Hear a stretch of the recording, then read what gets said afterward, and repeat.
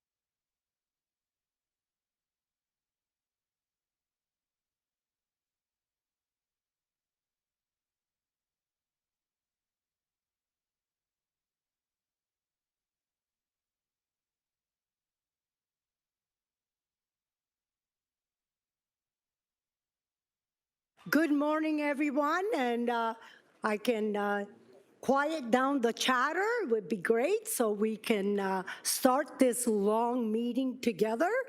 Welcome to the General Issue Committee meeting, December 3rd, 2025. We have quorum present today, and I would like to call this meeting to order. At the Oval here, we have Councilor McMeekin, Councilor Cooper, Councilor Kassar, Councilor Maureen Wilson, Councilor Brad Clark, Councilor Beatty, Councilor Nan, Councilor Taddison, and Councilor Wang. On the screen, we have Councilor Spatafora, Councilor Kretsch, Councilor Wilson, Alex, and Councilor Francis. Thank you, and we're going to continue. I want to remind everyone that all electronic devices are to be switched to a non-audible function during the committee meetings. I want to say today that if you notice, we have a fulsome agenda, and a reminder, please be thoughtful, efficient with your questions and with the comments to ensure we get through the agenda at a timely hour. Also, I made my ruling that you have 5 minutes, and that 5 minutes is including the answer from staff. Now, you can go on second time, I will allow that, and even the third time, and that's it. So let's keep it in a timely manner, please. So we got all the rules ironed out? Let's continue. Approval of the agenda. Councilor Spatafora, you have a question about my decision? Chair, I would never challenge any of your decisions. So what I'm wanting to say is two things. When we get to item number 8.8, I need to declare disqualifying interest on the user group ICE rates. And I will make sure I provide clerks with the proper form, and I will abstain when that vote comes forward. And I also wanted to mention that I will have to leave today at 4:45. So just letting you know that if there are any items that I'm unable to speak to of any interest, that I will bring those up at council on the 10th. Thank you, Chair. Thank you. And if you're finished, we'll probably still be here later than that. If you want to come back, you're always welcome. Thank you. Okay, approval of the agenda. Madam Clerk, can we have advice of the items included in the agenda? Yes, Deputy Mayor, there are 6 added delegations, 4 for item 8.10 and 2 for item 7.2, 4 added pieces of correspondence, 2 for item 7.2 and 2 for item 8.11. All items listed as to be distributed have been added. Also, in addition, 8.2 was missing the report online. It has been republished. It was an error. Thank you for that. May I please have a mover and a seconder to approve the agenda as presented? Councillor Wang, Councillor Nan, and you have a question? Thank you, Deputy Mayor. I was wondering if it's possible, since we're at the approval of the agenda, to make an amendment to the agenda to have item 9.2, which is a motion related to swim prevention, be entertained by a committee prior or after delegations. Of course, I think it is important. I was reading about that. So we need a vote for that, a e-vote? And I'll second it, or Councillor Kassar, that's fine, either one. Can we have a e-vote, please? And that is to move 9.2. 9.2.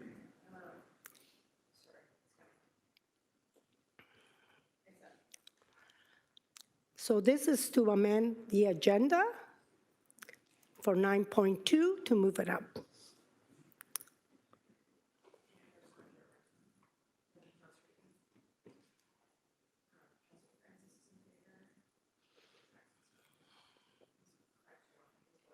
Councillor Kretsch, I'm sorry I don't have your vote. Thank you.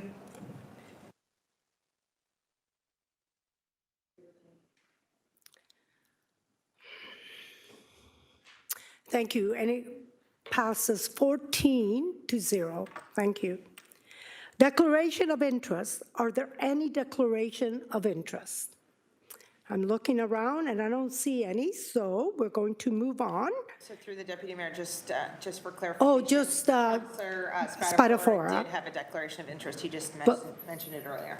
That's right. But that is on item, and we'll take that one when we get there. Okay, 8.8.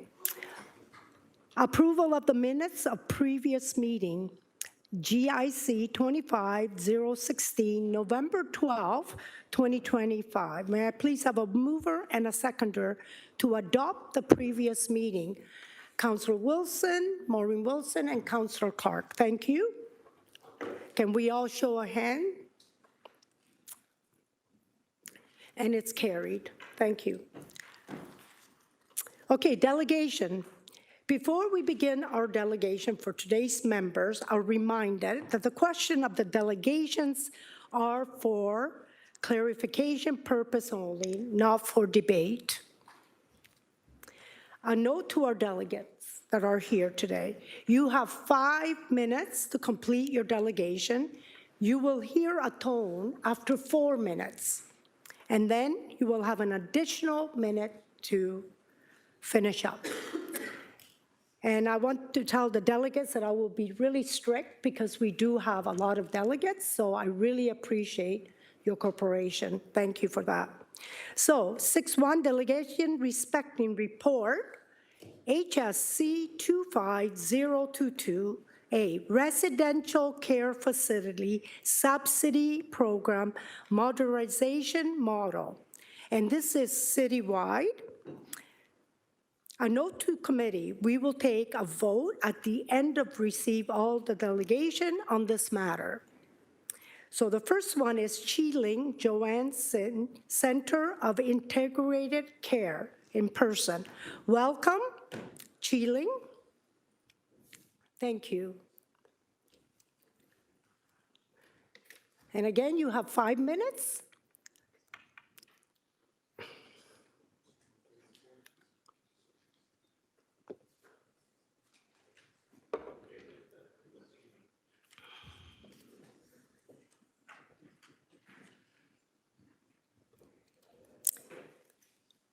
Welcome.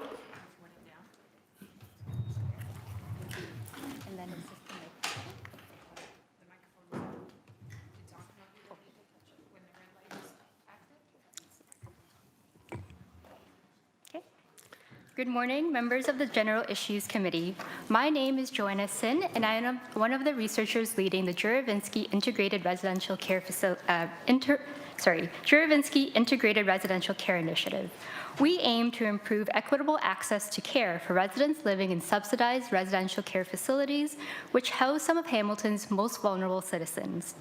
This summer, our team released 6 recommendations to stabilize and strengthen RCFs. I want to briefly share what we learned and why we believe it's important to proceed carefully with the proposed tier funding model that will be presented later today. Over the past 2 years, our team has spent more than 500 hours observing and engaging with residents and staff inside RCFs and conducted over 50 interviews with city staff and community providers. Many residents live with significant physical and mental health needs, financial precarity, and limited social networks. RCF operators and staff routinely step into care roles that exceed what they can safely deliver. And when needs go unmet, the consequences present as unnecessary hospitalizations, police calls, and evictions as a last resort. The KPMG report attached to item 8.10 arrives at many of the same conclusions, and there are areas where our recommendations overlap, particularly the idea of linking funding to resident needs.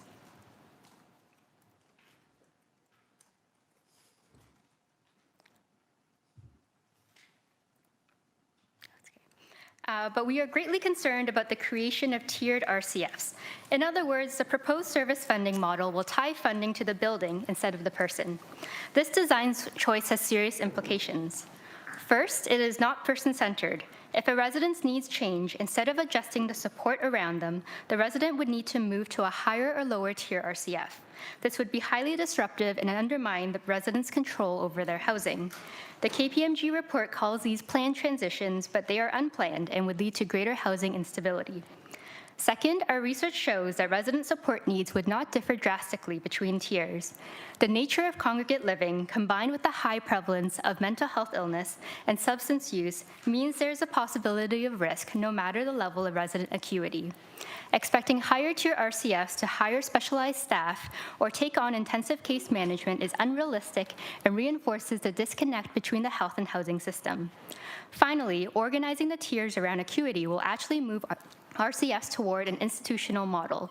RCFs are people's homes. Instead of trying to fit residents to available supports, helping people find the most suitable home environment for them, one that reflects their goals, interests, and lifestyles, would be more likely to improve individual and household well-being. This brings me to recommendation 1 of our report. We believe the community-based integrated care and support hub for RCFs offers a more flexible, scalable, and outcomes-focused alternative without compromising housing stability. This idea is also strongly endorsed by community partners. We know this approach is viable because community wellness hubs already exist in Burlington, Oakville, and Hamilton, including in 2 City Housing Hamilton buildings. The hubs are integrated care models where residents opt in and are supported by an alliance of health and social care providers. A key role is the community connector, who acts as the connecting point for residents and care providers. We propose adapting this model for RCFs. A connector could be shared across several RCFs and be responsible for resident assessment, care planning, system navigation, staff development, resident advocacy, and outcomes measurement. For health and social care providers, this would offer a more integrated, coordinated, and upstream approach to care delivery. For RCF operators and staff, it would mean having the community support to meet resident needs. And for residents, it would mean better access to care. In Burlington, the community wellness hubs were associated with 14% fewer, less urgent emergency department visits and better resident well-being. To make this a reality, the hub model doesn't require major new investment. The opportunity is to better coordinate and connect existing housing, health, and social services. That said, it will take substantial design, planning, and capacity building with community agencies, and it should be designed with RCF residents, staff, and operators at the table as equal partners.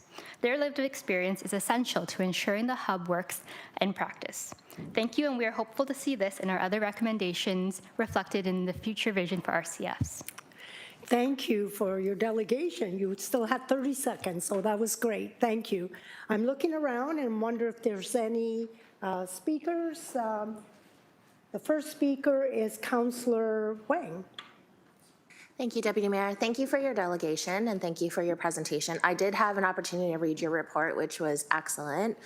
I'd like to understand a little bit better about your recommended community-based integrated care support hub and how you would envision the funding for that. Because as we see in the report, we are looking at low, medium, high acuity, looking at it from sort of that like almost like blanket kind of funding model that might get increased. But then I just want to understand what is your thought process when it comes to funding something like this?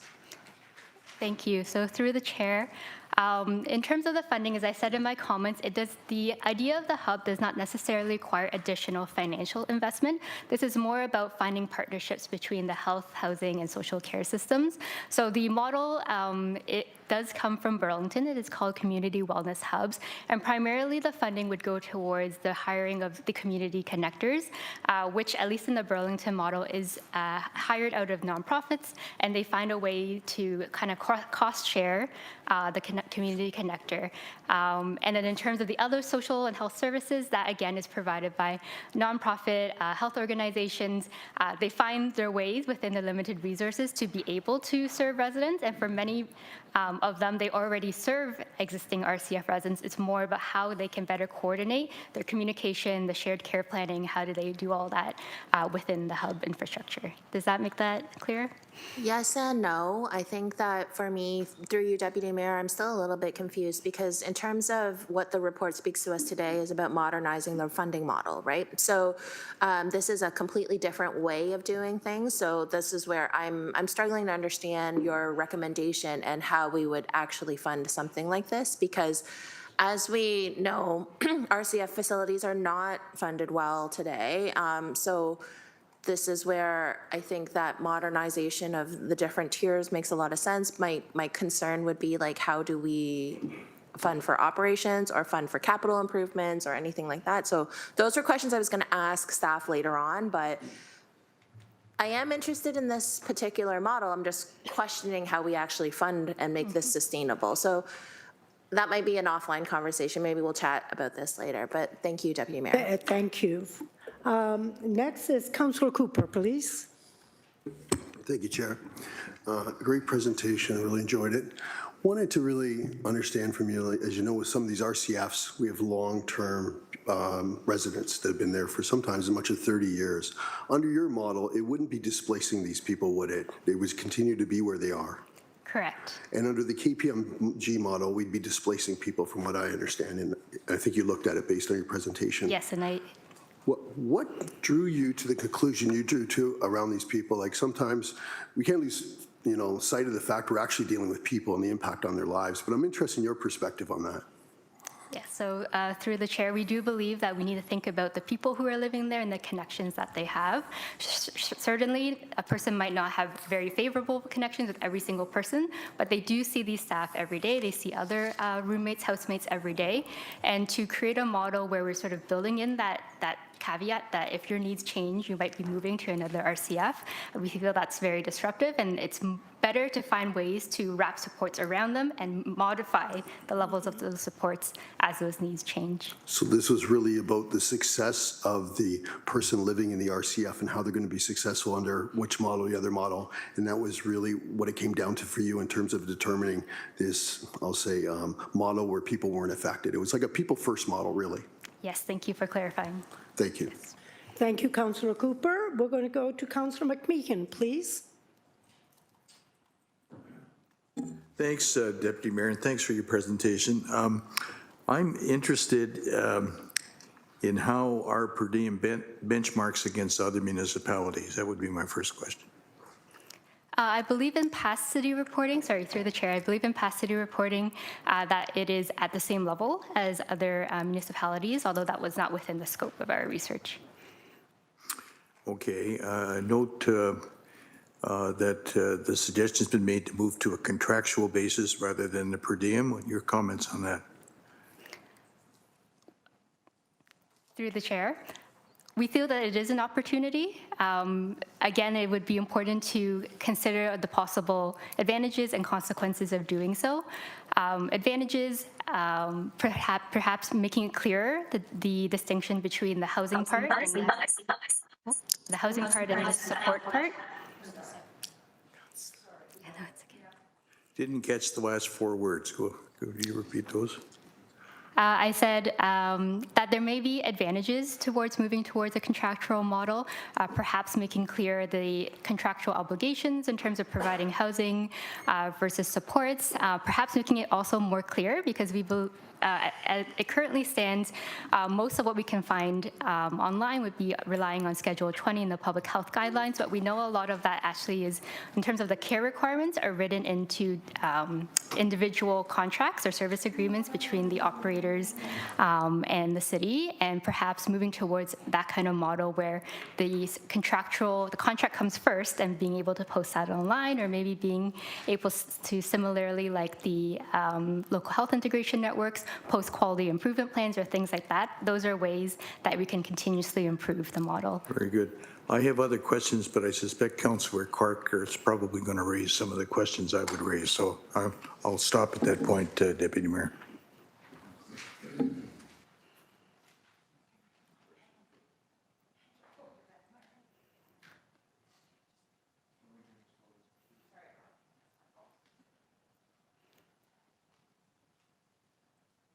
Okay, Councillor Taddison, please. Good day today. Just want to go to the ground level of the crisis. You said RCF members step into roles beyond their training. Can you share some examples of what that could look like for an RCF member in their daily responsibilities for me?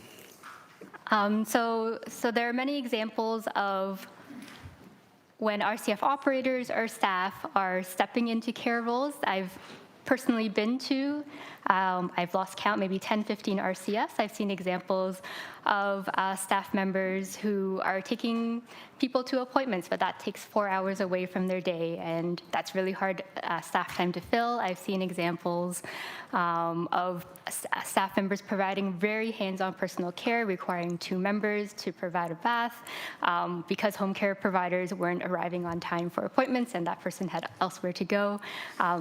There are lots of examples of stepping into care roles that are really challenging without adequate community supports. Counselor? What about situations that require crisis management? It's violent crisis management. Is there cases of that? Is there proper training? Sorry, I forgot to say earlier through the chair. We did not, in our research studies, observe any instances of a very violent aggression. I guess also we were careful in terms of protecting our research staff to make sure that they were entering in the premises in as safe an environment that we could provide. So for example, providing like a buddy system where 2 coordinators would go in at the same time. There were times where they came during the day and during the evenings, but never at night. And we know that nighttime can also be a challenging time for RCFs.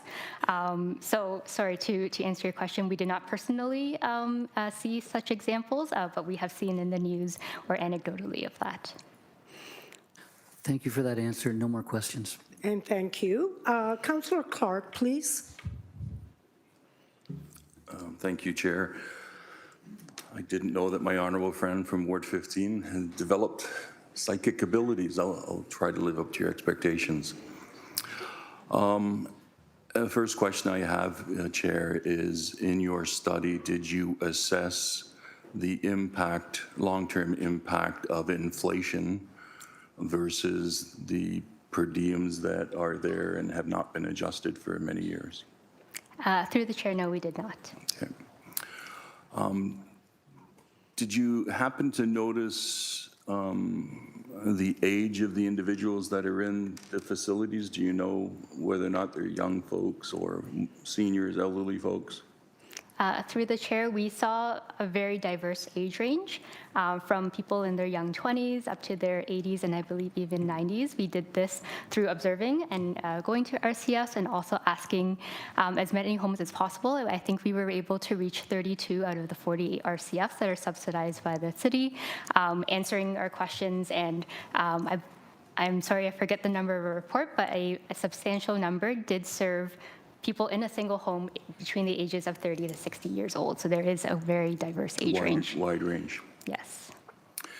And so your concerns with the tiering proposal, could you elaborate on that, please? Through the chair, yes, thank you for the question. So our concern is around the funding being tied to the building and not to the resident. We don't disagree, for the record, that the funding makes sense to be associated with resident needs. We think it makes sense that as resident needs increase, it makes sense to increase the funding. However, for that person in the proposed model to unlock that funding, it sounds that they need to move into a higher tier RCF, or else they wouldn't benefit from the increased funding, and that is where our concern lies. Thank you. In long-term care facilities and in hospitals, they frequently do what's known as a RUGS 2 assessment, which evaluates the condition of the patients, residents, and the acuity needs that they may have. Did you look into that? Through the chair, thank you for the question again. Although looking at the long-term care in the RUG system was not a direct within scope of our project, I am familiar with it because the Inter-I assessment system is the assessment tool that feeds into the RUG system. And that's actually one of the reasons why we recommended implementing the Inter-I community health assessment as a standardized assessment within RCFs. There are so many possibilities, and one of them would be around having a same language of explaining what resident needs are across all sectors that use the Inter-I system. So that would include long-term care as well as home care. So to summarize your findings, Chair, if I may, you found that there is no typical resident within the residential care facility. They have a wide breadth of needs and acuities, and you're recommending that assessments be completed and funding appropriately. Through the chair, yes, that would be a good summary. Thank you. Thank you, Councillor. Next, we have Councillor Maureen Wilson, please. Thank you. Appreciate your delegation. Most of my questions, thank you, telepathically have been asked by my colleague. I just curious, factually, you referenced the number of Hamilton Police Service calls. And could you expand on that? Did you have a breakdown of the number of calls and the nature of the calls? Through the chair. Through the chair. I do not have a number for the police calls, but we did look into the number of paramedic calls, although I do not have those numbers on hand right now. Okay. Thank you. And just curious, the number of RCFs in Burlington compared to that of Hamilton, through the chair? Through the chair, I don't want to misspeak, but I do not know of any RCFs within Burlington. RCFs are a fairly unique model within Hamilton. They come from like sort of grandfather domiciliary hostels, which I believe are more prevalent in places like York Region and Windsor and so on. Thank you. That was my recollection. Really appreciate your time today. Thank you. And thank you. I don't see anyone else, but thank you for your presentation. Thank you. Next, we have Calvin Kane, OHSNA Hamilton. Welcome, and you have 5 minutes as well.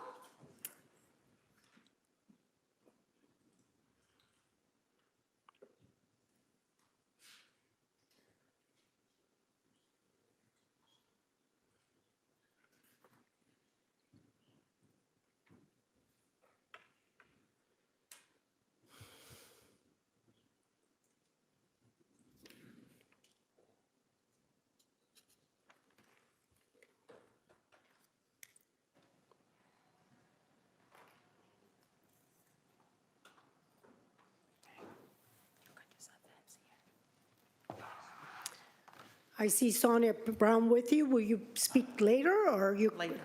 Okay, so you're just here for support? Yeah, that's my Okay, right you're not arm. speaking. Okay, thank you. Welcome. Good morning. My name is Calvin Kane. I'm representing today the residents of the RCFs in Hamilton and the operators of the RCFs in Hamilton. Housing for Hamilton vulnerable population.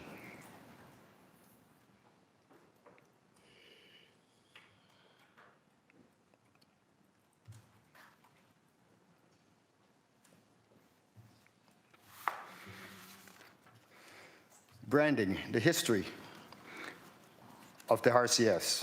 In 1970 and before, we were known as second-level lodging home. In 1970, we were called domiciliary hostel. In 2009, residential care facility. And to date, 2026, we're approaching another branding for housing with related support. The population that we serve and take care of is folks with anxiety disorder, depression, bipolar disorder, schizophrenia, eating disorders, seniors, and folks with substance-related disorders. And that's just a small sample. Funding gap in this sector. This sector has historically been underfunded. We live with the stigma of being a home for people with mental health challenges, struggles, pandemic struggles, staffing shortage, elevated anxiety among the residents, and post-pandemic cost pressures. Again, staffing and cost of goods and services. And I will remind you that the Consumer Price Index is not included in this funding envelope. We are at a crossroad. The vulnerable population is more diversified or diversity with more complex diagnosis. The economic environment has shifted sharply, not in a good way for this sector. leaving the sector behind. Limited and declining choices of homes. For example, contracted beds in 2009 were about 1,200.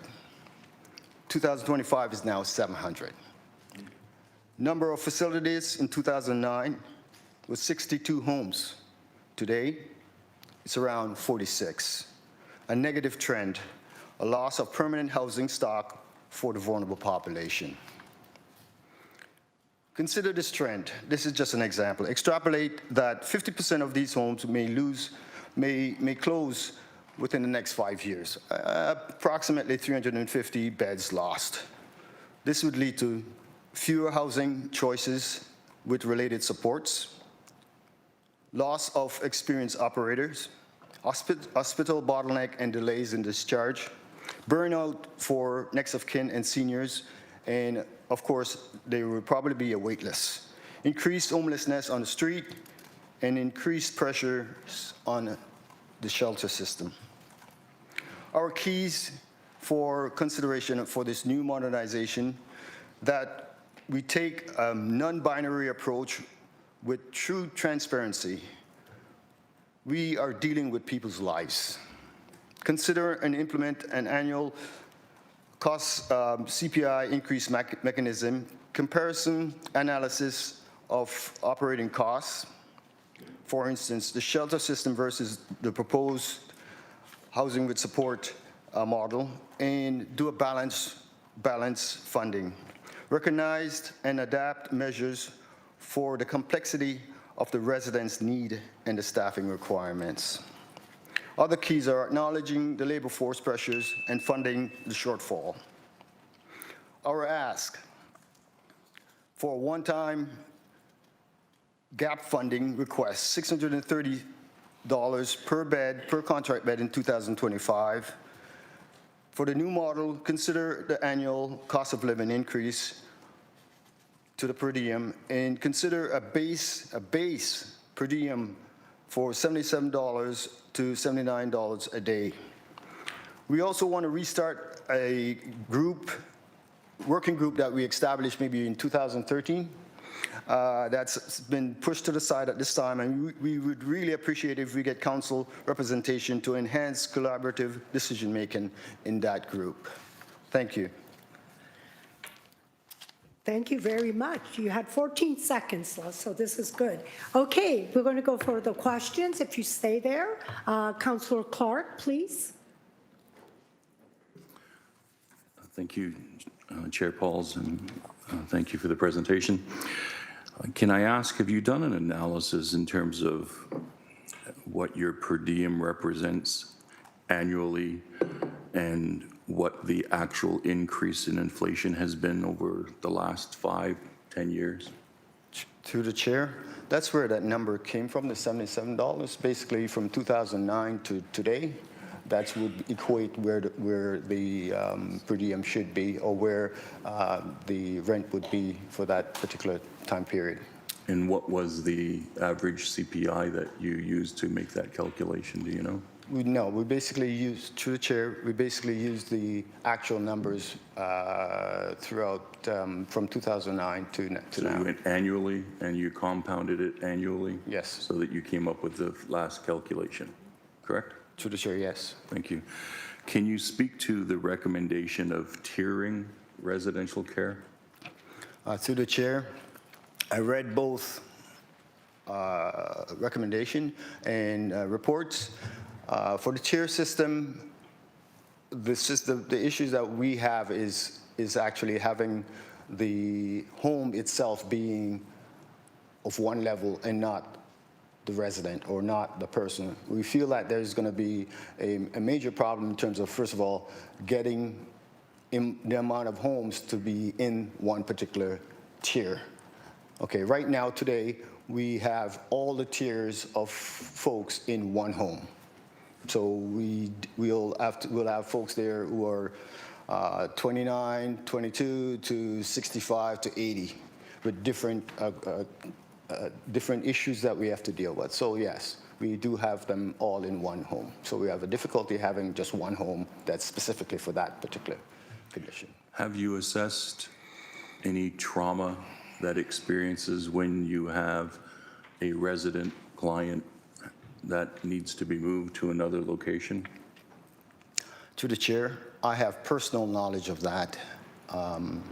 I just suffered a couple of months ago an assault in my home, and where I had to call the police. And I could not, after struggling for, it seems like 2 hours, it was like a good 20 minutes before the police got there. The guy banged on my door and massive damage to the office door. And I had to fend him off twice, not once, twice. The police finally came and got him. And the sergeant called me later and says, "We got to bring him back." And I'm saying, how can I protect not just myself, but the staff and everyone else in the building? He said, "That's the law." So the law definitely has to change with respect to these kind of conditions, because I know in the private sector, if you have a husband and wife are having the issues, one has got to go, and they can't return until they go to court. This particular person, I was fortunate that they were able to keep him in the hospital and then make an assessment for him the next day. Okay, and I'm sorry you went through that. It must have been very traumatic for yourself. My question was more in line, Chair, with having a resident in a facility who needs to be moved elsewhere to long-term care, to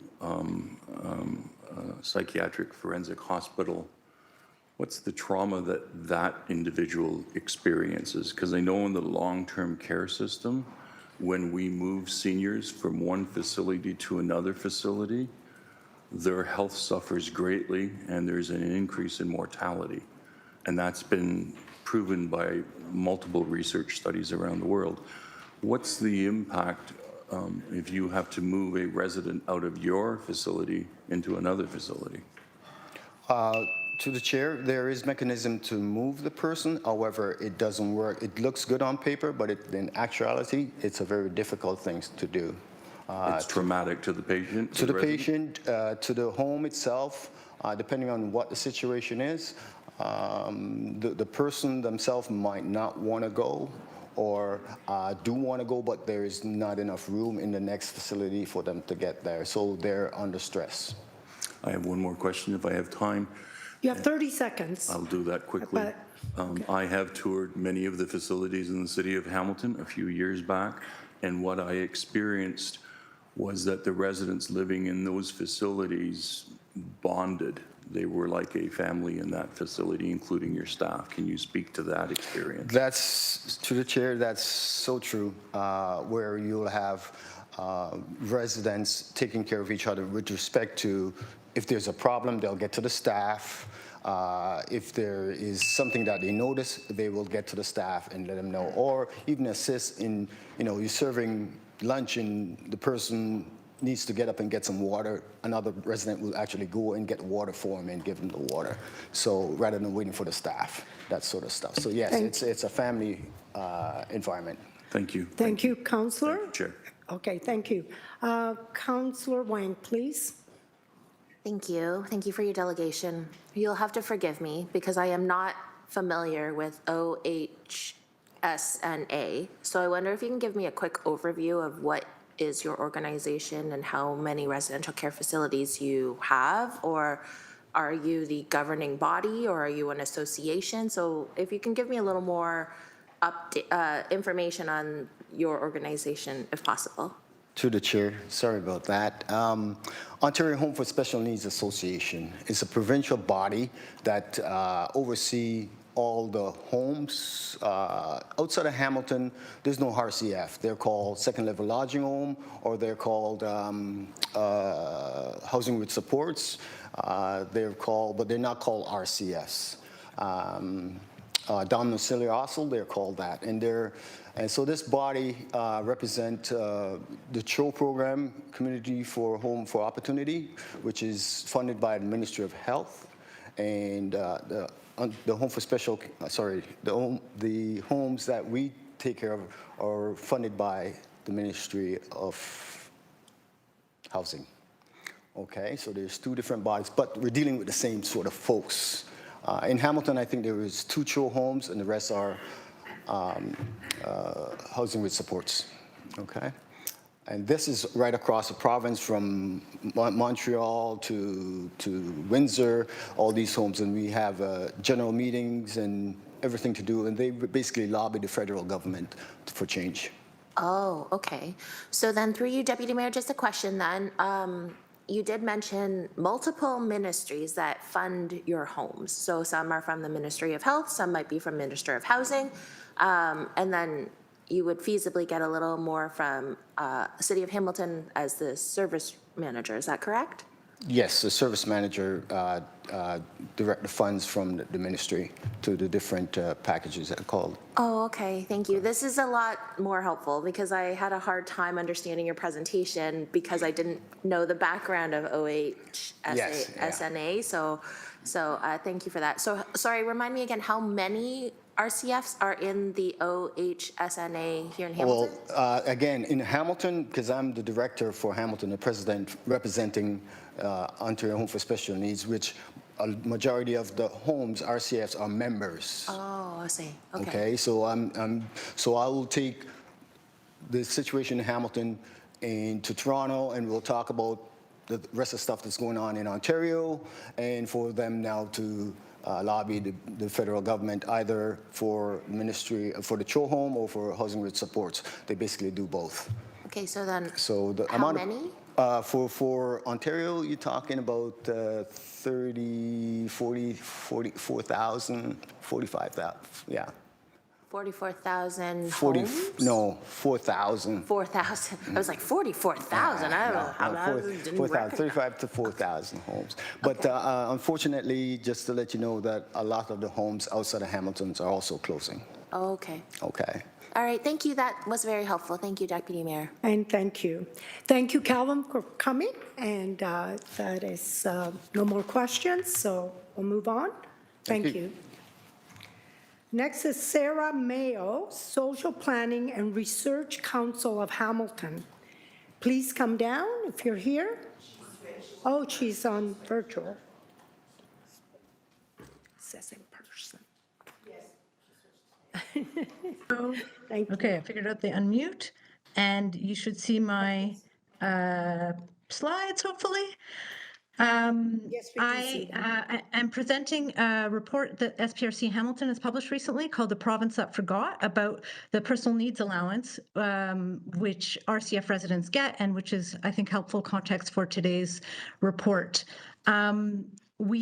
This picture is of in 2001, the Residential Care Facilities Tenants Association, led by Lance Dingman at Queen's Park, lobbying for increases to the PNA. And 25 years later, we're still, the province has not addressed this issue.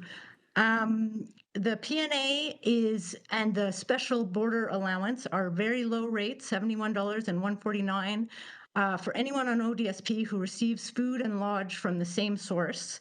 And they're not eligible for regular ODSP rates. And currently the rate is about, in total, including housing, is $1065, but the PNA, the income, the maximum income a person can have is $149. So this includes many people living in other situations as well than RCF, so living with family members, small private landlords who offer room and board, and group homes for people with developmental disabilities, for example. In Hamilton, about 700 tenants in RCFs receive only $149 a month in personal income with the PNA, and about 4,000 cases across Hamilton in ODSP caseload are receiving either the special border allowance of only $71 or the PNA of $149. Hamilton does have a very big stake in the PNA system being improved because we have a large number of recipients receiving the PNA or the SBA. This is a map done by the University of Toronto in 2006 of RCFs and domiciliary hostels and special care homes across Ontario. And it's not the greatest map, but you can kind of see Hamilton has a large number of little hash marks indicating various homes, and we have the largest. We had about 25% of homes, whereas we were only 4% of the population. The PNA, even in 1992, was too low. There was a report then that talked about how it was inadequate. And since then, it's only lost value. It has never kept up with inflation. It is currently 149. It hasn't increased since 2019. This is a moral failing by the provincial government that this group of persons with disabilities does not receive inflation increases, but regular ODSP rates are increased by inflation. PNA has to cover all sorts of costs, including internet, because RCF homes don't have access to the internet. So just basic life has to be covered with just $149 a month. We propose that the PNA and the SBA be completely eliminated and replaced with a new human dignity allowance, which would be set at the level of the ODSP basic needs amount, which is currently $109, and that the province also mandate annual inflation increases to the human dignity allowance, and we call on everyone in Hamilton to bring these issues to the attention of provincial officials. Today's modernization report, the implementation of it could actually go way beyond PNA and sort of not allow residents to pay less rent so that they can keep more of their checks. So this is very good news, assuming the province allows it, doesn't put roadblocks in this, which hopefully they won't. It wouldn't cost them more money, so there's not really, and it would be really horrible if they didn't. But I am a little bit worried that they may have problems with this model, but hopefully I'm just worried for nothing. Food is a very important part of RCF, what RCFs provide to residents. But there has been longstanding complaints about food being bland and limited choices, too much rice and potatoes, for example. And data in this report validates those concerns because it shows that about $2,000 a year is spent on food per resident, so that's about $6 a day. Hamilton's nutritious food basket, in comparison, says that for on average, an adult would be about $9 a day. So, and the budget models for the new system include the same $6 a day cost for food. At a minimum, the new model should require the $9 a day nutritious food basket level of food purchasing, so $3,285 per year. Sarah, this is interesting and very important, but can you wrap it up? That's it. Yep. That was it? Just thank you. And that even though this model is now, maybe to the side, going to improve the PNA, there still needs to be advocacy because there's lots of people outside of RCFs that continue to get these low rates. Thank you. And thank you, Sarah. Anyone for questions? I don't see any, so thank you again.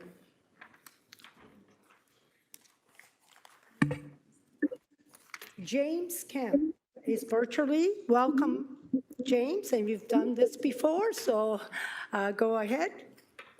Thank you, Deputy Mayor. I'm having some heart issues today. If I might, I know it's a busy day, but if I might please ask for an extra 2 minutes just in case I run out of breath. Okay, Councillor Jackson and Councillor Beatty. Oh, Councillor Taddison, sorry. Okay, so we'll have to vote on that, and oh,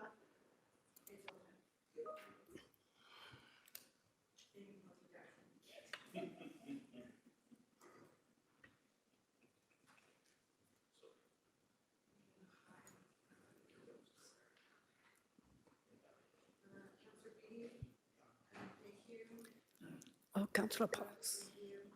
Demi.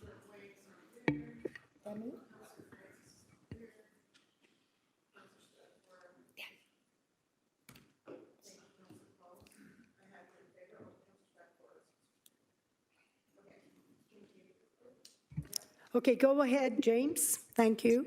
Thank you very much. I appreciate the committee's indulgence. Good morning, Deputy Mayor and members of the General Issues Committee.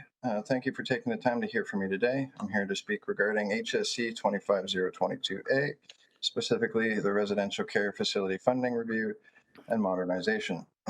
I support the goals of this report, but I do not think it goes far enough if it wants to actually improve residential care. A lot of good work has gone into this file of late. The recent P&A report from the SPRC, the Juravinsky report, that while maybe a little misguided and naive, gets to many of the issues as well. But they don't really address all the problems with RCS, and I urge that we take this only as the first step and not the end of the conversation. It is notable that KPMG did not consult with the disability groups in the area regarding RCFs. How can they say they brought a complete report without asking the people representing the residents that have no voice of their own? We need to take a little better look. I do support Calvin's working group suggestion.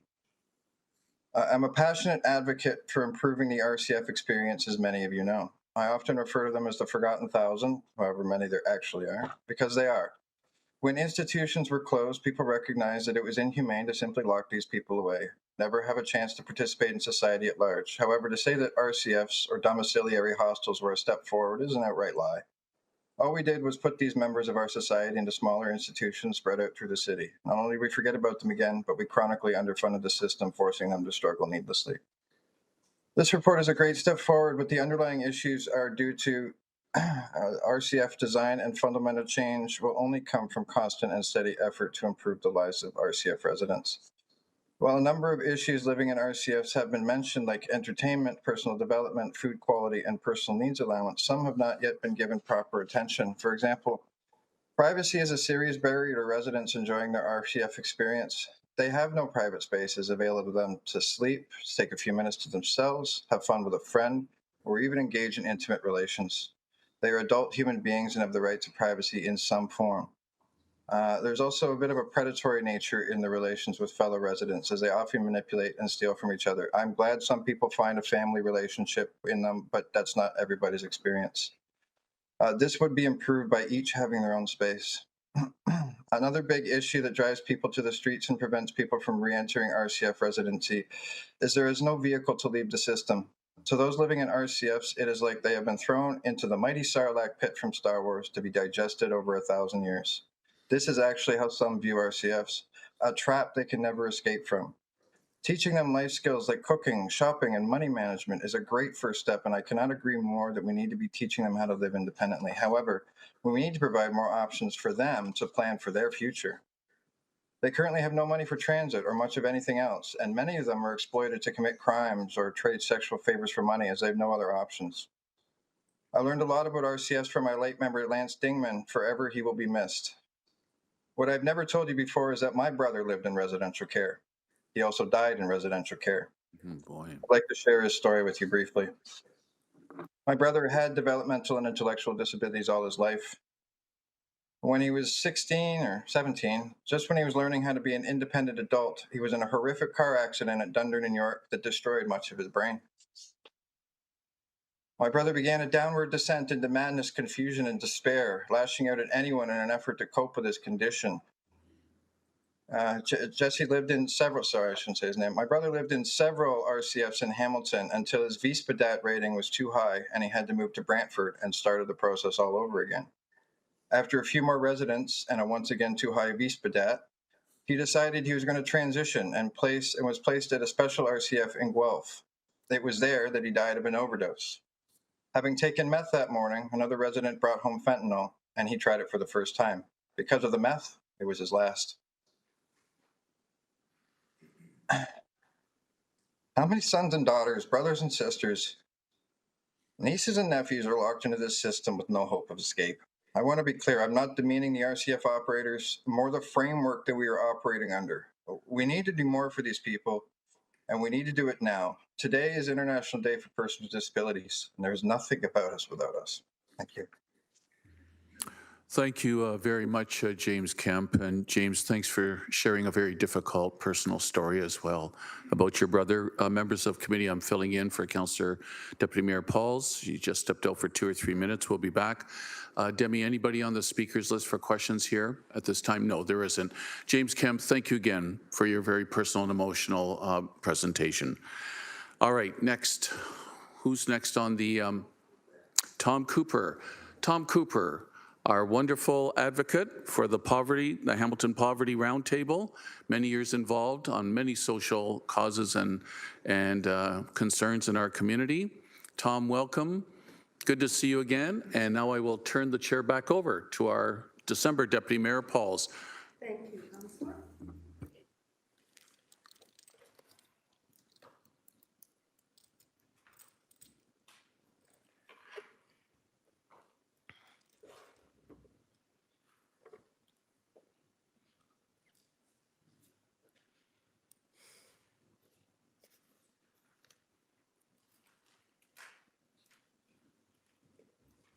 Thank you.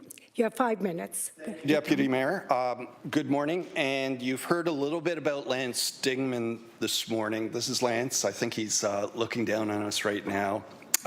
Lance was, as you've heard, co-founder of the Residential Care Facilities Tenants Coalition, a longtime member of the Hamilton Roundtable for Poverty Reduction, a longtime member of the Accessibility Committee, as James referenced, and someone who cared passionately about fixing the situation in RCFs. Lance lived in a residential care facility in his 20s, and that experience shaped decades of advocacy. He spoke often in these chambers about dignity, oversight, and meaningful reform, and his legacy continues to guide all of our work in this.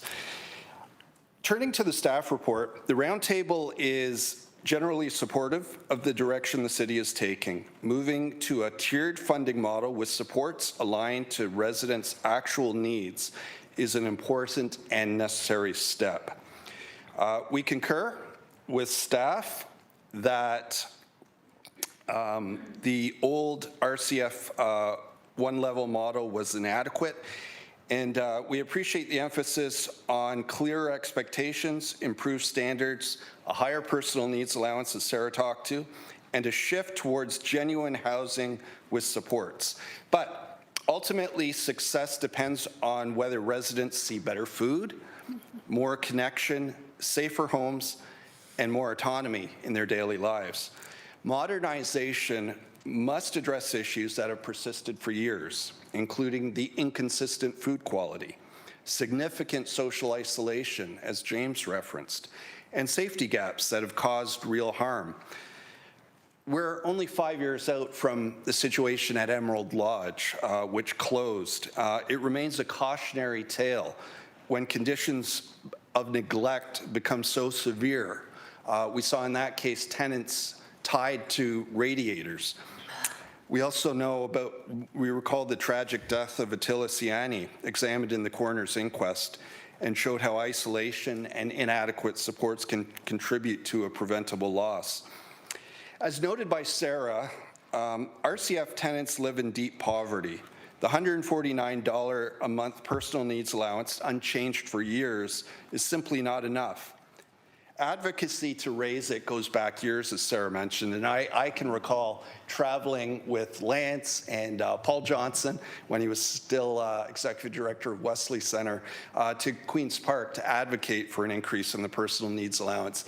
I saw Sam Minity in the audience earlier, and I worked with a great group of students at Master more than 15 years ago to advocate for an increase in the personal needs allowance as well. Sam was one of those.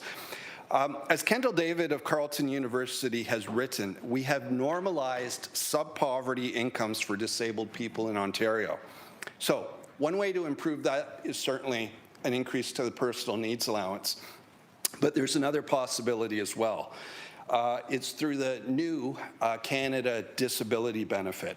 That is a new federal benefit that provides $200 a month to qualified recipients, and that can be transformative as well. but many tenants, and I will remind council that people who live in residential care facilities are tenants under the Residential Tenancies Act. The Roundtable is working with community partners and those in the medical community to try to improve the uptake on this new Canada Disability Benefit. And we're eager to build outreach into this modernization plan to improve the incomes of residential care facility tenants. A modernized system must also strengthen tenant voices, though. And we encourage council to reinstate the tenant liaison, the ombudsman, piloted in 2020, which we think effectively connected vulnerable residents to help and supported early resolution of concerns.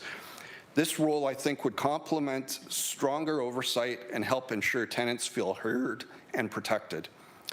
Finally, RCFs are known for low wages and high turnover and inconsistent training amongst staff, making it difficult to retain qualified people. Yet residents have increasingly complex needs. The tiered model is an opportunity, I think, to strengthen staffing standards, trauma-informed care, de-escalation skills, as we heard earlier, seniors care training, and to explore ways the city can encourage living wage practices as well. I can't come to this body without mentioning living wage.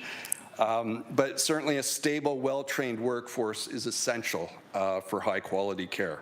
So just in conclusion, the Roundtable is strongly aligned to the intent of the staff recommendations. The tiered model, we think, lays a foundation for more conversations, but also equitable, residential-centered RCF system. Thank you. Thank you, Mr. Cooper, for your advocacy for the most vulnerable. We have some questions, if you don't mind standing a few more minutes. Absolutely. Councillor Clark, please. Thank you, Chair Pauls. I think I heard you in your presentation indicate that the residential care facility liaison is no longer operating. Through you, Chair, that's our understanding, is that the position was a pilot project and it wasn't renewed. But we think there is certainly value in having that position. I moved that program and it was doing wonderful work. I'm surprised that it doesn't exist today. There was a separate entity, and this would be going back, I think, in Councillor Whitehead's days, a residential care facility liaison advisory committee or liaison group. And it was a committee of operators, residents, and a councillor or two. Your comments on whether or not that serves a purpose? Through you, Chair, certainly conversations and the opportunity to collaborate on as complex a model as this, I think, would provide value. Thank you. The recommendation of tiering the approach where certain residents will receive more care, are you concerned that doing it without an increase in funding will mean that some residents receive less care? Through you, Chair, I would certainly want to see this piloted out and ensure, again, as I mentioned in my presentation, the ultimate test of this will be, I think, the improvement of conditions for tenants themselves, better food, more opportunities for engagement in the community. I've visited many RCFs over the years, as have you.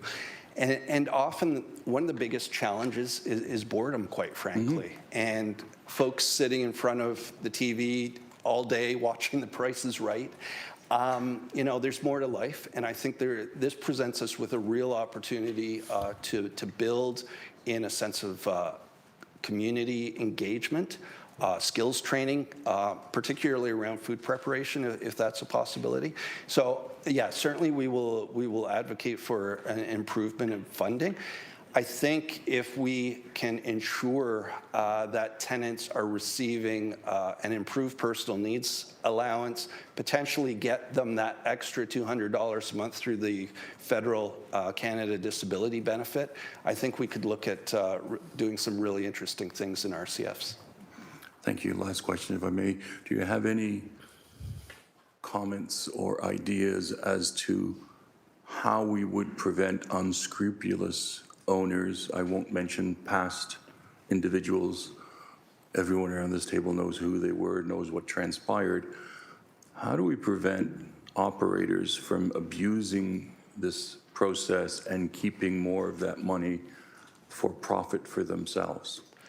Through you, Chair, I think that's an excellent point, and definite oversight, including the repositioning of the RCF Ombudsman would be able to, I think, call out bad players.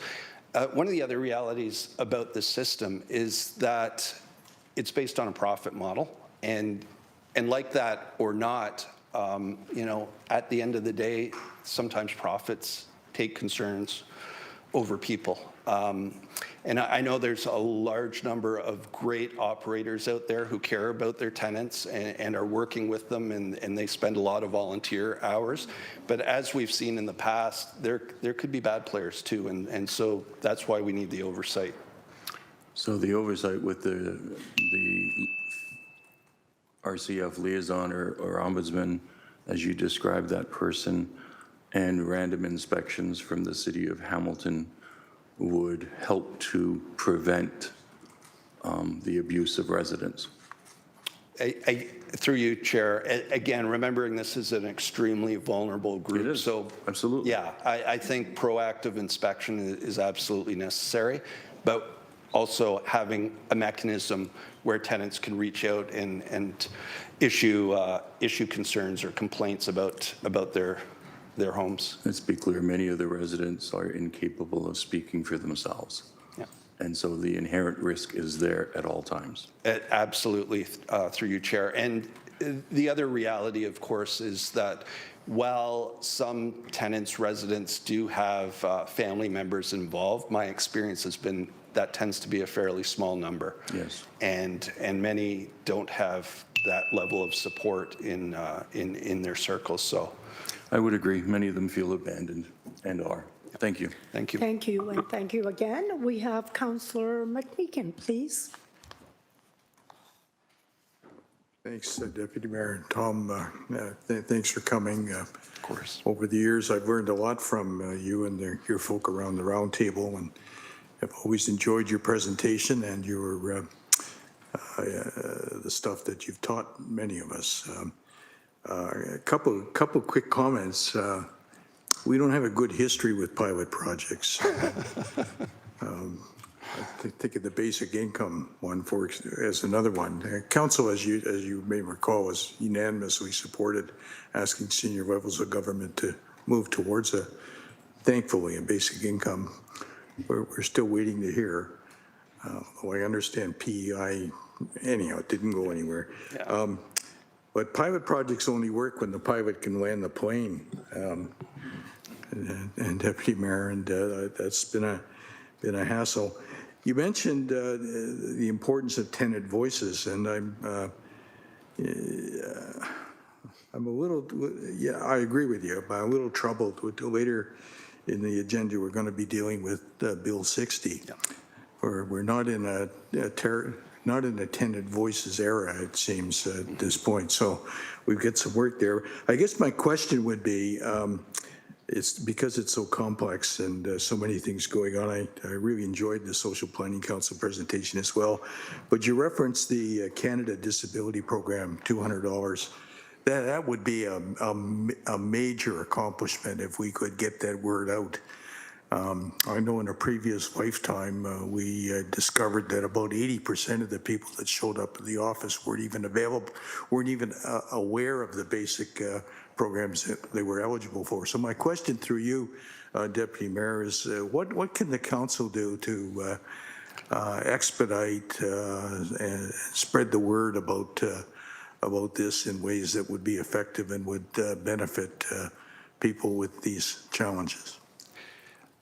Through you, Deputy Mayor, that's an excellent question, and I'm glad you asked, because the New Canada Disability Benefit certainly has the opportunity to benefit residential care facility tenants, but there's a lot of people out there with disabilities who are very likely eligible but simply don't know about it yet. The numbers we crunched with SPRC, it looks like there's probably about 13,000 people in Hamilton who would be potentially eligible at $200 a month, $2,400 a year. That's a $30 million infusion into the local economy, helping to stabilize housing and ensure those individuals can meet their basic needs. And we know there are significant additional costs to living with a disability.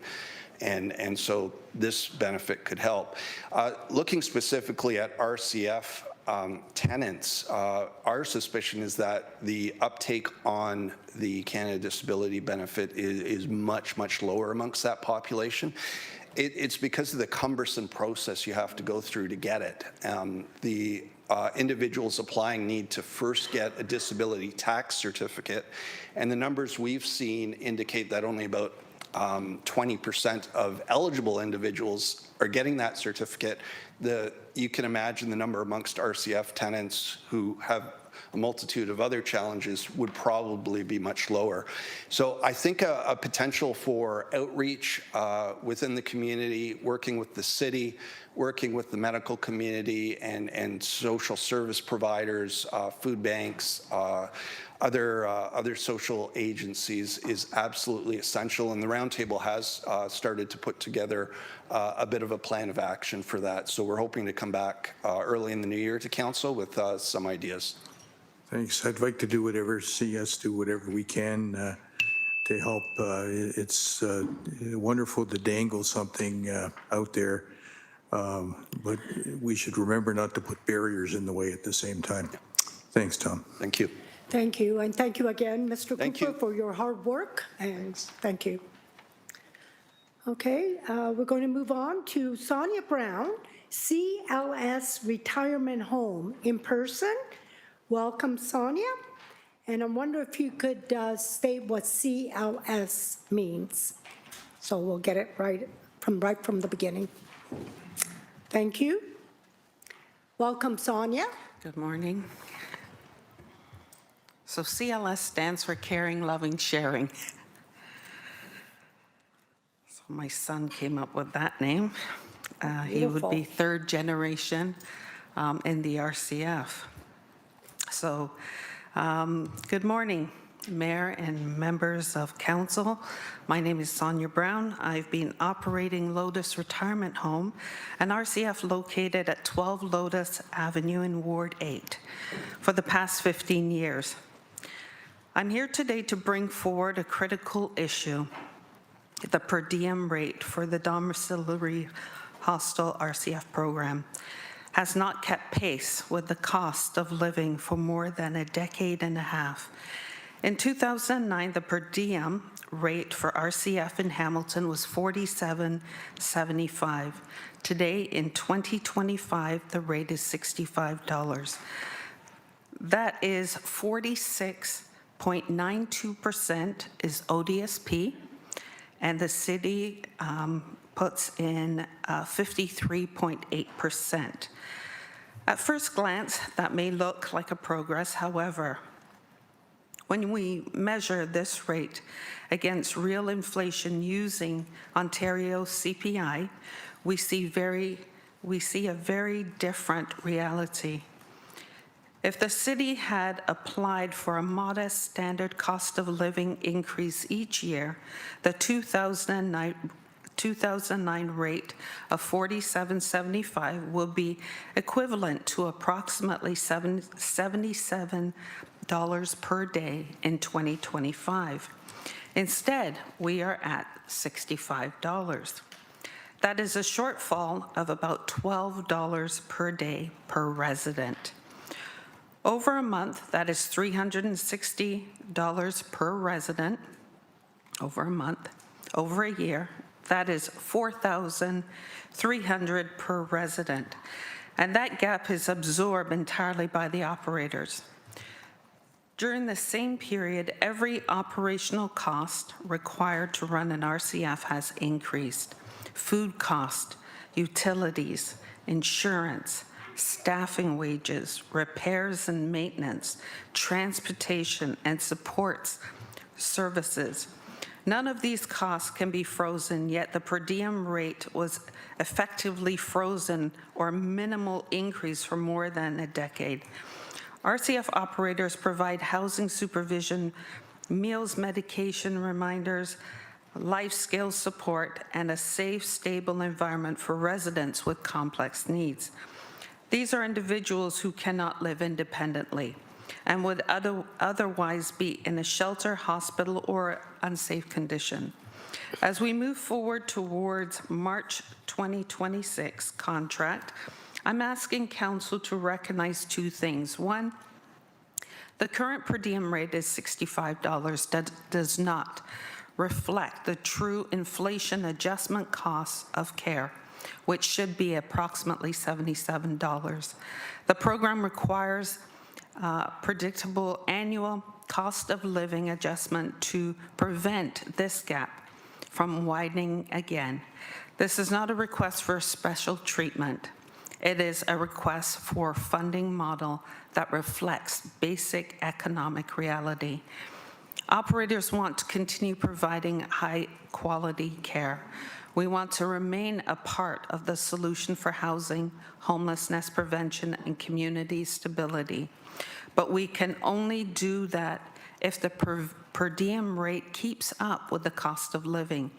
I respectfully ask the Council to acknowledge the long-standing underfunding in this program and ensure that the upcoming 2026 agreement includes an adjustment bringing the rate in line with the inflation and automatic annual COLA going forward.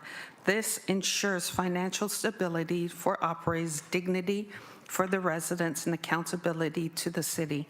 Thank you for your time.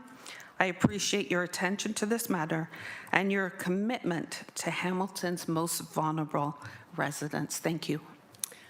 Thank you, Sonia, and I love your caring, loving, and sharing model. Thank you. It's, yes, we have a speaker, Councillor Cooper. Thank you, Sonia. I really enjoyed your presentation. I wanted to get a better sense, though. How does it unfold when you're working with the city? Do they just come and give you a rate? Do they ask for feedback? Like, maybe you could speak to how the whole process works. So we meet with the City of Hamilton, supervisor, manager, and the director. We try and do it like every 3 months before the contract. It hasn't worked out that way. The last contract, I believe we got 10 days. It was very short, and we all had to sign the agreement, and we had to send it back. So there was really not, the last contract that we had to get a lawyer to help us because there was no change in the per diem rate, and we had to between all the RCS, we had to get a lawyer to get an increase. Councillor? Thank you, Chair, through you. So it sounds like there might be some opportunity to improve this collaboration. Like right now, it maybe doesn't quite feel like a partnership. You almost might feel like almost an employee of the city, the way this works, instead of maybe a partner. I don't know if I'm framing that right, but I'd love to get your thoughts in terms of how that relationship should look in terms of a successful model that you'd like to see. I would love to see collaboration. Right now, the relationship seems to be fractured between, with the contract. Now we're moving towards a tier system. We've asked a lot of questions in regards to the tier system, as you guys, all the councillors and deputy mayor have heard. I'm not for the tiered system. Every home has 3 tiers in their As it was mentioned before, it's upsetting to a lot of the homes, because when you have somebody who's about to leave, because I may choose tier 1, so now I have all 3 tiers. So 2 and 3, individuals who are going to be moving to tier 2 and 3 have to leave the home. That's very upsetting to like a family unit where I've been operating this home for 15 years and most of them have been there for 15 years. So you're taking somebody out to move them somewhere else. So it's almost like somebody passing away, because we've had that also in our home. So we'd like to work with the city closer. We'd like our voice to be heard, I don't want to say respect, because I think there is respect there. It's just that our thoughts and ideas are not respected, is probably the best word, or noted. Yeah. Thank you. Through you, Chair. There was 2 reports we have, one from KPMG and one from, let's say, McMaster Jaravinsky.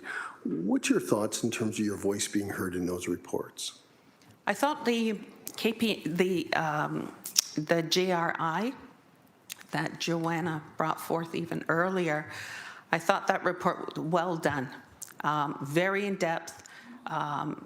Because of the fact she came to my home and she went to other homes and she spoke to the residents, she spoke to the operators, she spoke to the staff. So it was collaborative between, the residents. So it was very in depth. I applaud them. They did an amazing job. KPMG was not as hands-on as the JRI report. Thank you. Through you, Chair, would you say this KPMG report was maybe more, I'll say, more of a form report than they might just normally produce? Because it sounds, from your perspective, not having an input, where would they have really got their information? Was it just a model? Did you get any sense of that? No, so they did speak to a lot of the operators. I spoke to them twice. Okay. But they did speak to, in fairness, they did speak to a lot of the operators to form, yeah. But I don't believe they went to any of the homes. I see. Yeah. Okay, thank you. Thank you. Thank you. Okay, I don't see anyone else, Sonia, but thank you again for coming and sharing. Okay, next we have Charlie Chiarelli. Welcome, Charlie.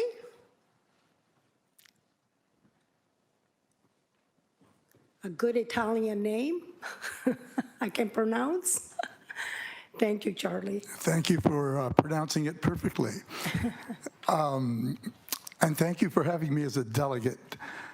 My brother is in the home that Calvin Kane runs. And I must say, 20 years ago and prior, I was a mental health and addictions consultant for the Southwest region before the local health integration networks, and then I took an early retirement. But while I was in that position, I had to do something about my brother 20 years ago. He's 79 now, so he was 59 then. And I visited several homes. But the salient issue with respect to my care for my brother was the normalization of his life. At that point, 20 years ago, he was more mobile. And he hung out at the Jackson Square. So for me, it was important to have a place proximal to the Jackson Square. As a matter of fact, humorously, when I drove him to Calvin's home, which is on Park Street, my brother Gus said to me, well, we grew up on Park Street North, right near the Rocca Maltese Club area, the end of Park Street. And my brother said to me, hey, Cha, we grew up on Park Street, and now I'm still on Park Street. Says, I can't seem to leave Park Street. I must say that the City Hall's on Park Street, and I'm here, so I can't leave Park Street either, I suppose. The point at that juncture of my brother's life was the law was kicking in. He had done something untoward. Thank God for court diversion. And I must admit that I was working for the Ministry of Health and Long-Term Care, and I was responsible for all of the transfer payment organizations that had to do with mental health and addictions. And I had to actually learn about court diversion. So from court diversion, the prerequisite for not going to jail was to stabilize him somewhere, and hence the home on Park Street. I must say that his activity there and the interaction of the staff and their being available for emergency scenarios have saved my brother's life on several occasions. They act accordingly. Now, we're one of the families that actually are caring for my brothers. There's 5 of us boys, but basically my sister has some input. Oh, there's also a sister.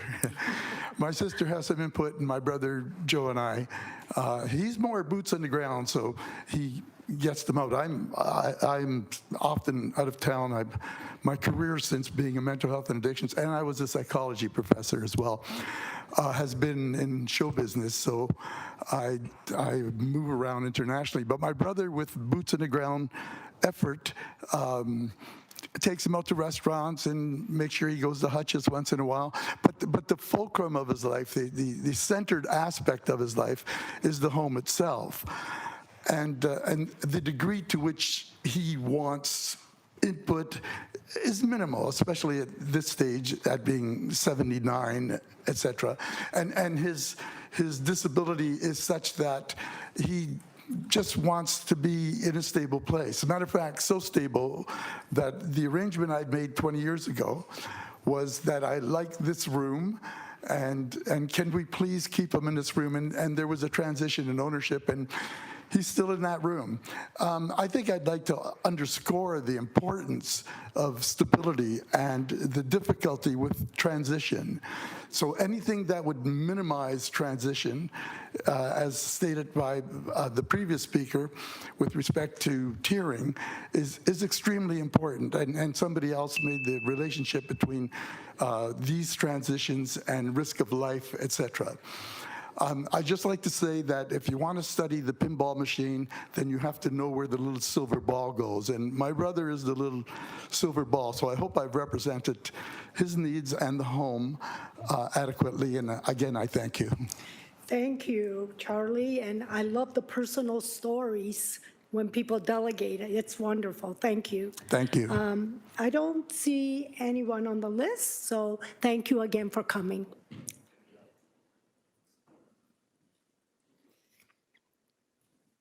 Okay, we're going to, may I have a mover and a seconder to receive the delegates in this item only. And by show of hands, first mover, Councillor Clark, thank you, and Councillor McMeekin, thank you. So show of hands, please.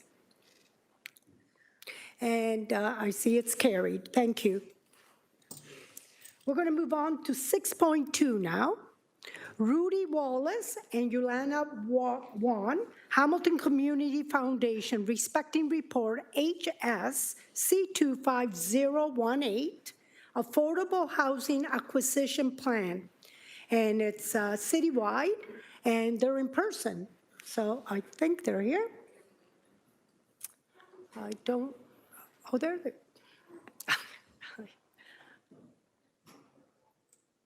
Thank you, Rudy.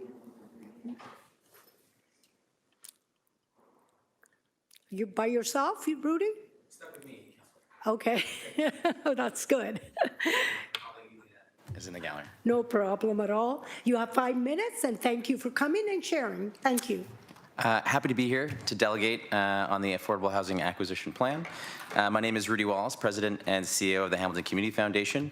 And before I begin, I'd like to thank the city, councillors and staff for your continued commitment to addressing the housing crisis, one of the most pressing issues our city is facing. HCF and the city have enjoyed a strong collaborative history of working together on issues facing Hamiltonians, from poverty reduction and health to housing. I've spoken to many of you over the years regarding HCF's commitment to supportive and affordable housing through our initiative, Scaffold. HCF is using every tool available to us. Tap twice.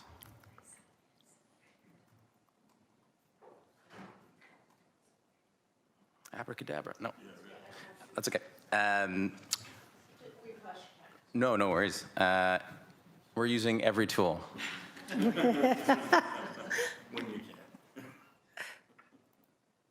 There we go. Thank you. Every tool available to us and exploring every opportunity to do our part as a community and philanthropic organization committed to the well-being of all Hamiltonians, especially those most vulnerable of our neighbors. So we are proud of the work that we have collectively done with community organizations like those of Hamilton is Home, city staff, donors, community members, and this council.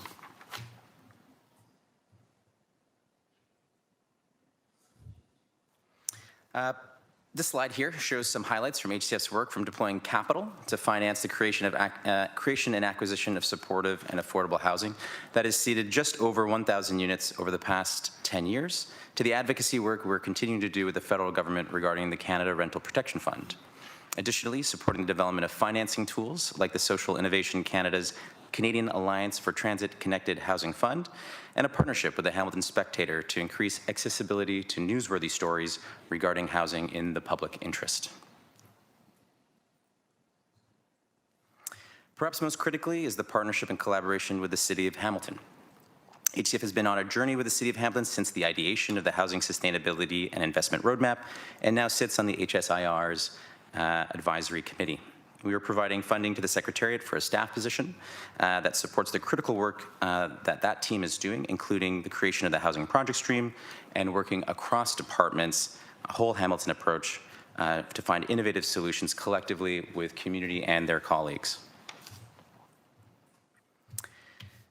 So my sincere hope and why I'm here is that we can add another pathway to addressing the housing crisis with the Affordable Housing Acquisition Plan.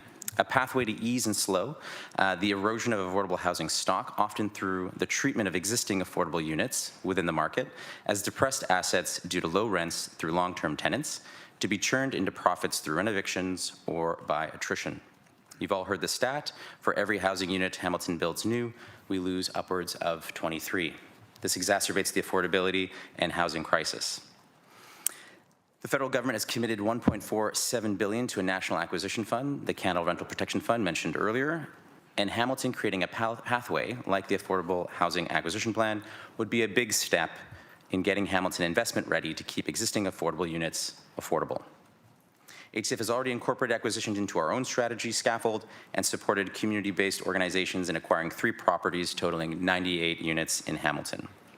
Finally, it's very encouraging to see that the exploration of a social debenture program as part of this plan in the longer term. It signals to an organization like mine, HCF, that the City of Hamilton is open and willing to innovate and hopefully incorporate learnings from other successful programs.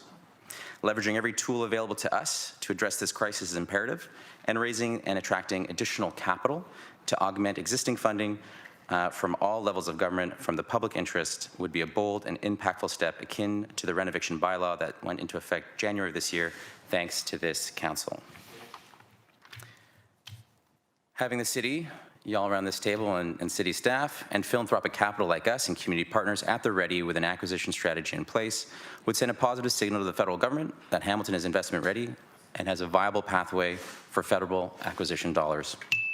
I'll close with this final slide outlining the purpose of the Canada Rental Protection Fund, outlining why this is important and why having a plan here in Hamilton would benefit many in our community. And so with that, I'll close, and thanks so much. Much gratitude for having me. Thank you very much. And I'm looking, yes, we have one counselor. Counselor Wang, please. Thank you. Thank you, Rudy, for your presentation. I wonder if you can just give us a touch more information on this Canada Rental Protection Fund. So how far along are you on this? How much money is in the fund? What is the intention of this fund? And how would this align with, say, I don't think it's the same as the Tenant Defense Fund, but I feel like it sounds like it might be. So I don't know if that's exactly where we're going with that. So the federal government's rental protection fund is around acquisitions. So right now it's being designed. It's currently in the RFP stage of who the proponent would be to distribute or invest the $1.47 billion, $470 million of it, I think, being in grants or forgivable loans, and the others to create, hopefully, an acquisition fund that would attract additional private or philanthropic capital to then be invested across Canada in the acquisition of market units at affordable rents to move it from market to non-market sector. Oh, okay. All right. And then, so how does this align with some of the other tools in your toolkit? Because I also recognize social debentures are also interesting and would love to see much more of those sort of alternative or innovative modeling, funding models come to light. So how does that fit with some of those tools in your toolkit? For sure. So from our perspective, how we invest in the creation or acquisition of units is through loans or through real estate funds. So folks may be familiar with, say, New Common Developments or New Market Funds 1 and 2, a real estate fund. So we're an investor in that. One of the acquisitions we had here in Hamilton, King and Tisdale, is with New Common and New Market Fund. We're an investor into that building. Acquisition is one of many prongs of our strategy. So whether it's the creation of new housing, whether it's acquiring land, for instance, we've secured and provided a loan to YWCA for securing of land. We've provided financing seed capital for Indwell. We work with, again, different funds in terms of housing more broadly in the province of Ontario or Canada. So we think having a broader approach is beneficial. So this is one kind of prong in our toolbox or our toolkit. And our hope is that if we continue, I hear a lot about supply. I hear a lot about building new. Well, if we build one new and lose 23, my question is, what are we doing? And so how are we moving or keeping or preserving existing affordable rents with lower rents due to long-term tenure tenants, moving them from market to non-market? Investors are seeing these units as depressed assets. They're seeing it as an investment opportunity.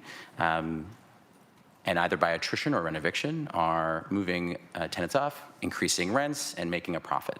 And so from our perspective, how are we preserving those units, keeping them affordable, and keeping tenants in their homes? So that's sort of, from our perspective, why this is an important tool to be deployed here in Hamilton. Excellent. My last question through you, Deputy Mayor, is how do we build capacity? Because these are really innovative programs. These programs are geared towards a lot of different organizations that might be building nonprofit housing, but we may not have the capacity to really think through these alternative financing models. So how does HCF work with, say, all of the other partners in the ecosystem? Because I don't want to say that it's just nonprofit housing. I think it's just across the spectrum what we're looking at. But how do we build that capacity in understanding these financing models in the community so we can be a lot more nimble when it comes to capturing some of these opportunities? Well, in terms of financing tools, I think there are multiple pathways, whether it's a social debenture program, whether it's a community bond, whether it's a real estate fund, particularly one whose purpose is affordable and supportive housing. I do not want to conflate the funds that we are investing in with, say, REITs, real estate investment trusts. Those are different, so really not conflating those two. But from my perspective, the city exploring a social venture program to attract additional capital. And again, this would be a question for your staff of how they would do that and how they would increase those capacity. But there are other programs in Canada. So Toronto has one.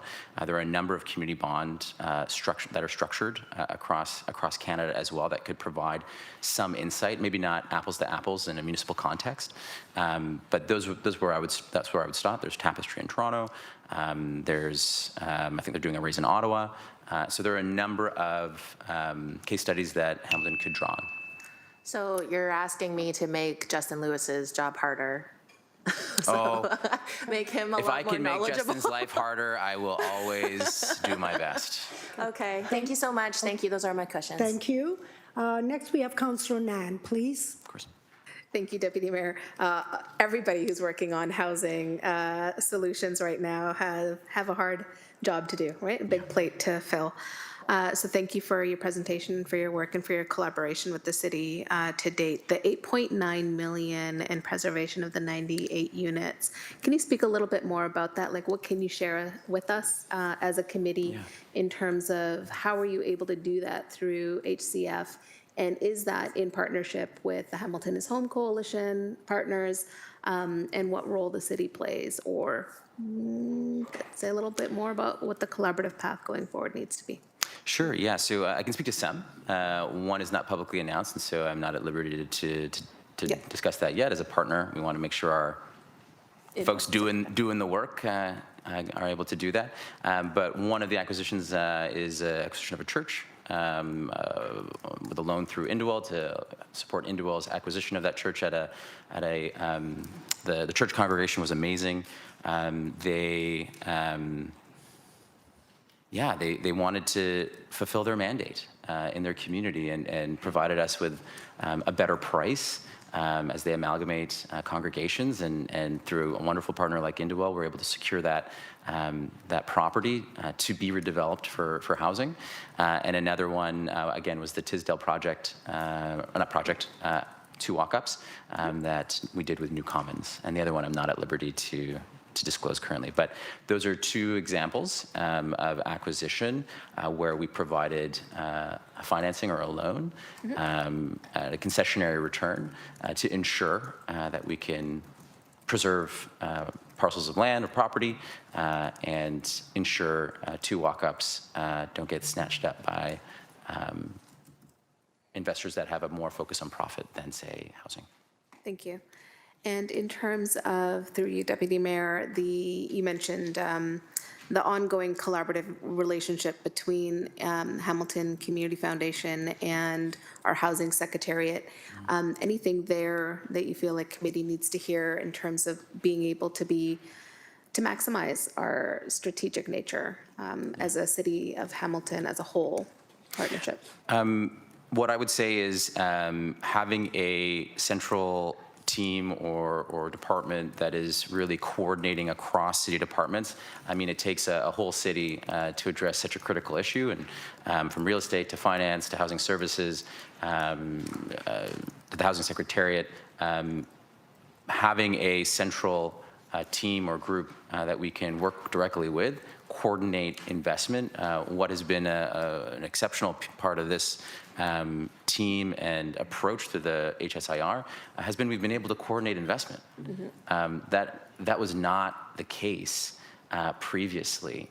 When you're going project by project, it becomes very challenging to do that. So having a more streamlined approach, a more defined and clarity of a plan that allows an investor like ourselves, a grantor, a community developer like ourselves, to align a plan, to go in partnership with the city, with the municipality, who is a critical player. Nothing happens without y'all around this table. Nothing happens without city staff. That's how regulatorily Ontario is, which I'm sure all of you are very familiar.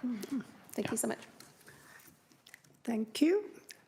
All right, thank you very much, Rudy, for coming and sharing, and we're going to Thanks, everyone. move on.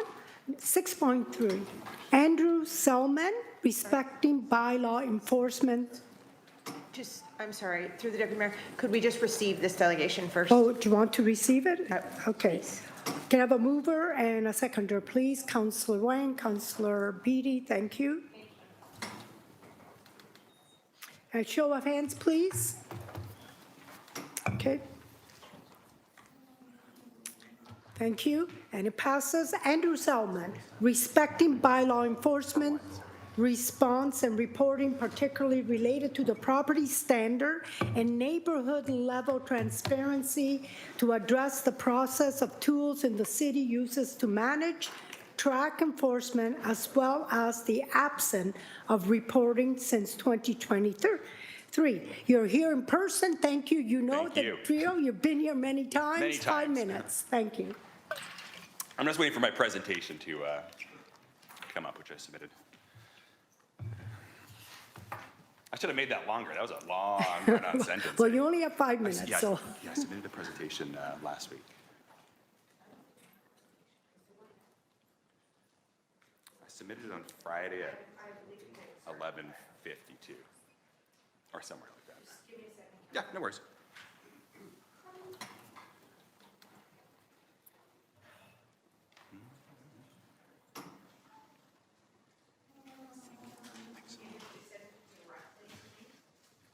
To the clerk's email and replied back to my delegation acceptance.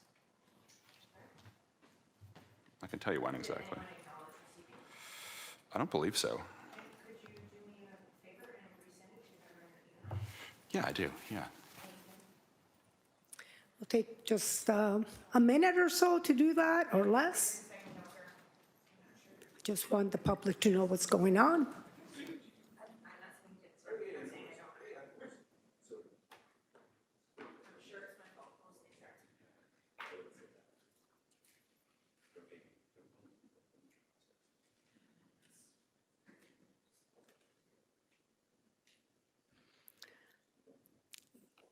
Colleagues, you could stand and stretch if you like.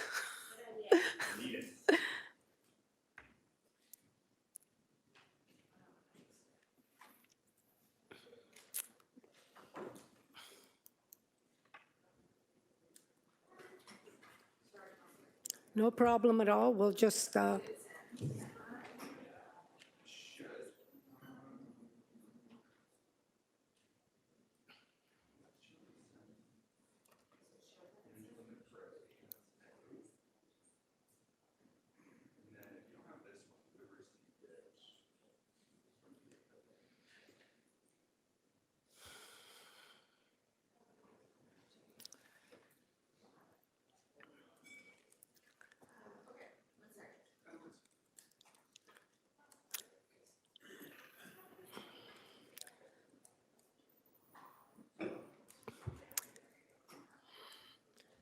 want the public to know we're getting our delegation ready with technology here, so.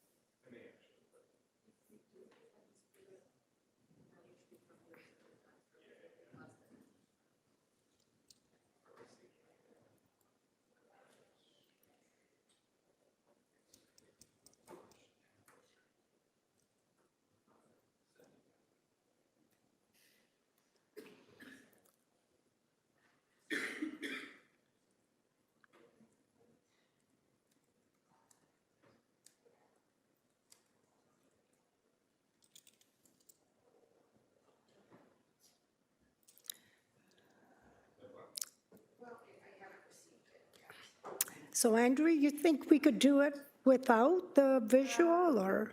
Sure. It's fine. Up to you. Right. We're sorry for. That's fine. Yeah, so are you okay? And thank you for understanding. Absolutely. Thanks. Excellent. I will get us started then in that case. We'll be a little flexible. So good morning, Deputy Mayor, members of council, members of the public. My name is Andrew Selman. I'm a Ward 3 resident. I'm a husband, I'm a father, and I'm here to speak about something I've been here a few times to speak about over the past, and that's bylaw enforcement, specifically property standards, and why in its current form this system isn't functioning. Not for taxpayers, not for neighbors, and not for you as decision makers. Largely, I'm here to speak about my experience and what I learned dealing with bylaw over the series of a couple of years on, as I said, the issues that brought me here before, and that was the burned out properties at Memorial School. Some of these properties were burned out and exposed for nearly a decade. They were an eyesore to our entire neighborhood and a danger to kids. So residents stepped up. We organized, we wrote emails, petitions, we engaged with the media. We met with city staff, and only after sustained pressure and multiple news stories was demolition finally ordered and achieved. So I think we could all agree it should not take a decade of a neighborhood advocating for itself to improve a situation like this. That's not how the system is supposed to work. Now, I've spent a good portion of my professional career working in corporate compliance auditing, standards and corporate compliance auditing. So when acting director Dan Smith invited me to acting director of bylaw, Dan Smith invited me to a meeting to discuss bylaw, I jumped at that opportunity and wanted to understand not only what went wrong, but why within the process. And what I found wasn't simply a couple of errors, it was a process that's currently broken. So let's jump into that. And typically I'd have some slides here, but we couldn't pull them up, so I'll take us through by reading through those. So the first core feature I found broken within bylaw was our Amanda system. So that's our core enforcement system, which has been offline since the cyber attack. That system was used to track timelines, trigger re-inspections, escalated non-compliance. Without it, staff presently have no reliable tools to manage cases. Now, number two, temporary workarounds are currently fragmented and cannot be audited. So the City of Hamilton is using things like Teams reminders, Outlook reminders, Excel sheets to manage logging and follow-up of cases. These manual tools don't talk to each other, they're inconsistent, they're not traceable, and without an integrated system, no one has the full picture. Finding number three, there's currently no effective mechanism for re-inspection or coordination. So if a property remains non-compliant after 60 days, there's no automatic trigger to be followed up. Communication between fire, legal, and bylaw is reactive, not systematic, and that's how unsafe structures like this sit for years without action. Number four, orders to comply are routinely expiring without enforcement. So without coordinated follow-up, we're letting these orders to comply expire.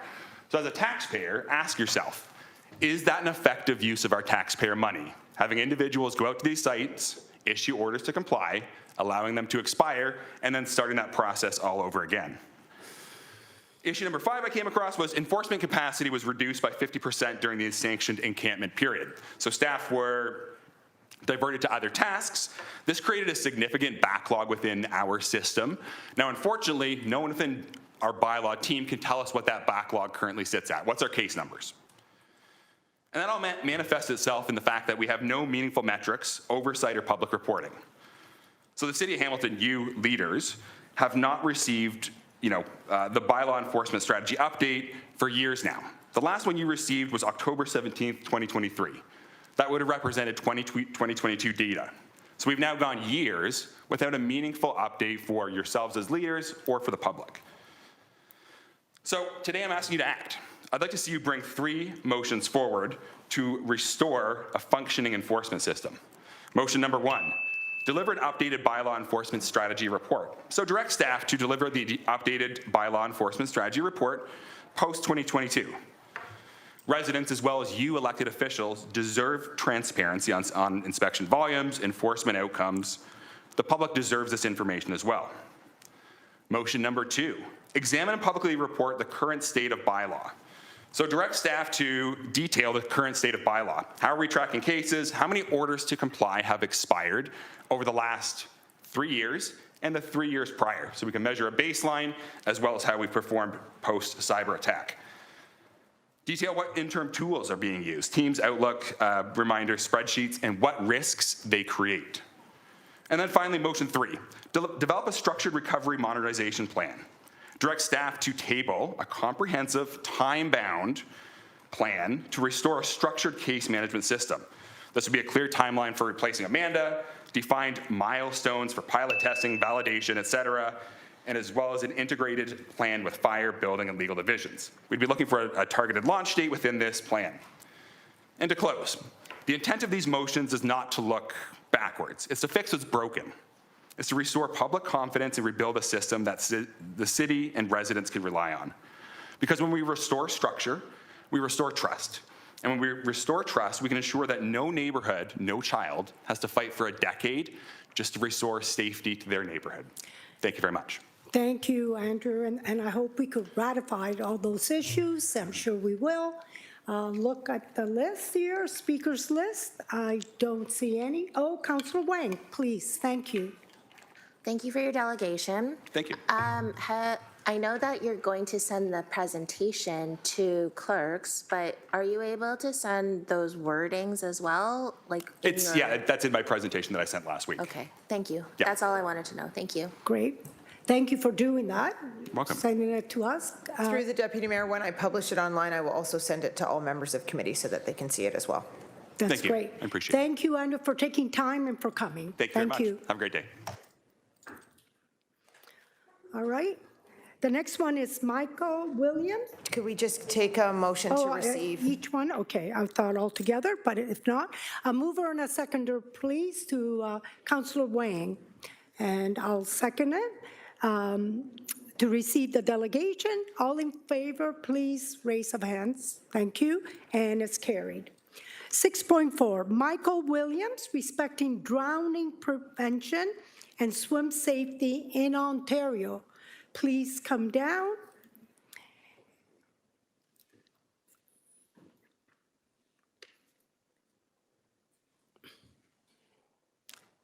Michael, thank you for coming and for sharing. No problem. Thank you for giving us the opportunity to speak to the General Issues Committee. So it's not a very, it's a kind of an unfortunate situation that our family finds ourselves in that our two grandchildren passed away by drowning in Bryden, Ontario on July 31st this year. They were lifelong residents of Hamilton. They grew up in Ward 3. They had only moved up to Dryden for approximately 1 month, and they drowned. So what we decided to do is to go first through the city councils, through the province of Ontario, and seek endorsements either of the resolution that was passed on September 22nd by the city of Dryden, or have municipalities pass their own resolutions in support of making water safety training and swim to survive training a mandatory part of the elementary school curriculum. These two children went to school at Prince of Wales School near the football stadium. The name of it now, I guess, has been changed. But anyways, and also, this is only a 5-minute walk to the Bernie Morelli Recreational Center, so there was a pool available for them to receive training. However, I don't understand or know exactly why it didn't happen or how they fell through the cracks. And I'm not here to try to point fingers or assess blame. I'm here to try to make sure that this doesn't happen to more children going forward. Every summer we hear about drownings, and it seems like it's a story for a day or two and then it goes away. And it just keeps happening over and over and over again. And it's not acceptable. I think that there should be the same amount of outrage about people drowning as there is about people getting killed by drunk drivers or any other preventable causes. So anyways, what we want to do is we want to convince the Minister of Education, who has the power without having to pass a new law, thankfully, which is very difficult, as many of the people here who have been former MPPs, and in fact, the leader of the opposition as well. So we know that that's a high bar, but we don't need to go there because the Minister of Education, with basically the stroke of his pen, can make this a reality simply by sending it down through the process and making it a mandatory part of the curriculum. So these kids were on ODSP, so that means that they were particularly vulnerable because they didn't have the resources to pay for private lessons as many other children do. Also, the good news part of it is that there is funding available through the Life Saving Society to provide grants to boards of education in schools that wish to participate in the program. The problem is it's a haphazard system where if they either have to know about it and apply for it, and if they don't know about it, then it doesn't happen. So the Life Saving Society is training several hundreds of thousands of kids every year with this grant money, but kids like these two somehow fell through the cracks. So we see there's a gap there. We want to fill that gap and make sure that we're reaching everyone and making sure that you know, everyone has equal access. It's a known fact that 20% of the newcomers to Canada don't know how to swim. They come from landlocked countries. They've never learned how to swim. So there's a potential here for a lot more deaths that are totally preventable.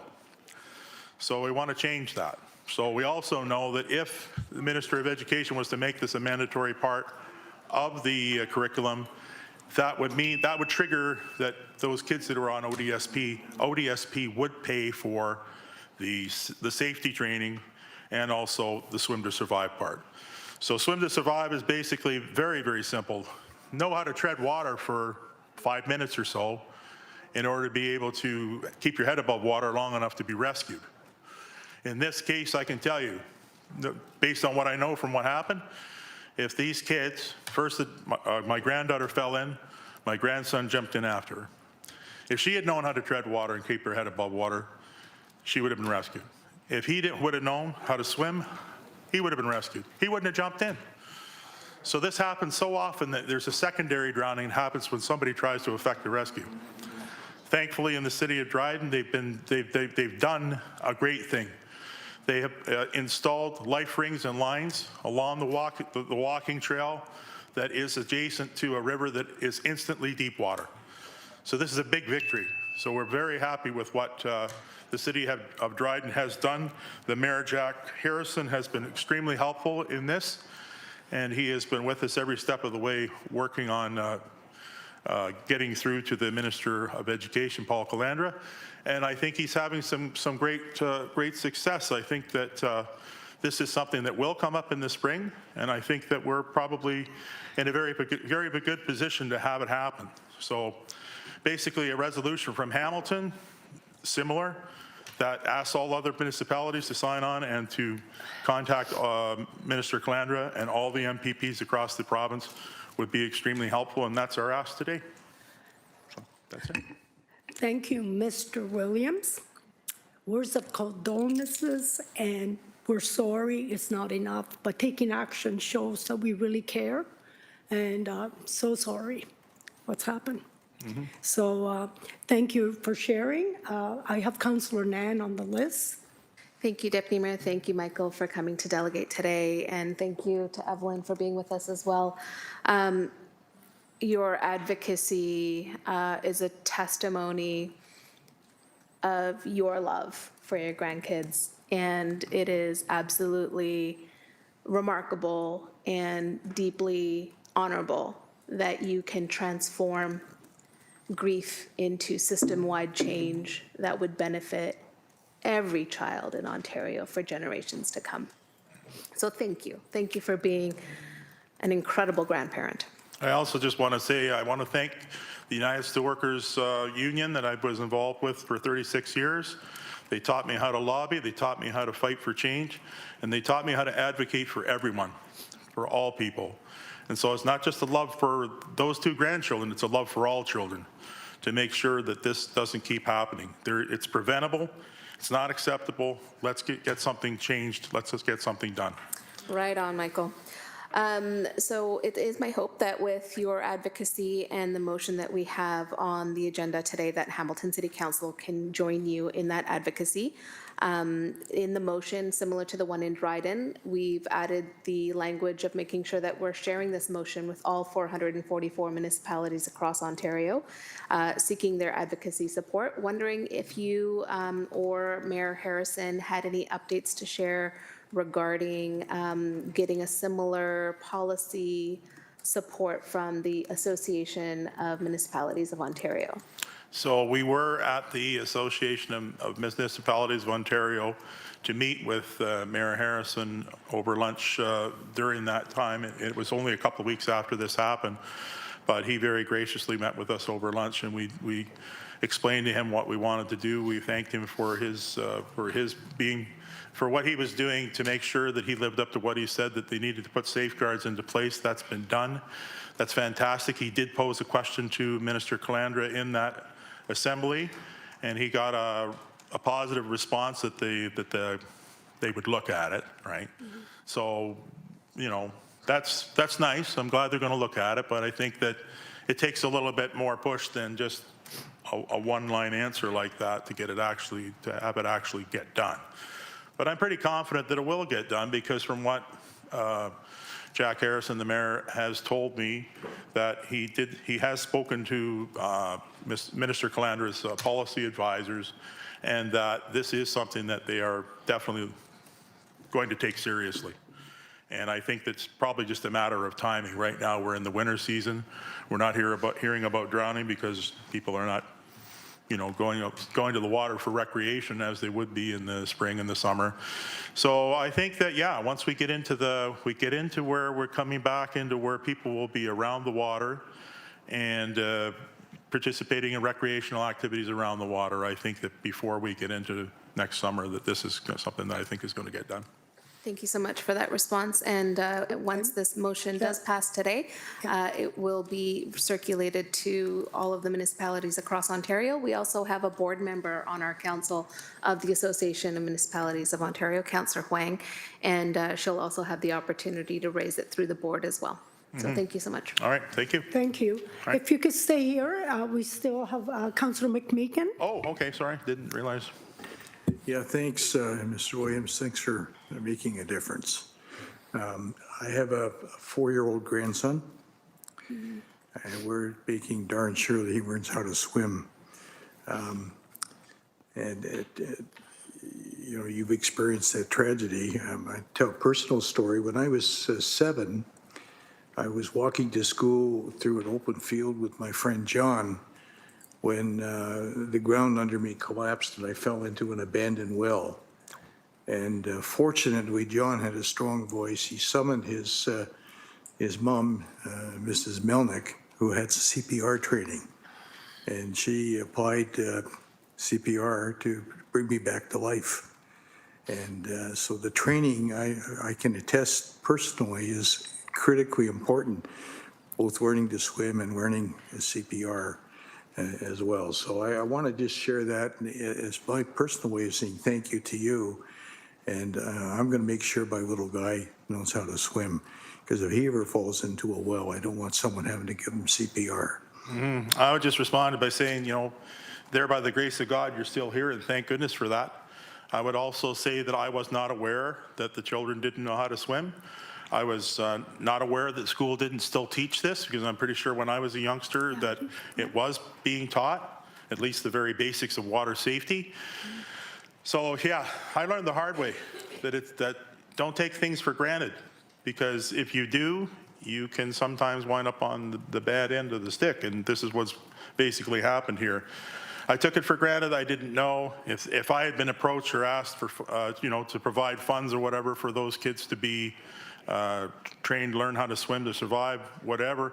Of course, I would have chipped in. I would have done that. We didn't know, or at least I didn't know. And also, not only that, in Hamilton, you see, there aren't as many hazardous places to fall instantly into deep water. Yes, there is a trail along Lake Ontario and so on, but this is not, this is gradual out into the water, not instantly you're in over your head.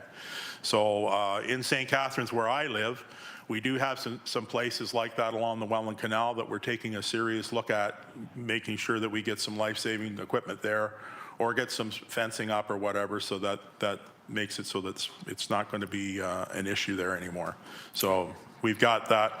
I presented to the Niagara Regional Council. I've also presented to Niagara Falls Council and St. Catharines Council, and now thankfully here today in Hamilton. And I worked in Hamilton for 38 years, so although I'm a resident of St. Catharines, I feel like a Hamiltonian because I've been here for a long time. So anyways, thank you very much, and thank you, Andrea. Very nice to see you again. Can you please stay? We have a couple of more. Oh, more questions. All right. Councillor All right. Clark, and then the mayor, of course, would like to say something. I'm lost for words when we lose young children like that. It's just a horrifying thing to experience. So my heart goes out to you. In your advocacy to Queen's Park, this government and other governments in the past have had a propensity to write short titles on laws that commemorate the individuals who were lost. So keep that in mind. The bill could be called in a short title directly after your grandchildren's name, which creates a legacy for the family. Yes, I'm aware of such things. There is a law, there is a proposed law before the legislature, or at least it's going to be reintroduced, called Joshua's Law. You've probably heard of that one. Again, I would reiterate that this does not require a new law, thankfully, because it's a lot easier to just get this basically ordered by the minister down through the process to make it happen. So, but yes, if there was some new legislation that was to come forward, I certainly would be interested in entertaining that, of course. Thank you. Good luck. Thank you, Councillor. And the mayor, please. First of all, it's very nice to see you again, too. It's been a while, but I did learn, obviously, about what happened to your grandchildren through the newspaper article. Yep. And I'm grateful that that you've come here today and that you're doing the work that you're doing, as you said, to save all children from the unnecessary ends that your grandchildren met. And so, as a human, I'm grateful for that. I would ask, though, just two quick questions. One is the City of Dryden undertook a scan of potential places where children might fall in and have implemented safety measures or devices to help saving kids. Is that the case? Is that what yes. So what they did was they made it a part of their annual risk assessment review. Okay. And so when they did that, then they identified potentially hazardous places, and they've taken the appropriate action to put in the life-saving equipment that if, again, we can't change the past, but if it had been there, then I think that, again, it would have been a different outcome. But we're not gonna dwell on what could have been, should have been, whatever. It's done now.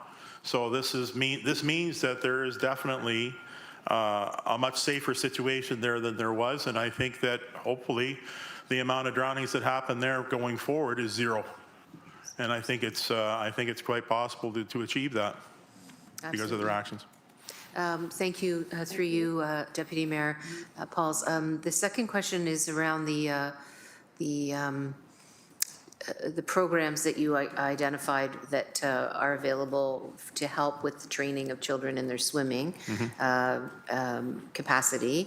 And my sense of what you described in terms of the pool that's nearby to where your grandchildren were living at the time, prior from them going up north, it's a public facility. It's a city-owned facility. And so is it your understanding that these programs are largely in partnership with municipal facilities where they are in place around the country? Yes, they are. But the problem that, as we have identified here, is that this is not something that's done universally. This is done on an as requested basis. So it either requires boards of education or individual schools to know that the program exists, that the grant money is there. And also then, the easy part about it all is, I apologize for not making this available to everyone, but I could. This is basically water safety training in a nutshell. It's 10 minutes a month, right? That's it. 10 minutes a month just to describe the do's and the don'ts, and make children aware, just as they make children aware of fire safety, what to do when there's a fire, traffic safety, look both ways before you cross the street, just the very fundamental things like that.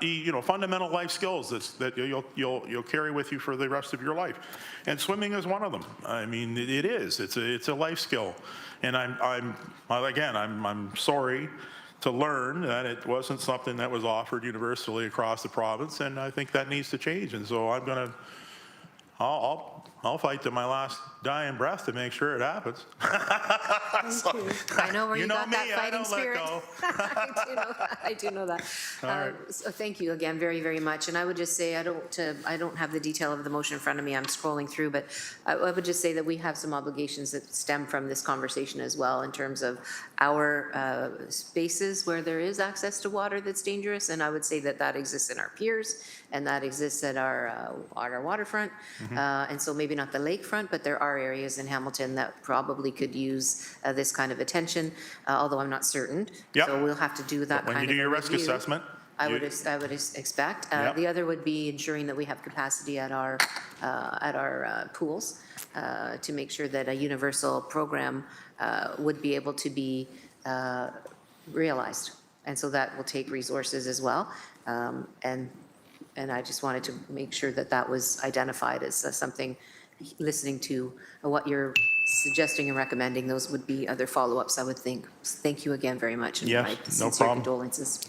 Yep, thank you so much. So, Michael, as you know, after the delegate, we're going to go straight to the motion, so I would love it if you stayed. It's not much. Oh, yeah, more. we'll stay, yes. And, because I want you to see how much we support it, 100%, so, okay? I have a feeling that it'll be fine. I know, it'll be. It was everywhere else. Thank you. All right, thank you. And thank you. Okay, next is Gloria Nastos. So sorry, through the deputy mayor, if we could we're just gonna move her and a receive. seconder, Thank you. Councillor Nan and the mayor seconded. And we will show of hands, please, to receive the delegate. And it's carried. Thank you. 6.5, Gloria Nastos, respecting solution for homelessness. Welcome. Gloria? Okay, I don't see Gloria, so we're going to continue and then go back to see if she shows up. Okay, thank you. 6.6, delegation respecting report PEW 24163, draft 10-year downtown revitalization strategy, Ward 2, citywide. Okay, a note to committee, we will take one vote at the end of and receive all the delegates on this matter. So the first one is Christopher Stanton, Hamilton Festival Theater Company, in person. Christopher, please come down.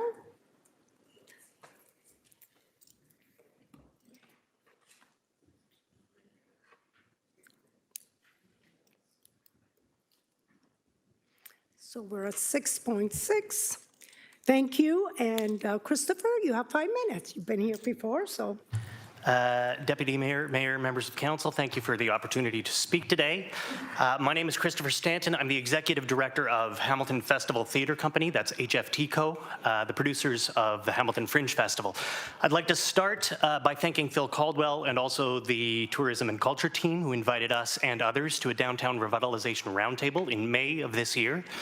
It was clear at that room that Hamilton understands that culture is a crucial part of this shared project. My hope today is to help make that fact impossible to ignore as you consider the downtown revitalization plan. In 2024, Hamilton Fringe Festival welcomed about 17,000 attendees. This year, that number jumped to just under 30,000. That growth drove an induced visitor spend of roughly $3.5 million over 12 days. That's a 67% jump.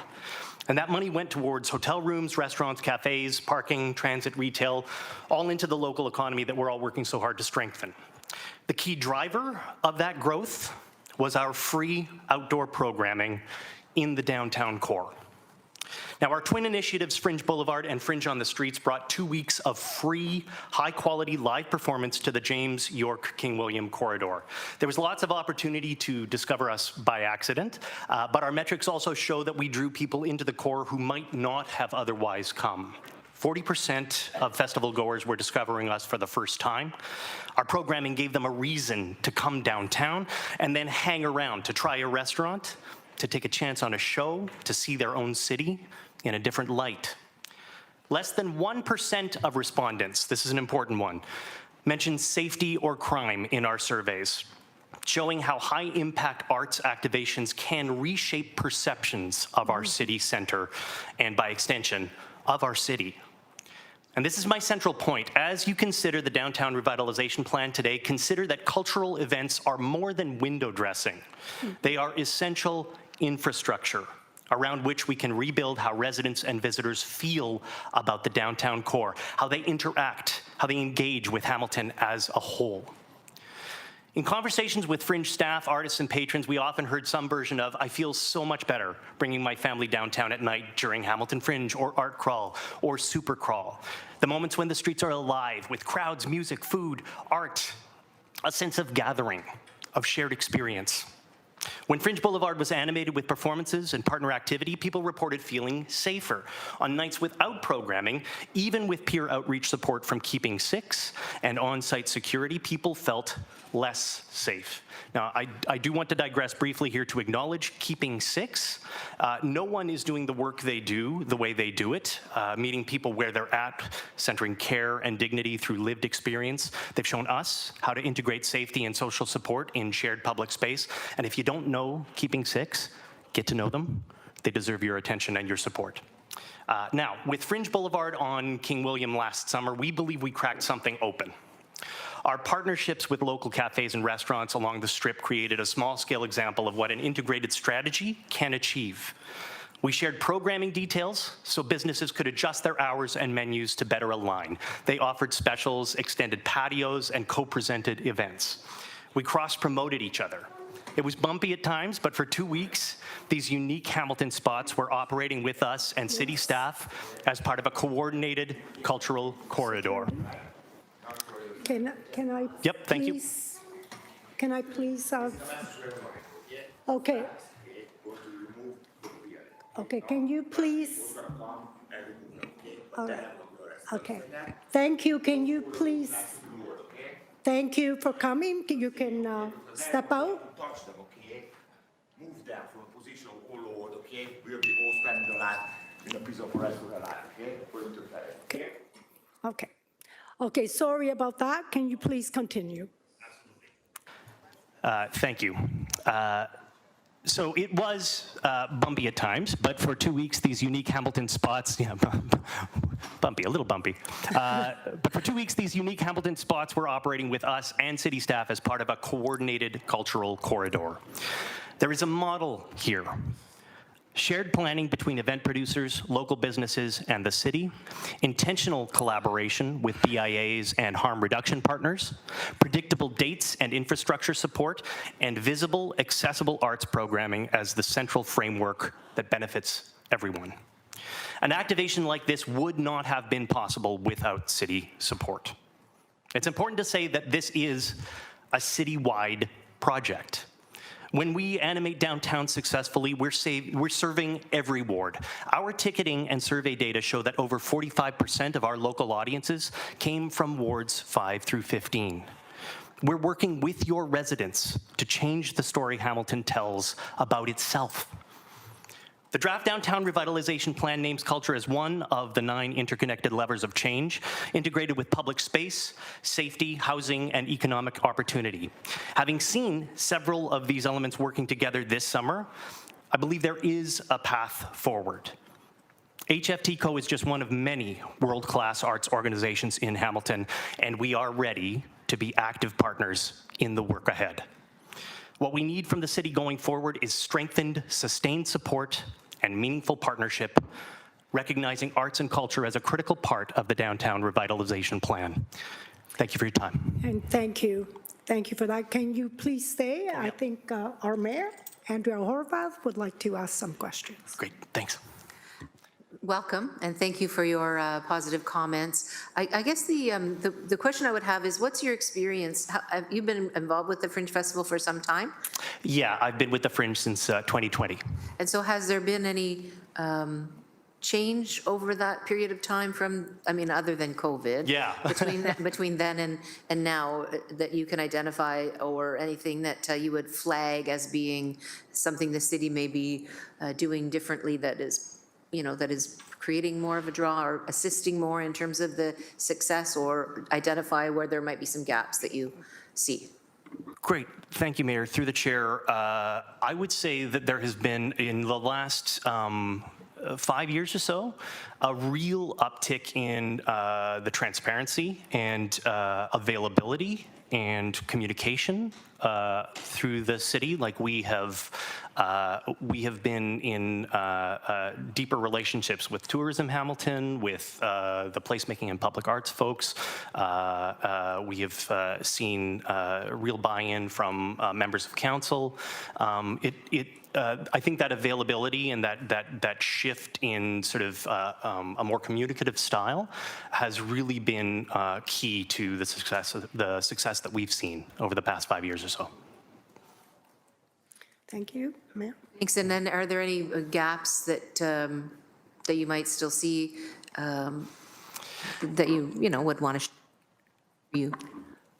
Thank you, Mayor. Through the chair, I would like to, I think more than anything, it's a sustainability piece. It's being able to see past the precarity of a 1 year at a time kind of approach, being able to fill in more revenue lines when you're filling out the budget year after year. Currently, the support through the CEF, for example, is less than 9% of our overall funding.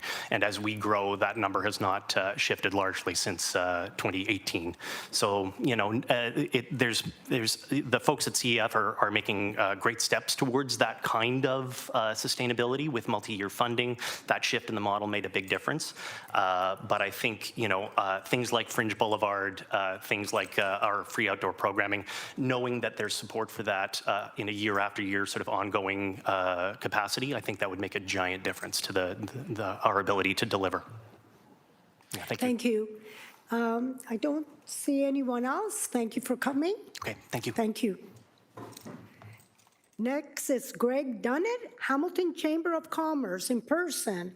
And he's been here many times, and we always enjoy his presentation as well. So thank you. You have 5 minutes. And thank you for what you do.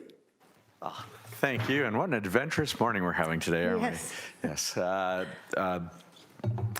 I'll jump in, but I just want to touch on final point of Chris's conversation there of the expansion of the CEF to multi-year funding is brilliant for programs and for building out for us, for anybody who's running events that try and build and grow or support our community.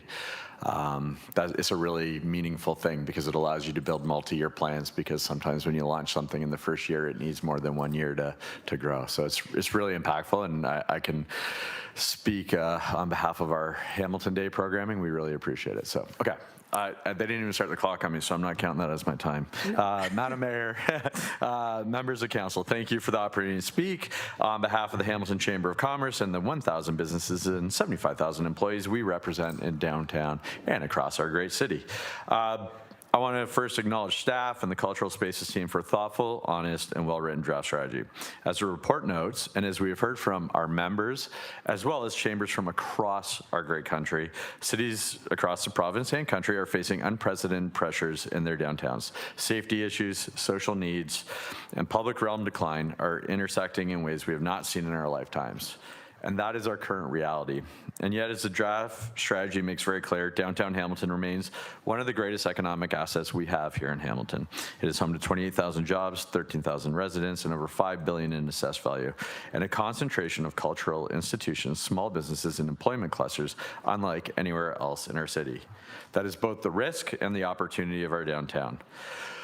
But I do have to be clear, from our business community, confidence has eroded. Safety concerns, cleanliness challenges, homelessness, and the decline of the public realm are influencing investment decisions and increasingly whether employers choose to bring their people downtown and if they will stay. That is the same message that the Chamber brought forth with our 2023 and 2024 roundtable reports. Those sessions involving business leaders, not-for-profits, institutions, tourism partners, and developers all pointed to the same conclusion. Downtown is at a tipping point, and visible, coordinated action is essential and urgent.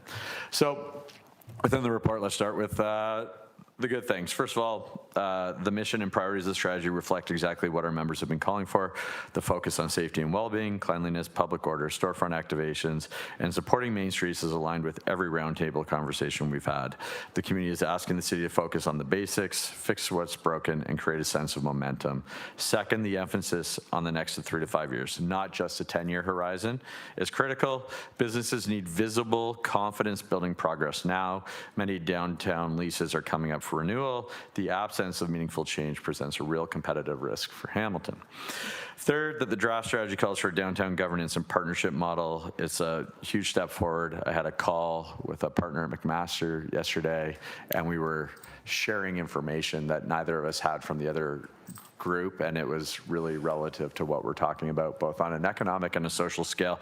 And I think bringing the leadership together, because right now there's fragmentation, and fragmentation has made coordination difficult. A single structure will support faster decisions, clearer accountability, and better alignment between the city, institutions, businesses, and community organizations. And fourth, the economic lens is correct. Protecting Main Street, supporting employers, enabling adaptive reuse and office conversions, accelerated housing, and improving the public realm are all essential to downtown South. These themes were reinforced across all chamber roundtable breakouts, from infrastructure and development to tourism and placemaking to community health and safety. Well, it's my job to make sure we ask for improvements along the way. And I think what the 4 areas we would like to ask for focus on are clear, measurable 1 to 3 year actions. Most businesses have moved off of a 5-year strategic plan to a 1 to a 3 year strategic plan, and even within those, we have to build out, because there's going to be a rapidly changing landscape, and the world of today is not the world of 6 months, as we've all seen from tariffs and otherwise. Businesses want to see action right now. Cleanliness, lighting, core patrol coordination, storefront activations, and construction mitigation should all have defined timelines. Small wins today will lead to big results tomorrow. A fully empowered downtown partnership council touched on that. Stronger coordination during LRT construction. I think that's going to be really important, and construction needs to be treated as a shared opportunity, not a threat. Communication, signage, access planning, and support programs will be essential.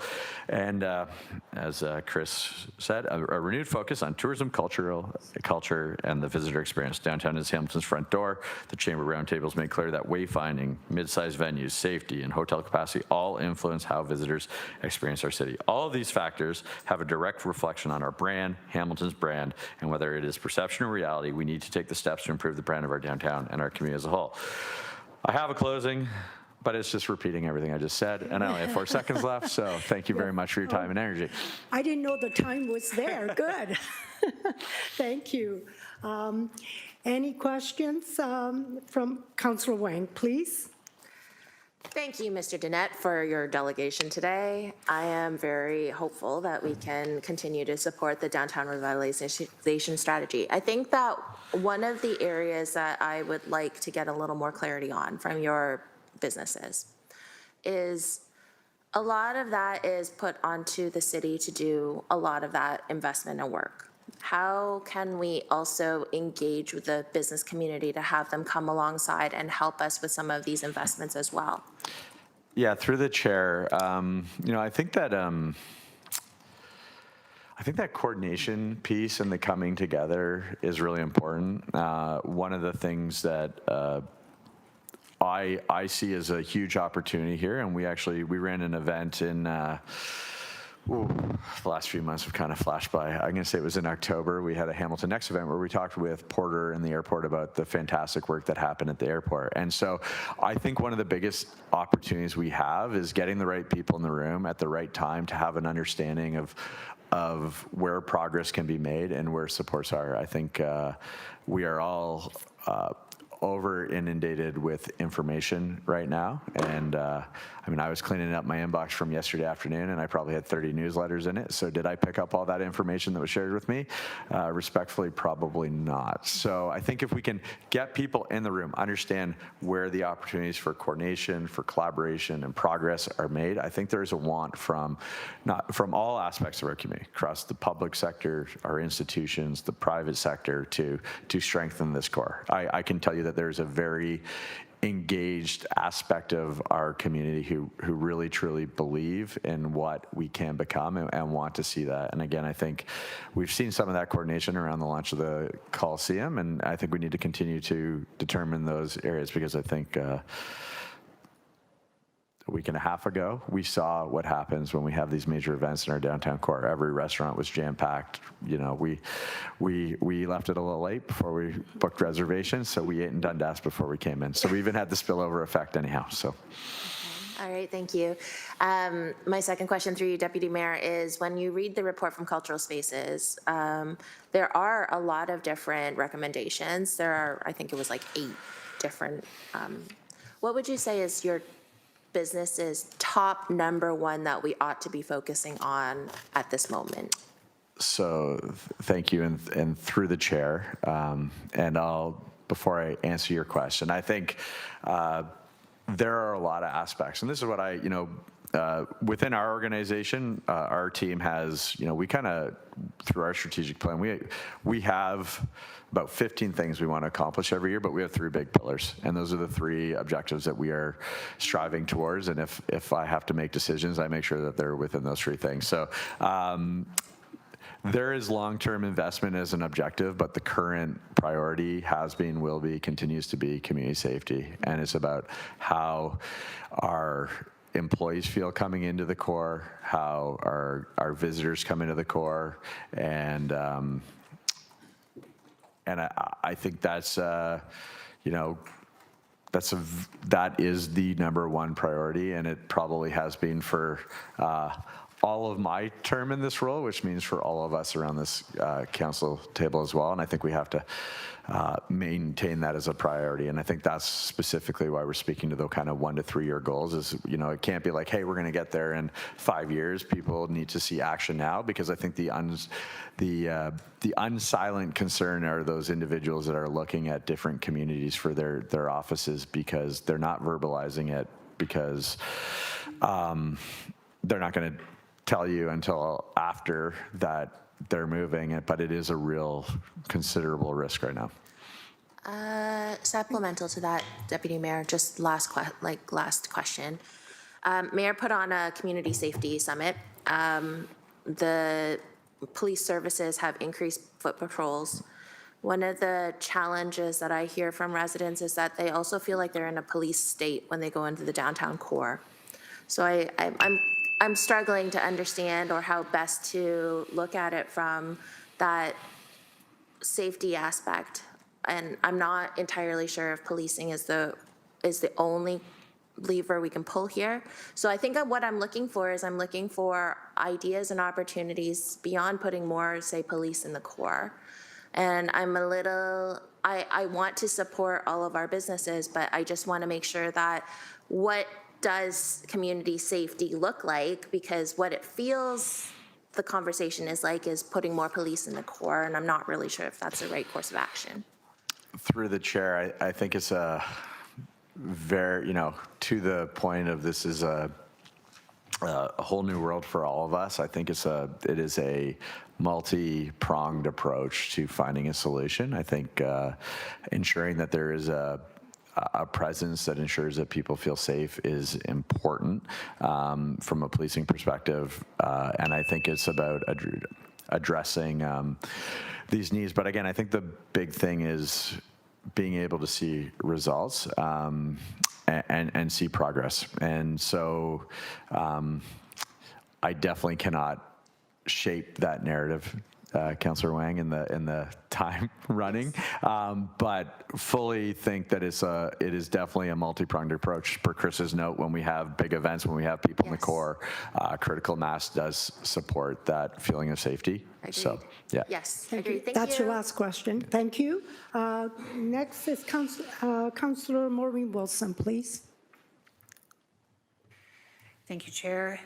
Full disclosure, it always pleases me immensely to hear someone like yourself express the economic value of good urban design and urban places that work for people. So I'd like you to lean into that in your comments, please. Through the chair. Just in terms of how we shape our downtown going forward? The economic value that comes for the businesses that exist in the downtown in relation to public spaces that are beautiful, clean, that work for people. I'd like you to speak to that for what you're hearing from your membership, please, and thank you. Yeah, so through the chair. So I probably have used this terminology before. In my past lives, I was the director of guest experience, and I was the director for both the Edmonton Oilers and the Hamilton Tigercats. Both venues, entertainment venues, places where people go to have fun. Both of our customer service programs started with Star in Edmonton, Stripes in Hamilton, started with an S of safety, right? So it does really come back to that. But I think in terms of the public space, if you feel safe, you go exploring, right? And I think that's, and if you, when there are exciting spaces, when there are feelings, and again, I'll just look at how I'm going to pull from my personal experiences in those venues. The venue experience 20 years ago was you walked in the venue, you went to your seat, you got your food, watched the game.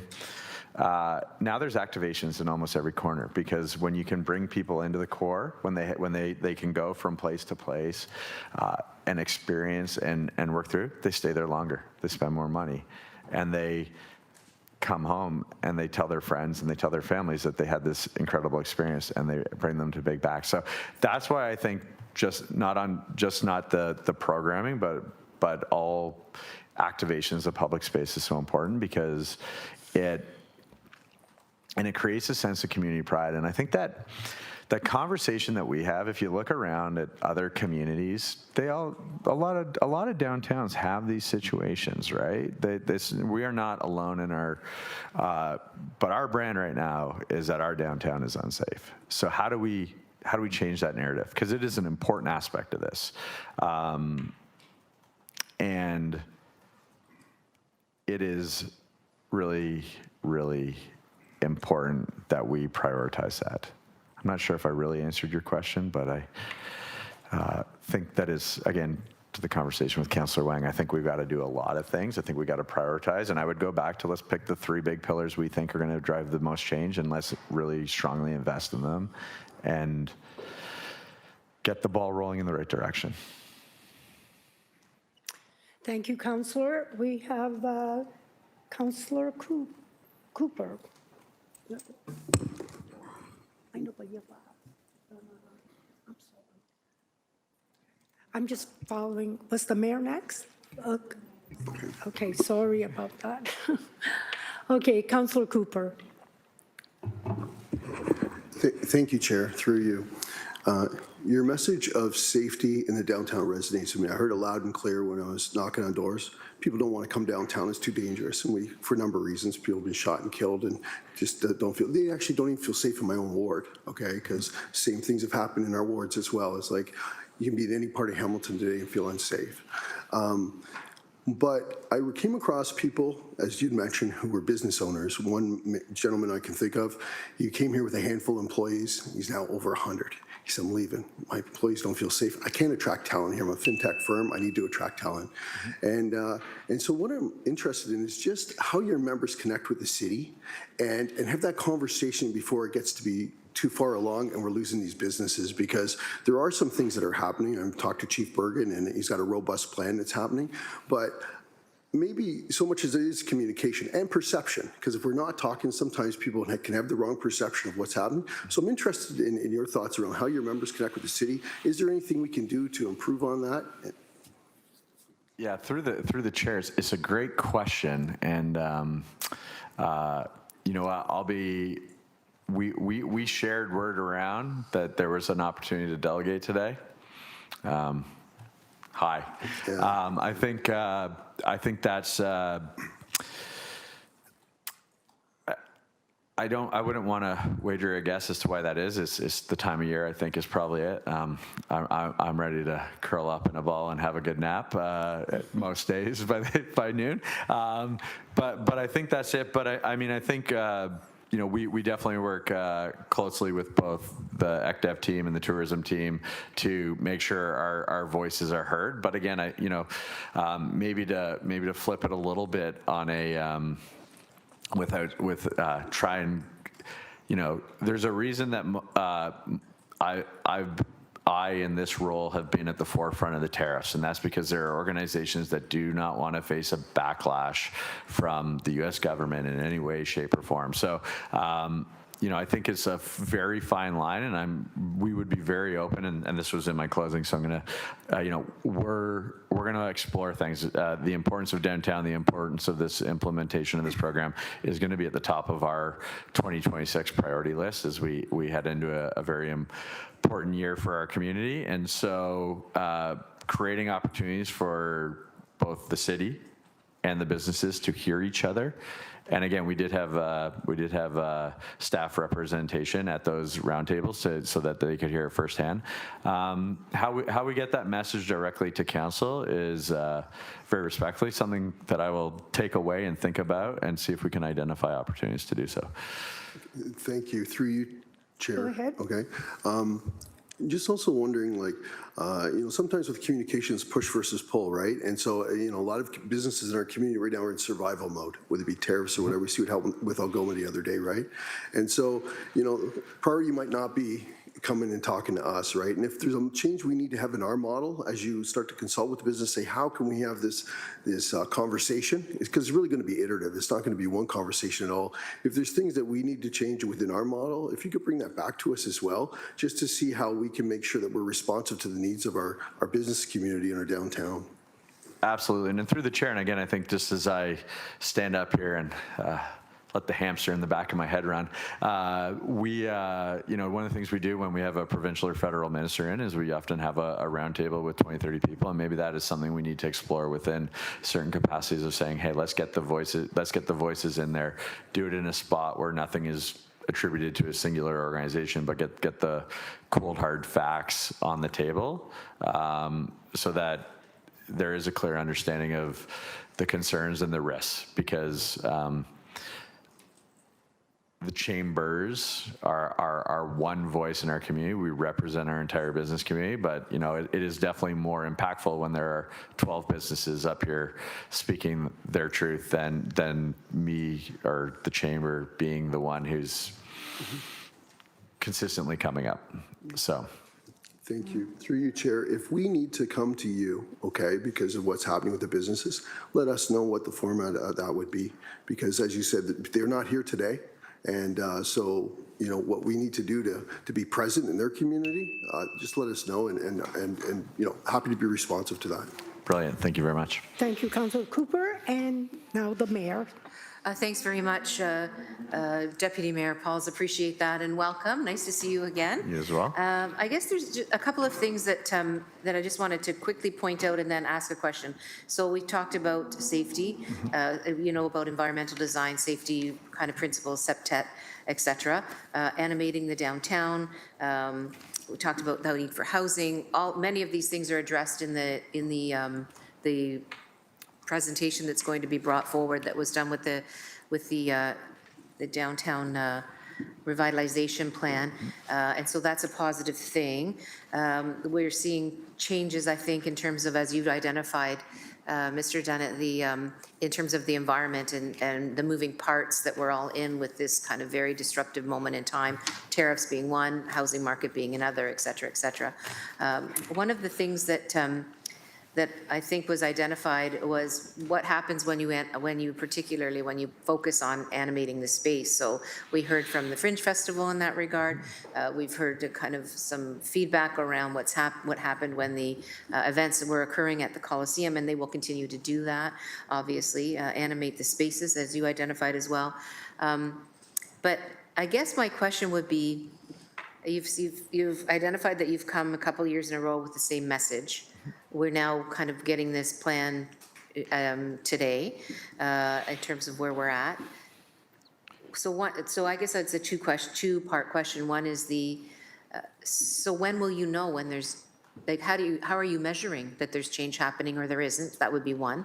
And then the second would be, we talked about the short and long term, short, medium, long term. We need to do things right away, 1 to 3 years.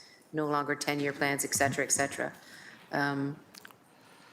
The extent to which some of those things are already underway, is that something that you're aware of, and kind of how do we find that place? I think you described it as a place where the business community can be more engaged.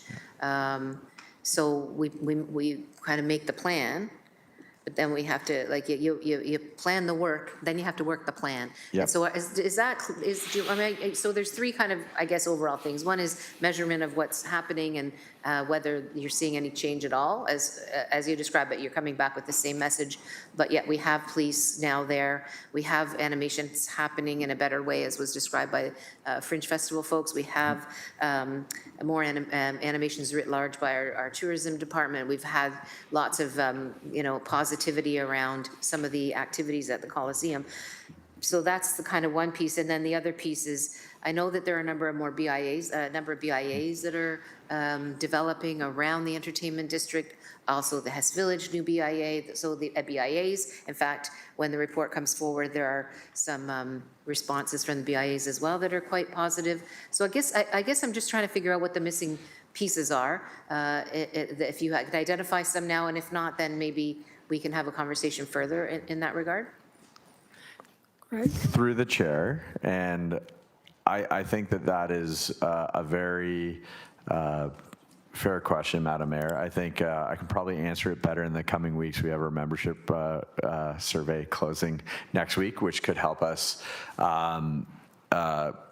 going forward. And I think you highlighted what I would very much be adamant in ensuring as this report goes forward is, having a plan is one thing, having measurable steps in that plan very significantly is incredibly important. And again, it is an important aspect of it. I think what you highlight, and it is a key thing that is our city right now, is we have a lot of urgent matters that are negatively impacting our city, some within our control, some without our control. We also have a lot of positive things happening in our community. It is a very interesting time. Like you are starting to see positive momentum in aspects of our city. I wrote a opinion piece for The Spectator that really highlights that is the 2025 has kind of created a blueprint where the underlying issues that have been prominent for several years are still there. Tariffs popped up. We're still dealing with the ramifications of the pandemic. We also have these great opportunities, and we know we have more to come. We got the Steelport. We've got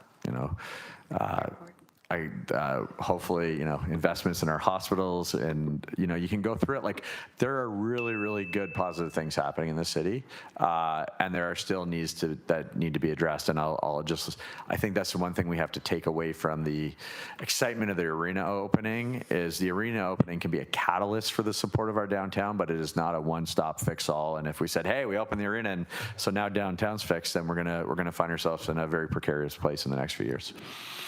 Thanks through you, Chair. And I appreciate that because I completely agree. I guess what I would just end by saying is grateful that you've come to delegate today, and looking forward to working on the actual next steps. And that's something that I know that our staff are looking for too, and our councillors as well. It takes all of us to make the change happen, and it takes all of us to recognize when the change is happening and how do we keep that momentum going. So thank you. And through the chair, I'll make my two takeaways, because we are definitely we're all working in this together. We're all going to win or lose together. So we will make sure we come back and as this report progresses through with some feedback from our membership out of that membership survey, and identify some ways that we can make sure that all members of council are aware and cognizant of the real risk, and how we present that. I'll take back to the team, and we'll come forth in the new year. And so before I go, just in case I don't see any of you again, have a happy holidays, and we'll all be back together in the new year. Thank you. Happy holidays to you. Okay. Can I give the chair, I don't see anyone else. I just want to ask a quick question. Councillor Kassar, I was wondering if you have the same thought as Christopher Stanton said, that when we have festival, when we have art, music, when we have activities, sports, whatever, for me, sports is important, that most people feel safe. Do you have the same sentiment, the same thought? Through the chair, yeah, absolutely. I think it's I think it's a really important point that you have that safety. And I actually, kudos to the writer of The Spectator around the McCartney concert. The lead-in was that they did do the question of, he asked, who's here from Hamilton, and then who's not here from Hamilton, and the roar from who's not here from Hamilton was 2 or 3 times the who's from Hamilton. And so that is the opportunity, right? That is the opportunity, is that this investment in our core is bringing in people, and that's why I think the importance of the short term is continuing to be reiterated, because you know, again, we heard from our culinary world that they had fantastic, amazing nights, and the opportunity to have 50, 60 major events a year, plus whatever else is coming into the venue, are going to create great opportunities. So, but absolutely, I think we all feel safer, and we also, it creates a shared experience, and a shared experience is going to be a part of the progress to our community in our downtown feeling safe and going forward. Thank you. So more events. Thank you. And thank you for coming. I don't see, Councillor Clark. I'm sorry, Chair, I don't think I can let this pass. The fact that it was a smaller amount of people roaring who are from Hamilton is not indicative of safety in the downtown. It's more indicative of they can't afford to go to those expensive shows. I spoke with many people in my ward, and they said, we can't afford that. And so it's hard to hear that. It's not really indicative of any experience or concerns that the residents would have. Isn't that a fair statement also? Well, through the chair. So I think that there is because kind of a 2-part question, and just to clarify my point is that what we do have an opportunity is to drive new spend into our city through people coming in from outside of the core, and that is the opportunity that comes from that. Again, I think as you look through events in any venue, and again, I'm going to put my former sport leader hat on here, that the market sets to what, or the organization sets the price, and then a secondary market comes through. So I think there's what do the tickets cost, and then what do the tickets cost on the secondary market? And I think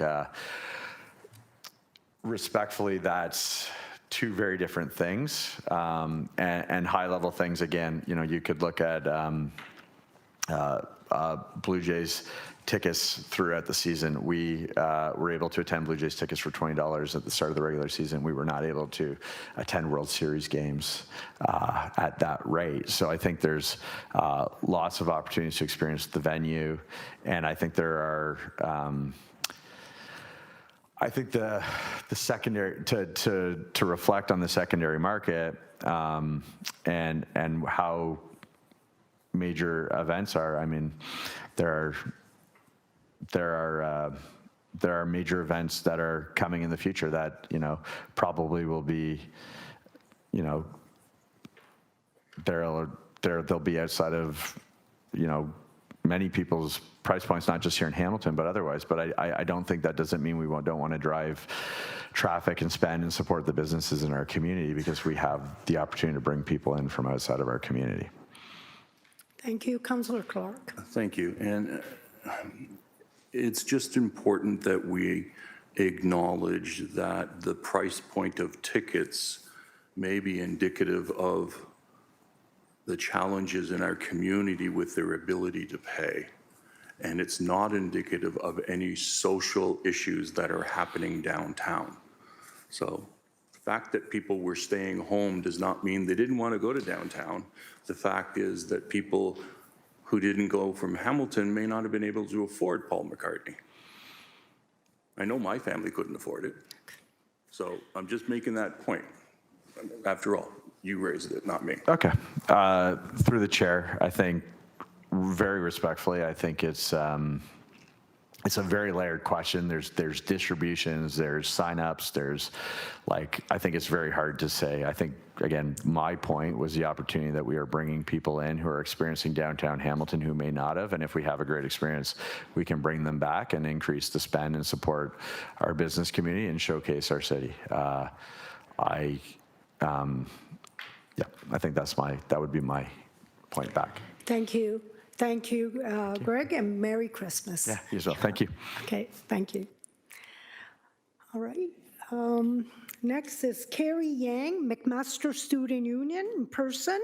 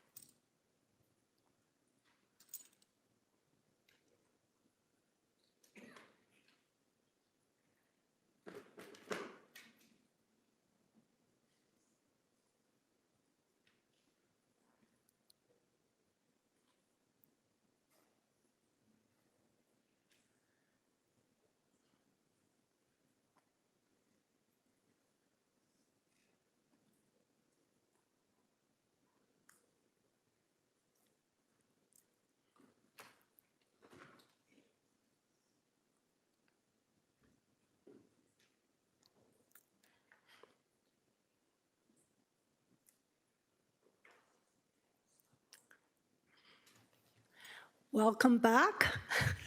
We just saw you yesterday, so thank you for coming, and you have 5 minutes. All right, well, hello, everybody. I know it's been quite some time, but just to reintroduce ourselves again, my name is Steven DiCordova. I'm the Vice President of Education for the Master Students Union. And my name is Carrie Yang. I'm the Associate Vice President of Municipal Affairs and also a fourth-year student. And today we're here to delegate on the downtown revitalization strategy.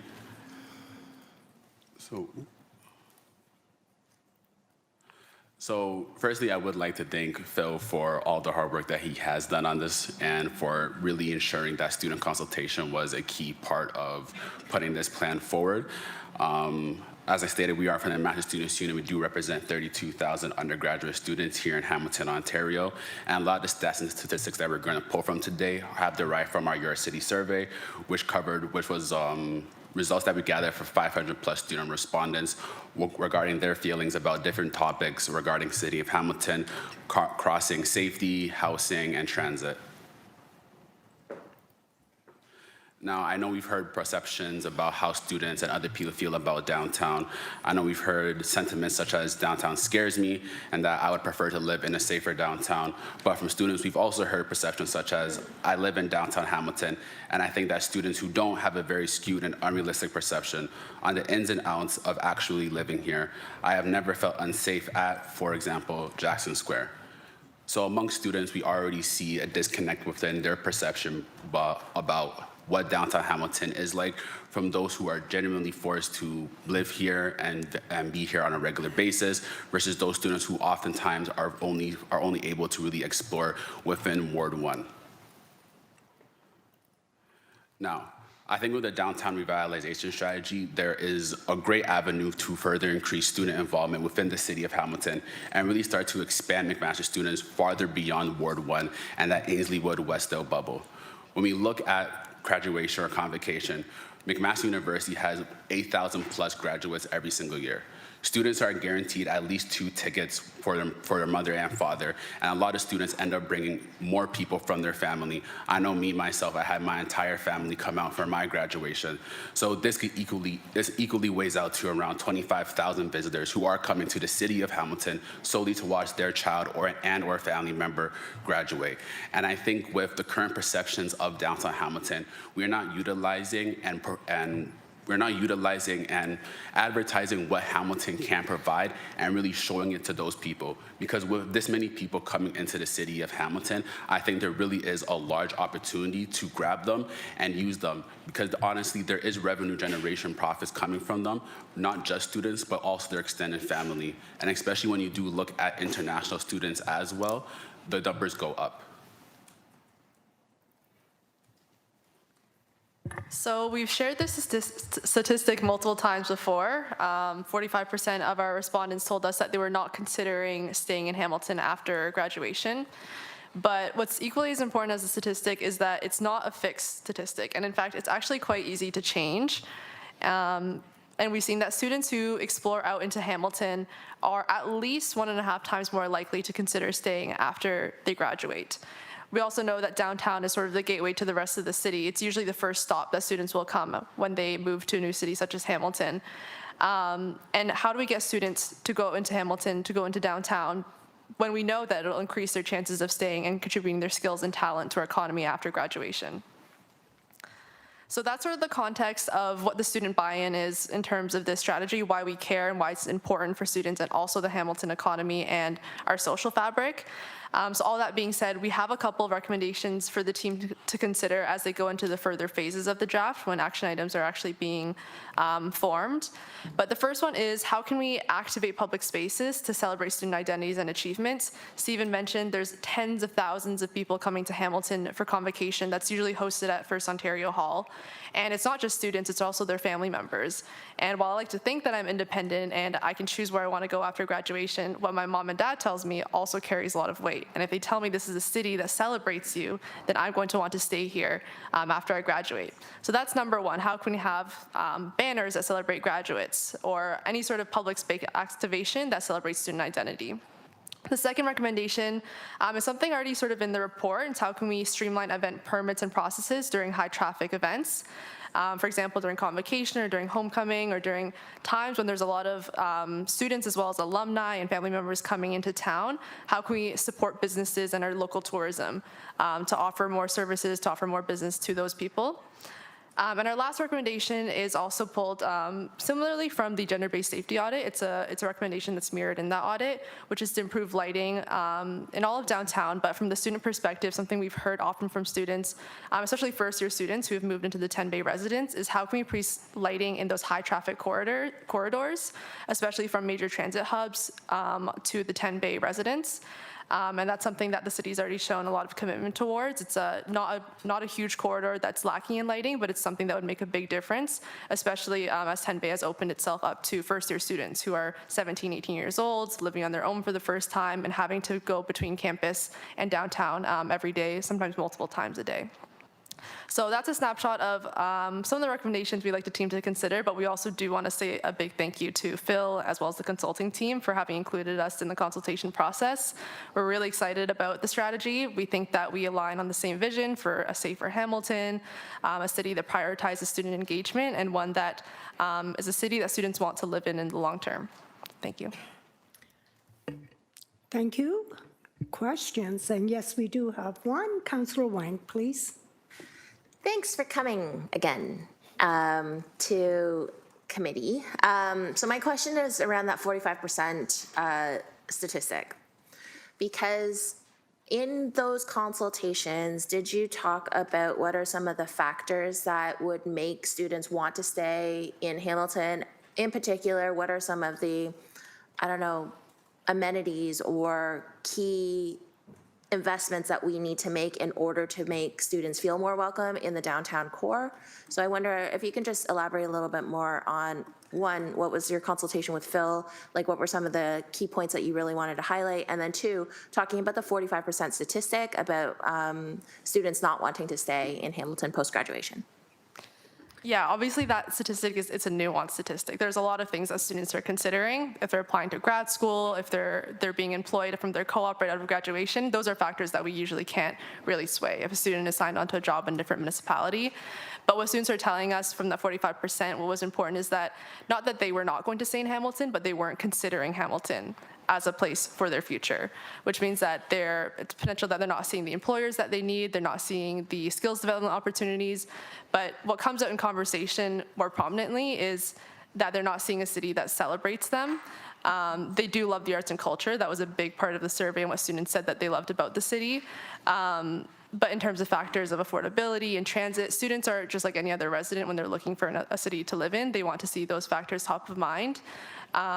But when we come today, we want to give something actionable and something that students have asked for, which is to see the city celebrate their achievements, see the city recognize that they're a big part of the population and that they're already residents now. They're not visitors in our city in their 4 years, they are residents.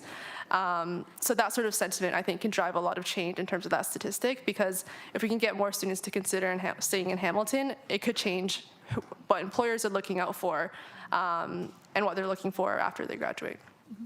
Also, if I can add to that, I feel as if a lot of students, kind of to what Carrie said, they don't necessarily see themselves in the main plan for the city of Hamilton. I feel as if a lot of planning, and rightfully so, does go towards, people who are not to say students are adults as well, but adults, people who have already entered their workforce, people who have already, laid down their mortgages, people who have already been part of the economy for X amount of years. But a lot of the times what they don't see is that investment into their own future. And I think that is what is severely lacking right now in regards from how the student population feels. They don't feel that there has been adequate incentive or investing into their future. And they are going to the places where they feel as if there has been investment in those areas and there have been avenues put in place to allow them to grow into the future and to become a more productive member of society. So when it comes to integrating those things like the art spaces, the public spaces, having banners or promotions or having something that incentivizes and shows that, hey, we are here, we see students, and we want to ensure that you are able to develop into the best and most productive version of yourself, I think is something that is currently missing. Okay, thank you for that. My next question then through you, Chair, is around the student retention piece. So it strikes me that there ought to be a more dedicated strategy on student retention. So rather than saying youth retention, it's really around postgraduate student retention. And what are some of the big factors in terms of how you were saying, Stephen, about how students would see that kind of retention? My gut is to say affordable housing is one of those factors. My other gut is saying, so I have 4 guts apparently because I have lots of desserts that also, anyway, that's a whole other story. But anyway, the other gut feelings are not only are the amenities, but then, as you said, the arts and culture aspect of it, that feeling of community. So perhaps you can give us a sense of what does a potential student retention strategy, what are some of the key pillars that you think we ought to be focusing on in order for us to retain more students coming out of Mac, Mohawk, and Redeemer?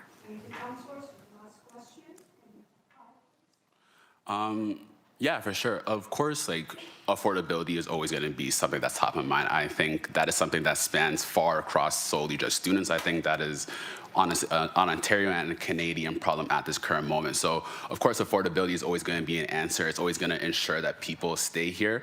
But I also do believe that that investment into the culture aspect, that investment into what can students do, what life can we live here in Hamilton? Because as you're growing up, and I'm entering this stage of life myself now, I'm starting to think about, hey, when I get married, when I settle down, when I have kids, where do I want to raise my kids? Where do I want to have my family? And that's going to be a place where, A, we feel safe and we have that community safety, but also B, where we have things to do as a family, where, there are safe parks that we can go to, where there are events, where there is public art. So even speaking for me, I know, yes, a job is a great thing, but one of my close friends, he still lives in Hamilton. He graduated a year and a half ago. He works in Toronto in TD, but he's willing to commute because for him, he was able to find that sort of community in Hamilton.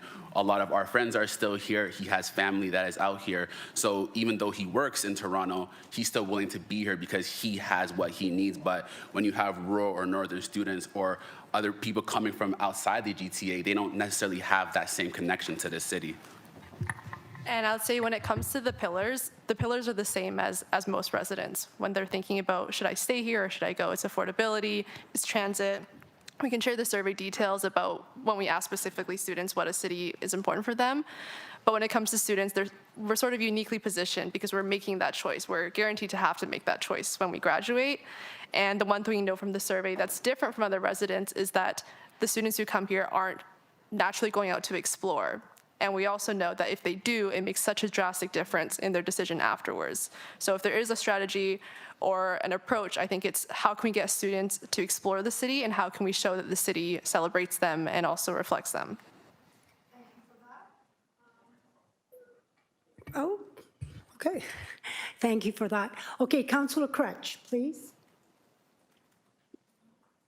Thanks very much. Just wanted to ask if you could please make sure you send those recommendations along. A couple of them are being looked at by the downtown subcommittee, especially the last one around lighting. We're getting a report coming back, and the downtown subcommittee is a good place for some of these recommendations. And it's also going to say that one of the things I think that's tricky or troubling or hard here is that while we know, generally speaking, when graduations happens, there isn't coordination between the university and our city around specific graduation ceremonies. The timing isn't really lined up. So if that motion came to the downtown subcommittee, we can get a report back, figure out how to line that timing up, connect with people, McMaster, and so on. Because I agree with you. I often am downtown and suddenly I'm thinking, wow, there's many people here for graduation, but it doesn't feel like something celebrating students. So just thanks for your delegation and send that information along. I'll connect with you. Okay, thank you. I don't think that was a question, or do you want to answer? No. We'd love that collaboration. We'll definitely reach out and we'll try to loop in all the partners. Okay, thank you. And thank you again for coming. Thank you. Happy holidays. All right. May I please have a mover and a seconder to receive the delegation? Councillor Wang, Councillor Maureen Wilson, thank you. And can we show of hands? Thank you. And it's passed. Okay, we're going to go now straight to 9.2. Sorry, motion. Councillor Pauls, could we just check one last time if Gloria is here? I'm sorry. That's okay. Is there Gloria Nastos? Are you here? We called you earlier and we want to give you a second chance. Call it one more time. Gloria Nastos. All right. So thank you. We're going to move on. We have a long agenda, so thank you. We're going to go now straight to 9.2. This is the motion that Councillor Nan's putting, and I welcome Councillor Nan to present the motion.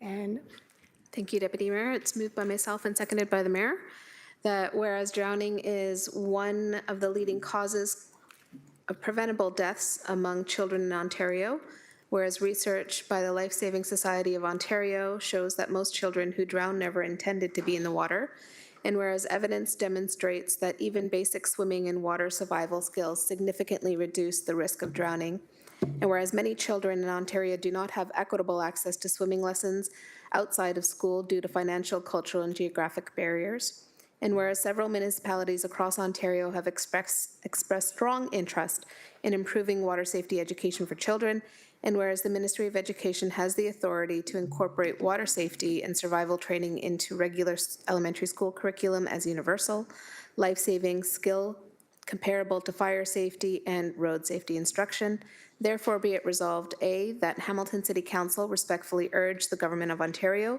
through the Ministry of Education to incorporate mandatory water safety and swim to survive training into elementary school curriculum for all Ontario schools. B, that a copy of this resolution be forwarded to the Honourable Minister of Education of Ontario, the local members of Provincial Parliament, all Ontario municipalities, the Association of Municipalities of Ontario, and the Federation of Canadian Municipalities with a request to support and/or endorse. And C, that staff be directed to assess Hamilton waterfronts to ensure adequate public water safety measures are in place and opportunities to expand offering Swim to Survive programs at city pools and report back with recommendations to the Emergency Community Services Committee. Deputy Mayor, just a quick opportunity to ask staff a question, then I'll conclude with my remarks. If I could ask staff to comment on what the City of Hamilton is currently doing to support children and youth to learn water safety and survival life skills. And who will take that? Oh, Steve's online. Okay, sorry, Steve. Thank you.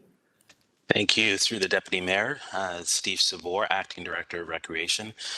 Thank you for the opportunity to speak, Councillor Nan, and first and foremost, our deepest condolences to Mr. Williams and his family for this tragedy. In terms of recreation, we're fortunate enough to work with school boards to deliver the Swim to Survive program.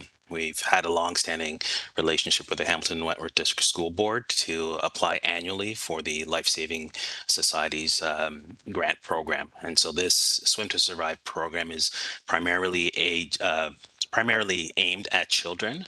And we definitely have the opportunity for our lifeguards and our staff to provide programming for this opportunity. The Life Saving Society defines the minimum skills needed for Swim to Survive program in certain standards that the Canadian Swim for Life Society has. So roll in deep water, tread water for 1 minute, swim at least 50 meters. So those are the type of things that our lifeguards and our staff help promote and provide in that program. Just for context, our Swim to Survive program is delivered in 3 separate 45-minute sessions.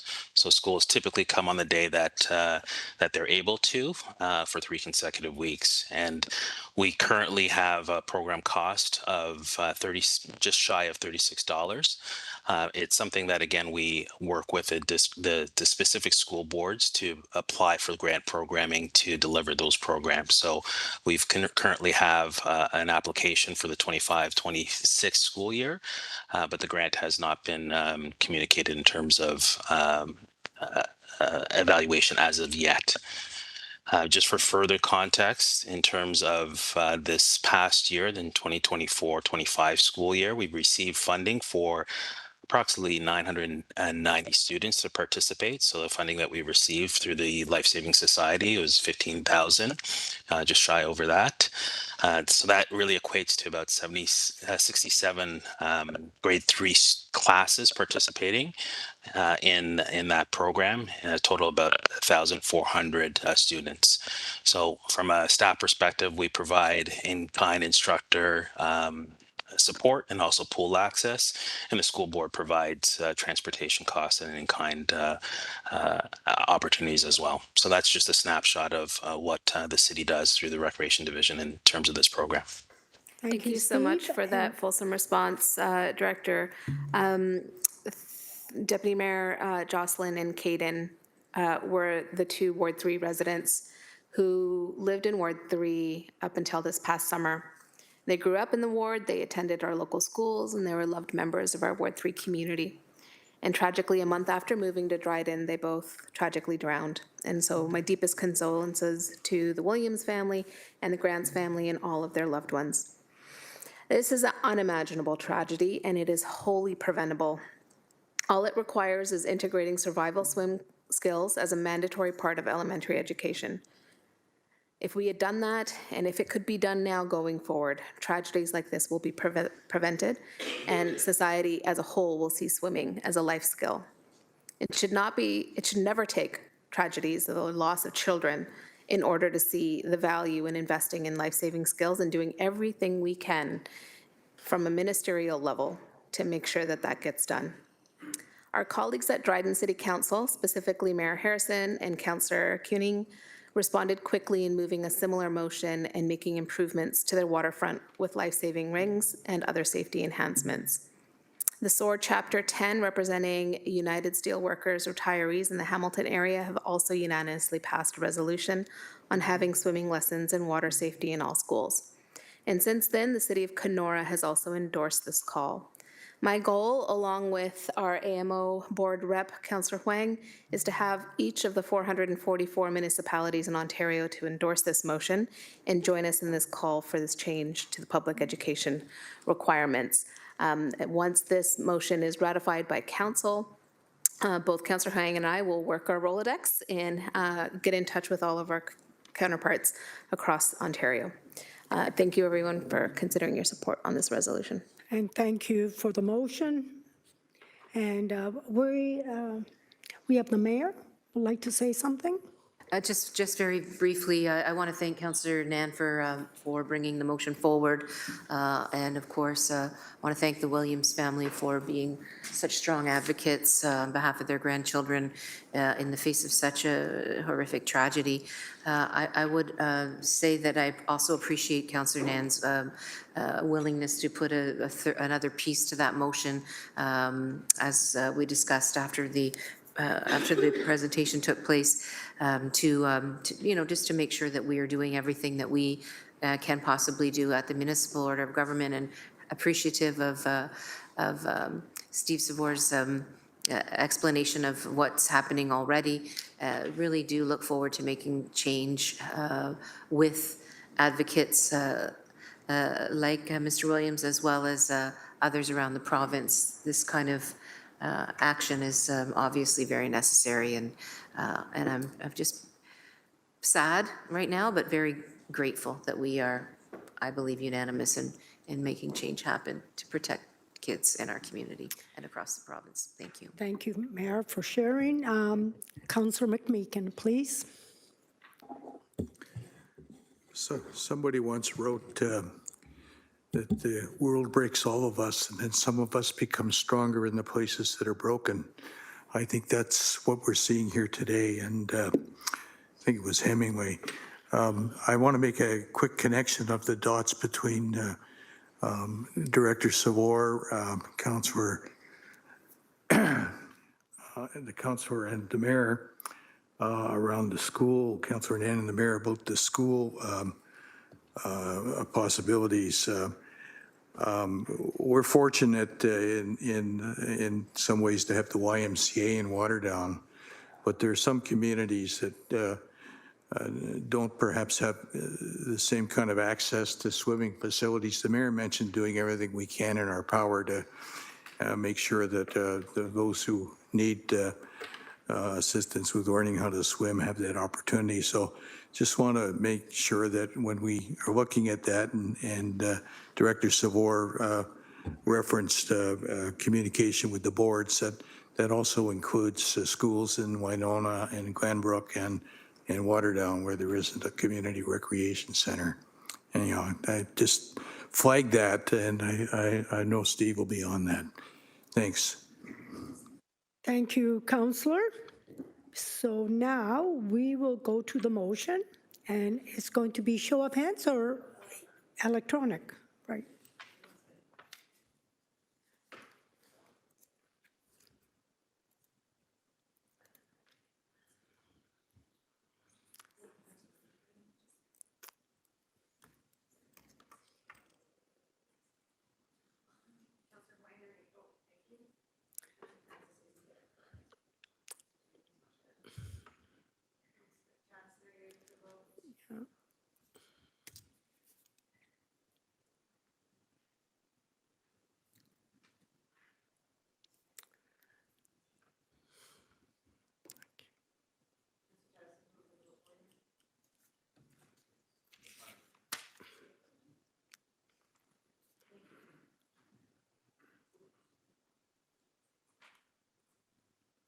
And of course, it passes 13-0.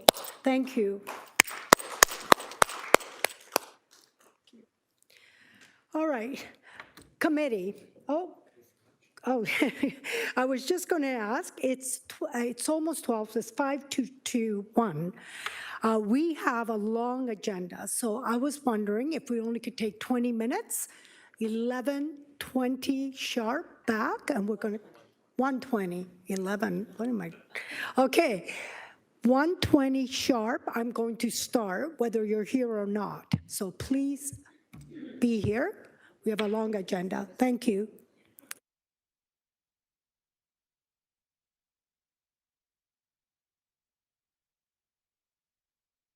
Mr. Kassar, since he mentioned it.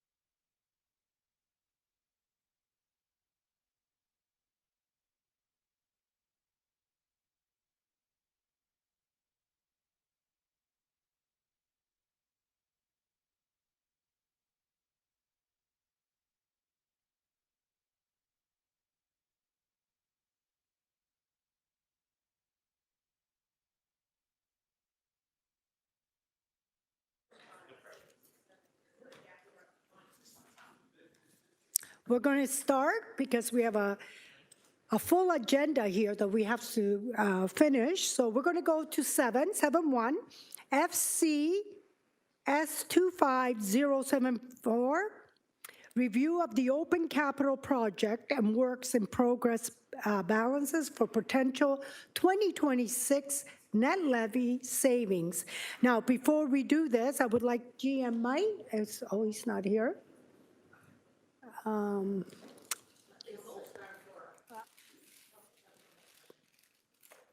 Councilor Sparafora, do you have a question? Just want to be added to the speakers list, Chair, as my microphone and e-scribe is not allowing me to indicate. So do you want to ask a question? On 7.1, yes. Okay. I was going to have Mike Z enlighten us on this item, but should we wait or should we just ask?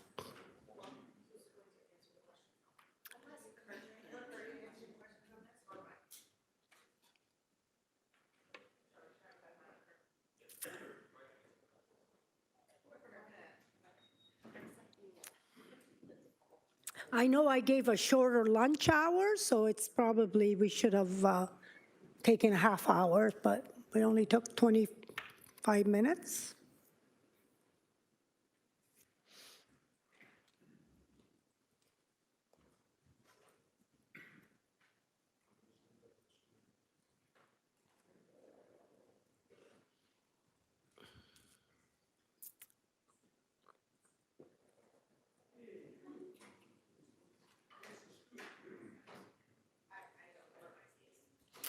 Okay. I think we'll ask, is there someone here that could answer questions? I'll do my best. Okay. Thank you. Okay, so item 7.1, review of the open capital projects and works in progress balances for potential 2026 net levy. We're going to have a mover and a seconder, first of all, to put it on the floor.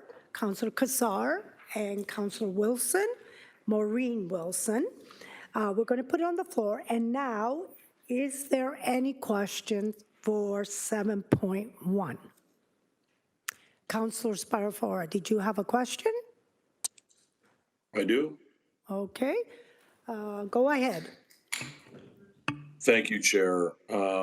First off, I just want to say thank you to staff for the work on this. You'll see in the report, especially planning and ECDev did a good job finding savings in their open and WIP. So I want to thank them for that, and I'm happy that my motion from June 11th has been able to bring forward a savings of 1.2% onto taxpayers from this report. I do have some questions, however, around the Public Works portion.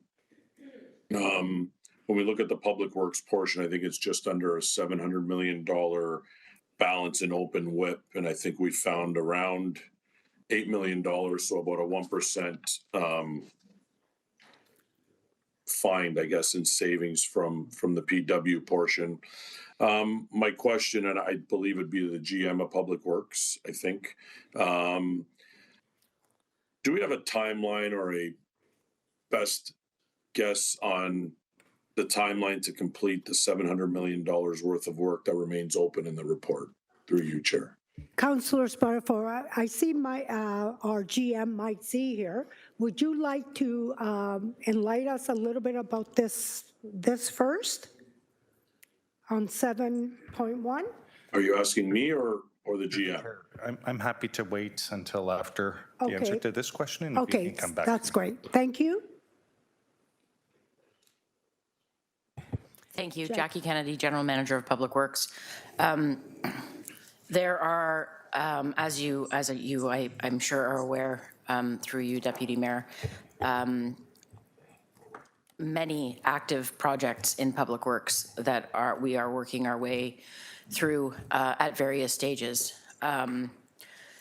So the timeline for the $700 million is varied depending on project to project. And as we close out some projects, we do review the WIP funding availability as an annual practice and bring that available balance forward to offset the needs for new money. And as projects are closed out and that WIP funding is used to offset new money, new projects are have made their way up the priority and are then programmed. So the intention is to bring that balance down over time through the completion of projects that are active. But the variation on that is that there's some that are shorter term that would be completed next year, with some being further out into the future. Thank you, GM Kennedy and Councillor Sparafora. You have the floor. Yeah, I just trying to get some clarity. I know you wanted, and after my first question, then you asked GM Zegeric to do something. So I'm just wondering if my continuing with my questions, or are you going to an overview? We'll continue with your question and then Perfect. we'll have GM. Thank you. So thanks for that, GM Kennedy. I guess my next question is, so we have $700 million in open WIP, and I understand how some projects are going to be at different stages. For 2026, what is the capital budget estimate that we're looking to add to the capital works? Do we know that? Maybe Jim Zegeric would have that number.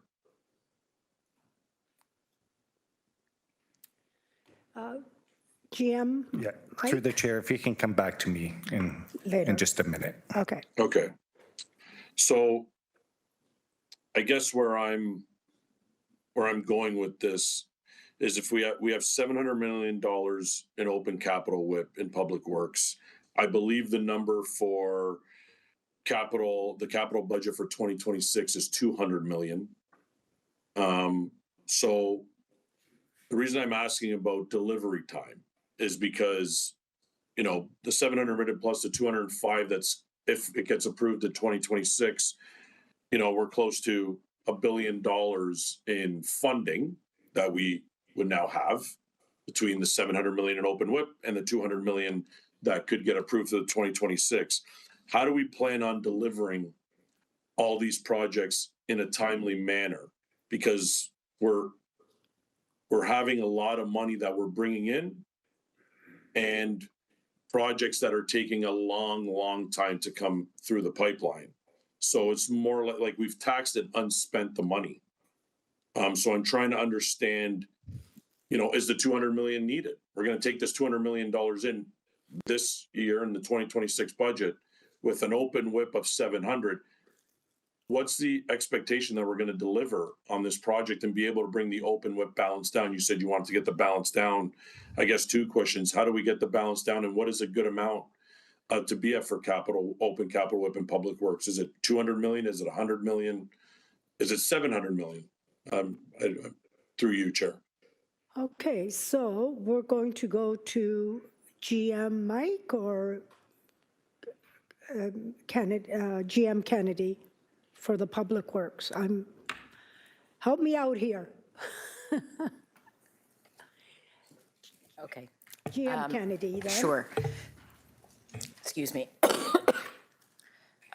So the balance of capital that's needed is to fund projects that are in some instances, multi-year projects. And in order to tender and award that work, the funding confirmation is needed. A review has been undertaken with some rigor through all levels of the staff delivering the capital programs to validate the need, to look for where we can defer to not draw on increasing the capital requirements, and look at the deliverability. It will take some time to get that funding out there into the infrastructure. That work is what we're doing. I would ask Mike's going to add to that as well. Okay, GM Mike Z. Through the chair, Mike Zager, General Manager, Finance Corporate Services. What committee will see in the coming days as the staff proposed 2026 tax budgets presented is, as GM Kennedy identified, we have some large projects, and for 2026, what staff will be proposing is cash flowing those projects, for instance, over 2 years or potentially subject to the size of the projects over potentially a 3-year period. But as General Manager Kennedy identified, staff require the authority to proceed with the overall budget irrespective of the funding not being completely approved in the upcoming year. And so we'll address this through recommendations in the report giving staff that authority. But this strategy is to spread out the overall cost of some of these, whether it's generational or just large magnitude projects where staff know that they will not be able to fully expend the full value of the budget in 2026. So that is one of our capital financing strategies. In addition to the questions just regarding completion rates or positive news is this week, our interim finance solution is being integrated into our budgeting system. So I do hope that in the new year, we'll be able to start to produce more traditional reporting, such as WIP reporting and variance reporting. And so staff are looking at the potential timing to be in a position to provide that traditional level of reporting. So in the context of this agenda item, it would be our WIP reporting and our completion percentages as it relates to spend. Thank you, Councillor Spatafora. You want to go one more question, or you want to go second time? I can go a second time. I have a few more questions, Okay. Chair, so you, whatever you want. Okay, second time, please, because we have a long list here. Councillor Maureen Wilson, please. Thank you, Chair. Just a few points of clarification, if I may, through you to GM Zagarek. I'm just going back on my memory, which is never always a good idea, so seeking confirmation that it is always the standard practice, I thought, of this as part of the budget process for you when you introduce your budget to us, to always identify the status of WIPs and then to incorporate any surplus into the budget which you present, which is normally now in January. So this is what you do. This is what you do every year. It's not a finding of savings as a consequence. It's a report that you practice, and it informs the budget annually through the chair. Through the chair, that's correct. This is an annual administrative exercise as we look to prepare our capital financing plans, both our water budget and our tax budget financing plans. Staff review open capital projects to identify opportunities to close out those projects and appropriate any surpluses as a funding strategy for the upcoming year. We did this in 2025. It was about $6.8 million on the tax-supported side in the water budget that was presented to committee and comes before council December 10th. There are WIP savings in the water budget as part of the financing plan, and Appendix A to this report would form part of the financing plan for the tax capital budget for 2026. Thank you. Councillor Wilson? Thank you for confirming that. If I may, I regrettably can't find it now, but through the chair to GM Kennedy, my recollection is that a motion came forward from council requesting you to action kind of a status update highlighting capital works and where we are on them and anything that is outstanding. Would you be able to, if your memory is better than mine, if you can recall the elaboration of that scope of work and when it might be coming? Thank you. GM? Thank you. Yes, through. GM That's me. Kennedy. Yep. Thank you, through you, Deputy Mayor. I am familiar with the motion that you're referencing, Councillor Wilson, and work is underway on that to bring forward an update on capital delivery status. I believe that's in the first quarter of 2026. Thank you. Thank you for that confirmation. I believe that was my motion. My third question is, if I could, through the chair, to GM Zagarek again, just the practice of budgeting, and if I could give in my own mind a simple example. When we identify the need to reconstruct a road, for example, that is informed by both the rate and the levy budget, normally that is a period of 3 years. The first year design and consult, the second year inform, and the third year execute. If maybe that's to you and or GM Kennedy, my apologies. That is normally the way in which it has to be reflected in the capital budget. Could I just have some elaboration on that through the chair? GM Kennedy. I can start, and GM Zagarek is always welcome to add. You have described it well, 3 or 4 years, depending on the complexity of the design, where the initial year of funding may be the design portion only, followed by a forecast in the years ahead when we do anticipate tendering and requirement for the larger construction dollar value.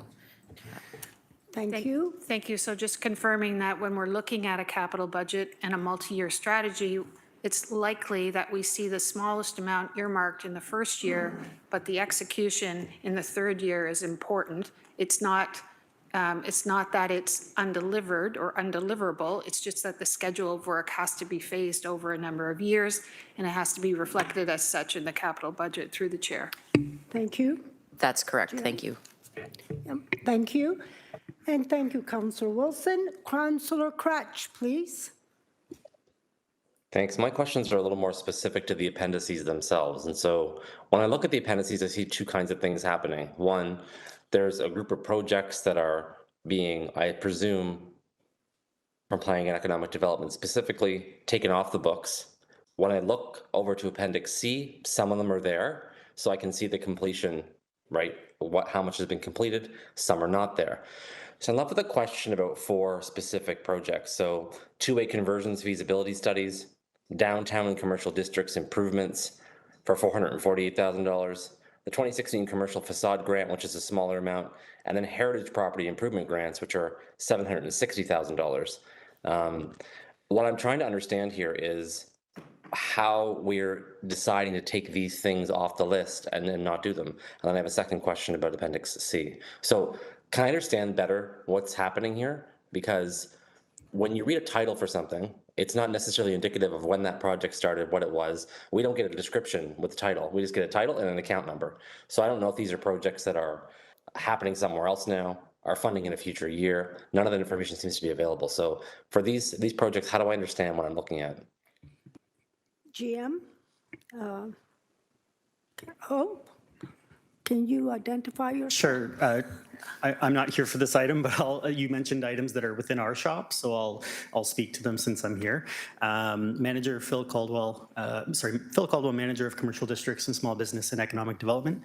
Councillor, the items you just mentioned were from our shop.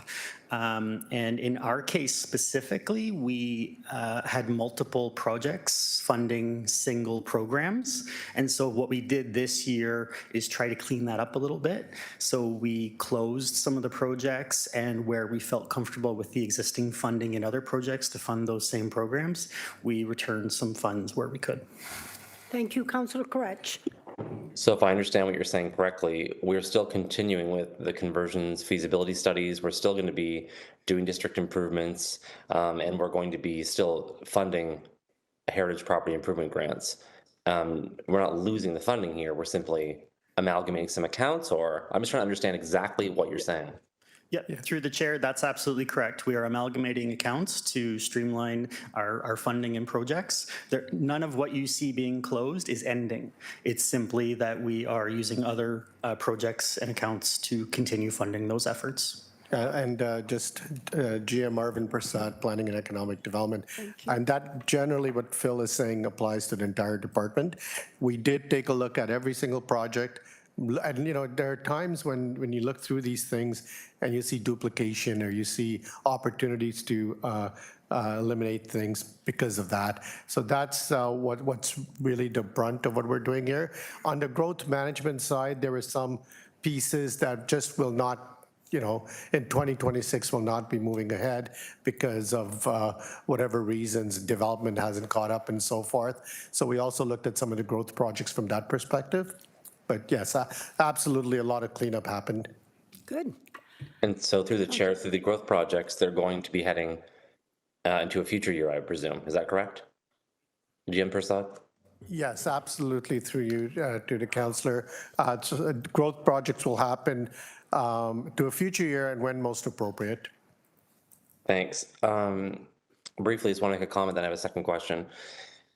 So I think it's important because we're talking, and I'm talking a lot about trying to find some funding for the downtown subcommittee and for some of the downtown revitalization efforts that are here. And I'm seeing things here that are earmarked for downtown. So I'll come back to that when we get to the actual budget itself and I see the budget documents. But I'm flagging right now that a lot of what's attached to our downtown revitalization plan is going to require funding. And if we're taking funding and moving it around and eliminating it, maybe that's an opportunity to allocate it to that. Second question is about Appendix C. When I look at Appendix C in the projects list there, I want to ask staff how confident they are in the completion data that's there. So if you look on the far right column of Appendix C, you'll see the project being complete. I ask because I see several projects there that I know of firsthand that are done, but say they're 0% complete in the spreadsheet. So how are we getting that data? How confident are we in that data? How much should we be relying on that data? GM Mike? Through the chair. So this will give me the opportunity to introduce the report, and to Councillor Crutch's question, what I wanted to highlight is some revisions in the report. Appendix A was revised in that the original version captured some incorrect fields, and so we've made those corrections, and they're in a track changes form for the benefit of committee. With respect to Appendix B are capital projects that have been identified for closing under our capital closing monitoring policy, and these would, when closed, the proceeds would go to the original funding source. And as GM Prasad identified, some of these are growth-related projects, and the funds would go back to funding sources such as DC reserves, as well as other reserves. If it was debt funded, the proceeds would go towards reducing future debt. With respect to Appendix B, and to Councillor Crutch's question, Appendix B numbers are what we understand in the system today. And as staff continue to finalize some historic entries into our interim finance system, we'll have better confidence in Q1 with respect to the values in Appendix B as well as Appendix C. So I just wanted to highlight that for committee. If they are material changes, we will report back with respect to what those material changes are, as well, potentially in the tracked changes form, so that committee and the public can reconcile back to this report. But in order to satisfy the motion and to provide this information in advance of the budget deliberations, we extracted information that's in the system, knowing that the system is being updated in the coming weeks, and we'll have greater confidence in Q1. Thanks. Those are my questions. Okay, great. Thank you. Next is Councillor Cooper, please. Thank you, Chair. Just so I can understand the process, I think what I've heard is that because we don't have technologies making things a little more challenging, we're getting technology is going to make things better. But maybe just give me a sense of how the process would kind of work through. I mean, we have these items that are unspent, underutilized, and active. how would the process normally work in terms of identifying those? I mean, Councillor Wilson mentioned about how there's a point at the end of the year that we kind of look at as well, but I just wanted to just understand, like, from a normal point in the year, how do we do this review? What happens? Through the chair, a slightly different process than this year, principally around completion rates.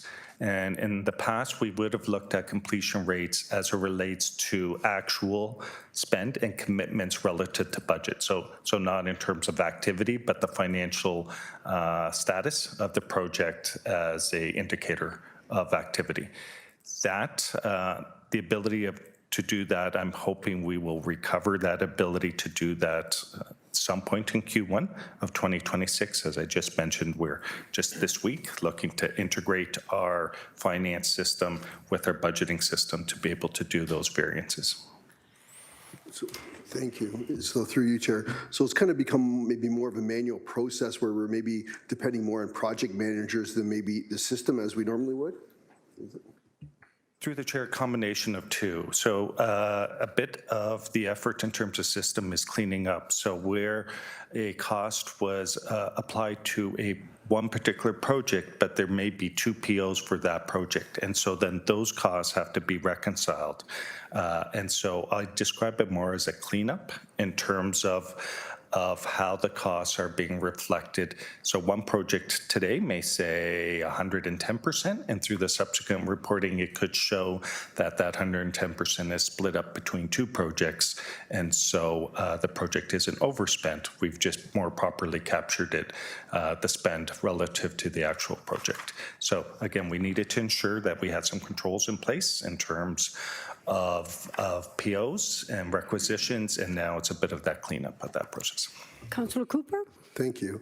I'm also interested in seeing this. I noticed some of these, I think I would say was over budget or maybe unbudgeted. How do we deal with a situation where something's over budgeted with what we're doing right now? There's a bit of a reconciliation happens. How would we determine if we're over budget, if it's kind of this reconciliation that doesn't sound like it happens all the time, but because of where we find ourselves, a lack of technology? Through the chair, through this process, in addition to where projects have surplus funding, if a project has a deficit funding, it's through this report that we would identify a funding source. So either through a reserve or through appropriation of some other project. So typically through a report such as the one that's before committee today. Thank you. Thank you. Through you, Chair. So would we be, as much as we got a report here saying here's how much money would be relieved back into various sources, would also project owners be expecting to receive some notification that some of these projects have been overspent and now a request coming back for them to get more dollars to kind of fill that gap? Through the chair, it would be if a project is expected to be over budget prior to completion, we do have a policy that requires staff to come to council and request some additional funding. So if it's, I'll use an example that's often referenced, the Wentworth Lodge and Transit Maintenance Storage Facility post-pandemic, those projects increased in the cost, and staff came forward to council with reports identifying what the contributing factors were and requesting support for additional funding. Thank you. Through you, Chair. And the reason I asked that is because I personally have a situation where I have something that went over budget. I saw it on a report and nobody came back for approval, but it's related to things my predecessor would have approved, and none of that could have been approved into a deficit position. So this is something we'll take offline, but that's where I just wondered if maybe mine is an anomaly or maybe there's more of those out there. So I just wanted to highlight that as well. Thank you. Thank you, GM. Next, we have Councillor Clark, please. So first, I want to thank staff for the report. This report, which we nicknamed WHIP for the most part, has been consistently coming forward, and it does show us where there are efficiencies, where the project has been completed and there's still money left over, which may have been the contingency funding that we put in the project to ensure that the project did not go over budget. Now the contingency funding is bonus, if you will, to the city and flows back into other capital projects. So the total here would represent 1.2, 1.3 savings on the levy? Or is it, it's hard because you're doing capital and operating, so I'm just trying to understand. We had I think it was 4.2 by the mayor. This would seemingly get it to 3% unless we've increased spending. Is that correct? Through the chair, I'll speak to it in the context of capital financing. So through our September 11th Outlook report, we identified of the 8.9%, 3.23, 3.27 was capital financing.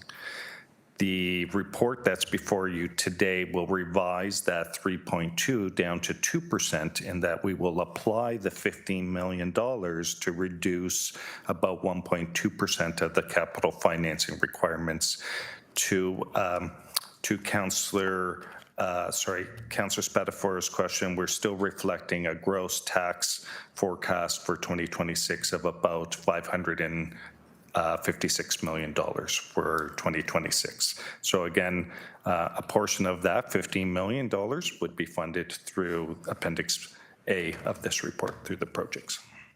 Thank you. Thank Councillor? you. Thank you very much. Can I ask, and it may be a corollary, an ancillary item to this, tell me if I'm out of order. I'm looking at the area in Upper Stony Creek, Lecky, Highland Road. They were supposed to have urbanization of their streets. It was stopped, and now it's projected to 2028, which is 2 years into the future. And of course, the residents are trying to understand, well, what happened? So what I was advised was that it was design of the sewer and additional capacity that was required, not necessarily with Lecky, but upstream and downstream, and that's why it slowed the process. They've not been bumped by other projects. They're still in the queue. Is that a fair thing to say to Arvin, please? GM, Arvin? Yes, thank you very much for that question. Without the context, it's difficult for me to answer that. However, it does appear to be a fair statement. If there are other infrastructure pieces that need to get in place before the actual urbanization, you want to do these things in a coordinated manner, then one would reach that conclusion. It's probably a fair statement. Thank you. I appreciate that. Thank you. We have no other speakers on the list, so we're going to, do we have a move and a second? Okay, good. All right, thank you. So we will show of hands. I see everyone, so it is carried. Thank you. We're going to move on to 7.2. Draft 10-year downtown revitalization strategy, Ward 2 citywide. Phil Caldwell, Manager, Commercial District and Small Business, will provide and introduce a presentation. Welcome. And you have 10 minutes. If we could do it within 10 minutes, it'd be great. And the presenter is Christopher Rivette, Culture Spaces. Thank you. Good afternoon, Chair and committee members. My name is Phil Caldwell, Manager of Commercial Districts and Small Business in the Economic Development Division, and I'm here to introduce Report PED 24163D and the draft 10-year downtown revitalization strategy, which is being presented today for information. Our consultant, Christophe Rivet, Principal of Cultural Spaces, has been working closely with us on the strategy and will walk us through the draft in more detail. But before that, I'd just like to take a moment to set the stage for today. We began work on the strategy less than a year ago with a clear but ambitious goal to reestablish our downtown as a place for people, where people want to live, work, play, and invest. And I emphasize people because it is ultimately people that hold the key to revitalizing our downtown. You may recall that in July, we reported to this committee on what we had been hearing from people in downtown and across the city, both the positives and the challenges about our downtown. Since then, we have continued to engage and re-engage with residents, stakeholders, and partners, and what we have continued to hear is a want for urgent action on downtown and a focus on initiatives that get back to basics and will help build pride in our downtown again. This feedback has directly shaped the draft strategy that is before you today. I want to stress that what's before you today is indeed a draft. In January, we will be re-engaging with stakeholders to help shape the specific actions, and these will be incorporated into the final strategy, which is scheduled for council consideration in late Q1 2026. In short, this strategy is about progress over perfection and turning the urgency felt in the community into meaningful actions that will help Hamilton's downtown flourish and be a source of pride for all Hamiltonians. And with that, I'm going to hand it over to Christophe to walk through the draft strategy. Thank you. Thank you. Chris? Can everyone hear me? Yes, excellent. Thank you very much, Deputy Mayor and council members. Thank you very much for giving us the opportunity to give you an update on our progress.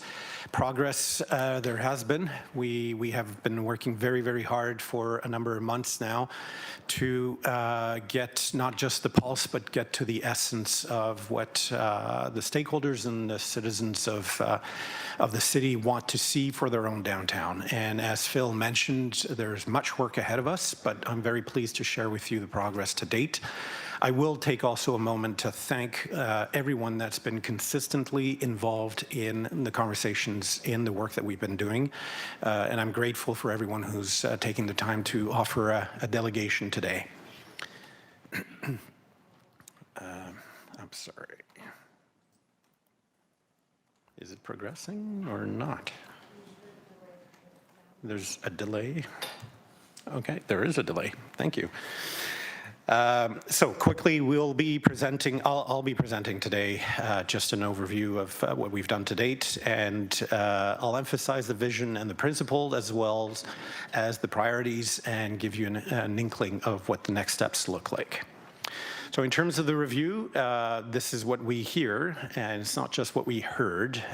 It remains a consistent message, and these 4 points are identical to the ones that I've presented to council back in July. So again, people care about this neighborhood. This is the home and the livelihood of many. There is that perception of abandonment, and there is an experience of disconnect between the multiple efforts that could be undertaken downtown. How this document is structured, so the draft that you had the opportunity, I believe, to review is structured in a sequence of logical building blocks that aim to offer guidance at different levels. I think you're all familiar with the concept of a mission, which is one that aims to articulate the end goal, and we thought it pretty important to highlight that this is not just about fixing things, but it's about setting the course for the transformation that's needed. The vision is one that describes what change looks like, so it's more of a mental image, and often planning documents will put emphasis on a vision, but I personally prefer the principles that come as a third point, and these principles are, in my opinion, quite critical because they frame decision making. So you can't predict the outcome of your actions, but you can certainly have consistency in how you are guided in your actions. The levers are the tools that can be used, and I'll give you a quick overview in a second. The priorities are the ones that we identified where the focus should be, where this document is not meant to address everything downtown. It's meant to guide the attention towards things that will be transformative and are essential. And the action list is the list of actions that needs to be done to pursue those priorities, including transformational initiatives. And in this draft, we have action markers instead of actions because, as Phil mentioned earlier, we intend on continuing the conversation with the stakeholders to flesh out the actions. In terms of the vision, I won't read it for you, but I will highlight the bold comments that are here. There is an emphasis on being a safe and green and welcoming core, where mixed income homes have their place, where storefronts are full, where streets feel cared for, that knit the district to the wider city. That's through transit, but it's just also just a general feeling. And exciting and creative qualities of Hamiltonians are on full display to attract visitors from outside the city and contribute to a positive reputation, which echoes what we've heard through some delegations this morning. So let's get to the principles. These principles, again, are meant to guide decision-making. They may be used by bodies that have to make decisions on investment priorities or policy actions, but they may also be useful to bring together stakeholders with city bureaucrats towards a shared understanding of how things can lead to certain results. So we have 9 principles. These have been tested within the community as well, and they've resonated. And particularly the first one, I have to say, back to the basics. That's one that's really resonated with quite a spectrum of the community. I'll highlight also the one that's titled Fix It. Basically, if you see something that needs to be fixed, just fix it. Sounds simple, but there seems to be a lot of obstacles towards that change to occur. The last principle that I'll highlight is the one about working together. So we've heard consistently that this is not about just the city doing everything, and I think I've heard it from many councillors as well. So this is important then to think about the whole of society or the whole of city effort towards transforming and revitalizing downtown. And I'll also just mention that little point about pride. That principle around pride is pretty important to support a sense of positivity, to create the momentum and sustain it. And it translates into the ability to recognize what we really want and to have those things done and done properly, whether it's through design or through activities that celebrate us. So how are the principles to be applied? As I mentioned, they are generally to be understood as rules of engagement for the bureaucracy, but also for the partnerships. They are a guide to decision-making. They do have the ability to bring different groups together, and they're a shared idea of how to make decisions. And they're a good support focus for city teams to establish terms of decision-making culture and frame a different approach. So downtown does require a bit of a different approach to get things done compared to the rest of the city. In terms of priorities, I'm also a huge fan of not having a gazillion priorities, so we're trying to circumscribe our ability to focus on priorities around these 7 points. And these 7 points are particularly important if we're able to pursue them in the first 5 years, 3 to 5 years. So 1 to 3, 1 to 5. Why? Because it will create that trust, it will create that momentum that will bring new opportunities. So the first one, it's pretty foundational, and we've heard some echoes of that today. Increase the sense of safety and well-being for all. The second one is to drive transformation through shared and coordinated investments, and that's particularly important around the coordination between city and public and private investments. Enabling future opportunities, so that's thinking about what the future might look like and the future needs. Protect the main streets. They are the last bastion of life if everything else fails, and if they fail, we are facing a bigger challenge. Support the economic drivers. This is not just the economic drivers of downtown. It is a reflection of what the city aims to achieve economically and the ambition that it has. And downtown has a place in it. Set up a downtown-focused governance and administrative model. So this is with the idea of working together. How do we focus the administration's attention downtown. This is why it's a priority. And lastly, retrofit downtown. So this idea of having to alter physically some aspects of downtown to respond to today and tomorrow's needs. In terms of transformative initiatives, there are 5 initiatives that we're exploring now. The first one is around a strategic rent-to-own initiative that might focus on certain sector of the community to anchor them, to allow them to invest in the community. These can be sectors like the arts and culture, which we've heard today have a significant role in making downtown attractive, but it could be also young graduates. It could be a range of individuals that you want them to have faith in downtown and in the city. The second one is to redevelop strategic locations. There are a number of locations that are waiting for the potential for transformation, so there's a focus. The third one is to incentivize and support initiatives, activities, projects to accelerate that transformation, so to be basically proactive. Main Street lifts, that connects with the idea of those main streets being critical. And lastly, undertaking the creation of public spaces. There is a somewhat shortage of public spaces for the community to benefit from, and it can take multiple forms, but that's critical. And lastly, in terms of the action markers, we've heard numerous ideas and actions from the various engagement activities we've undertaken. City and stakeholders are actors to deliver on these. We will develop these actions over the next few months to align with the priorities, and the emphasis is on delivery and momentum between the 1 to 5 years in a way that is practical and measurable. This is all it is in terms of next steps. We aim to deliver this by Q1 in 2026. I can't believe that's what it is next year. Sorry about that. And as I said, between now and then, we will be engaging stakeholders. Thank you, Chris. You were 30 seconds over, but it's okay. My apologies. No problem at all. Okay, we have Councillor Crutch, of course, our downtown councillor. Councillor Crutch, can we remove the screen so we could see Councillor Crutch?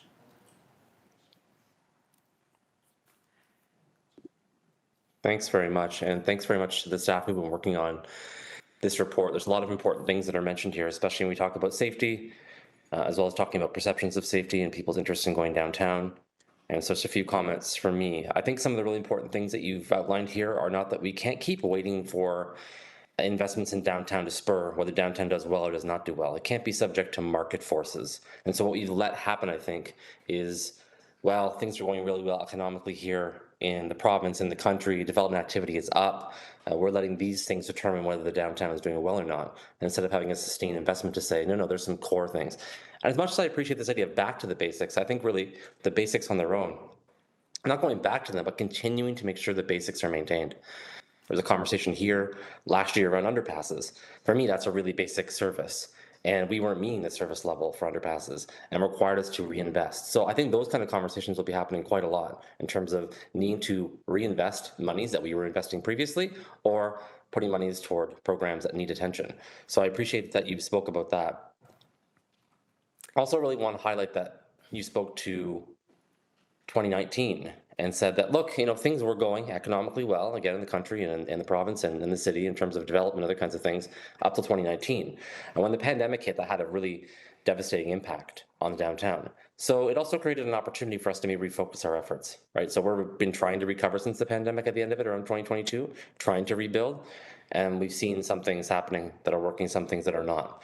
I have lots of questions that I'm not going to ask today because this is a draft report, and I want everyone to be mindful of that. This is a draft report back. There's going to be a final draft, but I think some things that we need to talk more about in this report going forward, if we're going to ensure that everybody in our downtown community is included and has a voice or a space in this report to make sure the outcomes work for them, are the nearly 80% of tenants downtown. And so I don't see them strongly coming through in this report. I think that's work that still needs to be done in terms of really understanding what their needs are. Almost more than 25,000 people who live downtown, of the 40,000 businesses and residents, are tenants. And so it's important that they're represented here in a big way. I think also when we talk about public safety and other kinds of safety, one thing we're not focusing enough on or being explicit enough about is cycling or bike safety, pedestrian safety, and overall street safety. And that's, by the way, still number one in terms of things that come across. And when I speak to councillors from other Ontario downtowns, they're also highlighting that it's a huge priority for them. So that ends up making our downtown feel connected, vibrant, and safe, and it's helpful. And so I think also I'm willing to help with this for sure. As you can imagine, my office is full of a long list of all the initiatives we have going on downtown. And I want to make sure those are featured here as well, because there's just a section in your report that speaks to, here's the stuff that we're already doing. And so when we meet again, which we'll do soon, I'm sure, I'll bring those to you. I just want to say thank you very much for this work. It's really important to get done. You're highlighting all the things I hear on a regular basis every day from people. And what I really hope this council is going to do is seize the opportunity to invest in our downtown and make sure the money's there to actually make these plans come to fruition, because we can keep talking about it day and night. And until we're waiting to step up with some actual dollars to invest in our downtown, it's going to remain the way that it is. Thank you. That was a comment and no question asked there. Okay, thank you. Councillor Wang, please. Thank you. Thank you for your presentation, Christophe. My question is around the next steps. And as much as I see that you have further engagement and then a final draft of this report, but in it, with the companion staff report, it does say that there's an earmark of maybe $1 million. So I think that that's where I'm kind of questioning, how do we talk about further engagement and developing actions when really we don't have a sense of what the actions are? We're getting into a budget season. You have a potential earmark of $1 million. I just want to understand, like, what are our next steps? And especially since we heard delegates that are saying the immediate 1 to 3 years is going to be very important. So what is your recommendation here? Chris? Yes, thank you through the chair. So I can't quite answer the details of the staff budget that was set aside, but what I can say is that over the course of the month of January, for example, we will be engaging the stakeholders and the internal bureaucracy around the action markers that we have. And we have about 70, which are, I think I'm pretty confident that they are going to be leading to very, very substantial, i.e. something with substance, fairly quickly. So in terms of the timeline, I still expect that we will have substance in very early in the process, because we're not really inventing anything here. We're trying to connect dots. So in terms of the next steps, that's what I expect. I expect substance in the next couple of months, and a substance that reflects the alignment with these priorities. Okay. My second question through you, Deputy Mayor, is when I look at the slide that says transformative initiatives, and as much as I appreciate number one, which is the rent to own initiative, but I think I'm more interested in number 2s and number 3, which is redeveloping strategic locations and incentivizing and supporting to accelerate that transformation. To me, I feel like those are, they work in conjunction and in partnership with each other. Have you already got a sense as to what kind of strategic location? Because we are putting a significant amount of money into the downtown area in terms of the TD Coliseum. There is opportunity with specific condo developments and green space developments. So what do you mean by redeveloping strategic locations? Yes, thank you. Through the chair, we will have more precise locations to share once we've gone through the complete exercise of analyzing what really makes it a priority for council, perhaps. But I mean, you've alluded to the type of locations. We're talking about everything from open spaces to spaces that need to be unlocked for development. It could be development that's commercial, like it can be residential. So there's quite a range of things, and I'd rather not give you any specific details at this point, because I do believe in the importance of the process to get us there. But there's no question that there are certain locations that once you define the way that you can unlock that potential, it will have a quick ripple effect. Now, the conditions to unlock are not universal, and they don't apply to all projects the same way. So this is why I wish to be careful in not identifying anything special at this point. Okay. My last question through you, Deputy Mayor, is thankful for that answer because you're right, there's a lot of places that are complex in terms of how you unlock that. But from your engagement, will you also be engaging with, say, our zoning department? Because I think that there's a real opportunity to look at downtown as a whole in terms of some of the zoning opportunities. I gave you these examples before, like the idea of like pop-up shops in spaces that don't normally have pop-up shops, but how do we enable that with zoning? So that's my question is like what kind of how much engagement are you doing beyond like the BIAs or with business owners, but in terms of our own city staff and other departments that might not normally touch the downtown revitalization project? Yes. Thank you. Chris? Thank you. Through the chair, a quick answer to that. We have reviewed a large compendium of policies from the city that does include zoning. So at this point, we have essentially completed our review of those policies from incentives, zoning, and so on and so forth. And we are going to be able to engage with the city staff to really understand their practical implications. Thank you. Those are my questions. Sorry. Thank you. Oh, Sorry, just to add to that, to Christophe's comment, just before we move on, I just want to emphasize how much engagement has happened with city staff specifically through this. So in addition to one-on-one engagement with all the members of SLT, the senior leadership team, we also went to each department's director level engagement and talked to, I think at this point, we're at about 250 internal staff we've had direct consultations with in one form or another on this strategy, because it really is important that this strategy is bought into from all aspects of the organization in order to affect change. So we're not leaving anyone behind. It has been a central focus to our engagement, as there's I think a culture piece to this as well that needs to be recognized. Thank you. thank you for your add-ons. Thank you. Okay, Councillor Wang, you're okay. Councillor Maureen Wilson. Thank you very much. I understand and appreciate this is a draft, but I do want to take a minute to really thank and give a high five to Phil and yourself for the exhaustive amount of work that you have done and the engagement in such a short period of time. So thank you. I recognize that. I am very pleased to see principle number 2, generate value. And my question will be for you to try and maybe speak publicly to that.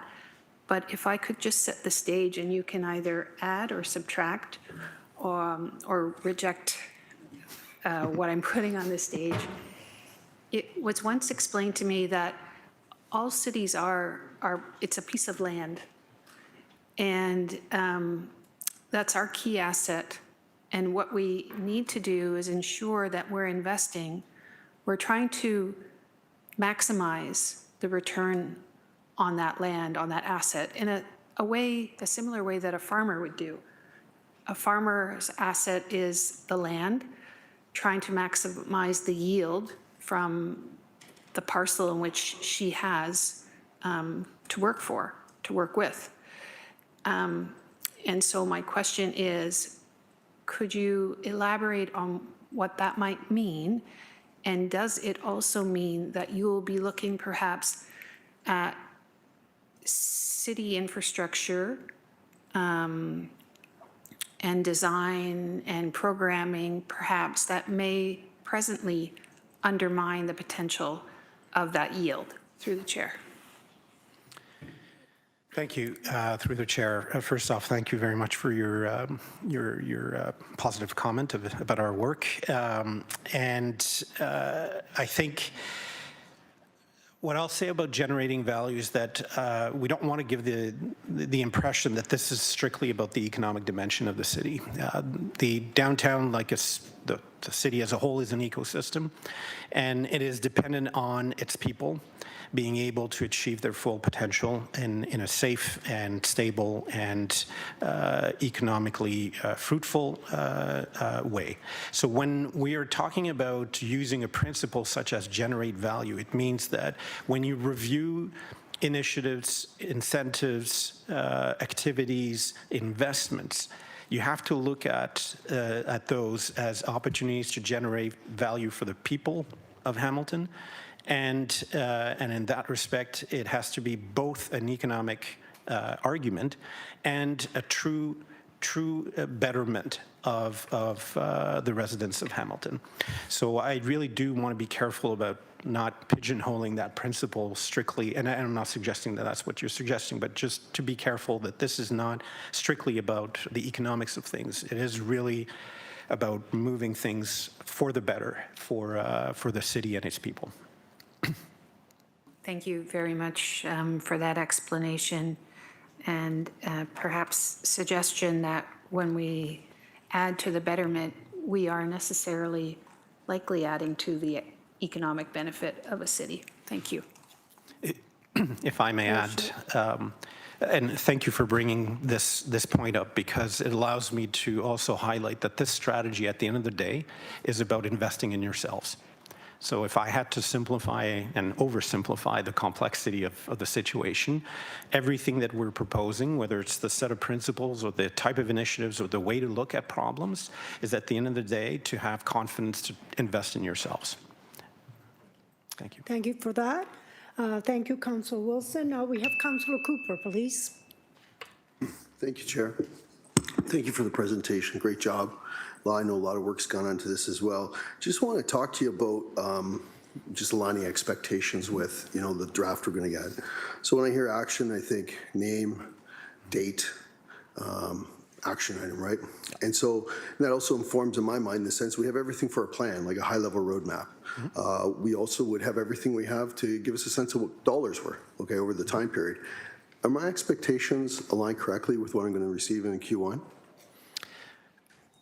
So through the chair, what you should expect is a document that will give you a path forward. What it won't give you is the decisions that you need to make as a council around how you're going to prioritize these things, because you're handling your budget as we speak. And while I am aware of some of the direction, I'm not working in a way that's influenced by this at this point. So in terms of the actions, you will find things that are practical and that will identify who might be best to lead it. And the timeline, as I've mentioned also, we're really putting a lot of emphasis on what has or can be accomplished in the first 5 years. Because if you don't take off in those 5 years, it's going to be a little more difficult. Thank you. Through you, Chair. So I'm going to get the roles. I'm going to get a bunch of several decision points. Okay. I'm going to get costs, I would think, because I can't make a decision without costs. Okay. Well, we're not writing blank checks, are we? Well, I'm sorry. Through the chair, we're not offering a sort of a recipe. So in terms of the cost, depending on the transformative initiatives, you might get a broad description of what it might look like. But again, some of these transformative initiatives are associated with strategic decisions that are made on where you want to develop and how you want to develop it. Fair enough. And those costs, we won't be able to provide you a picture of that. So the part of costing, I do wish to be careful, but in terms of the direction that I can foresee us being able to say is that if you invest in this, you'll have a ripple effect in these other aspects. So instead of spending your money twice or in two different ways, then there's a lever effect that brings efficiencies.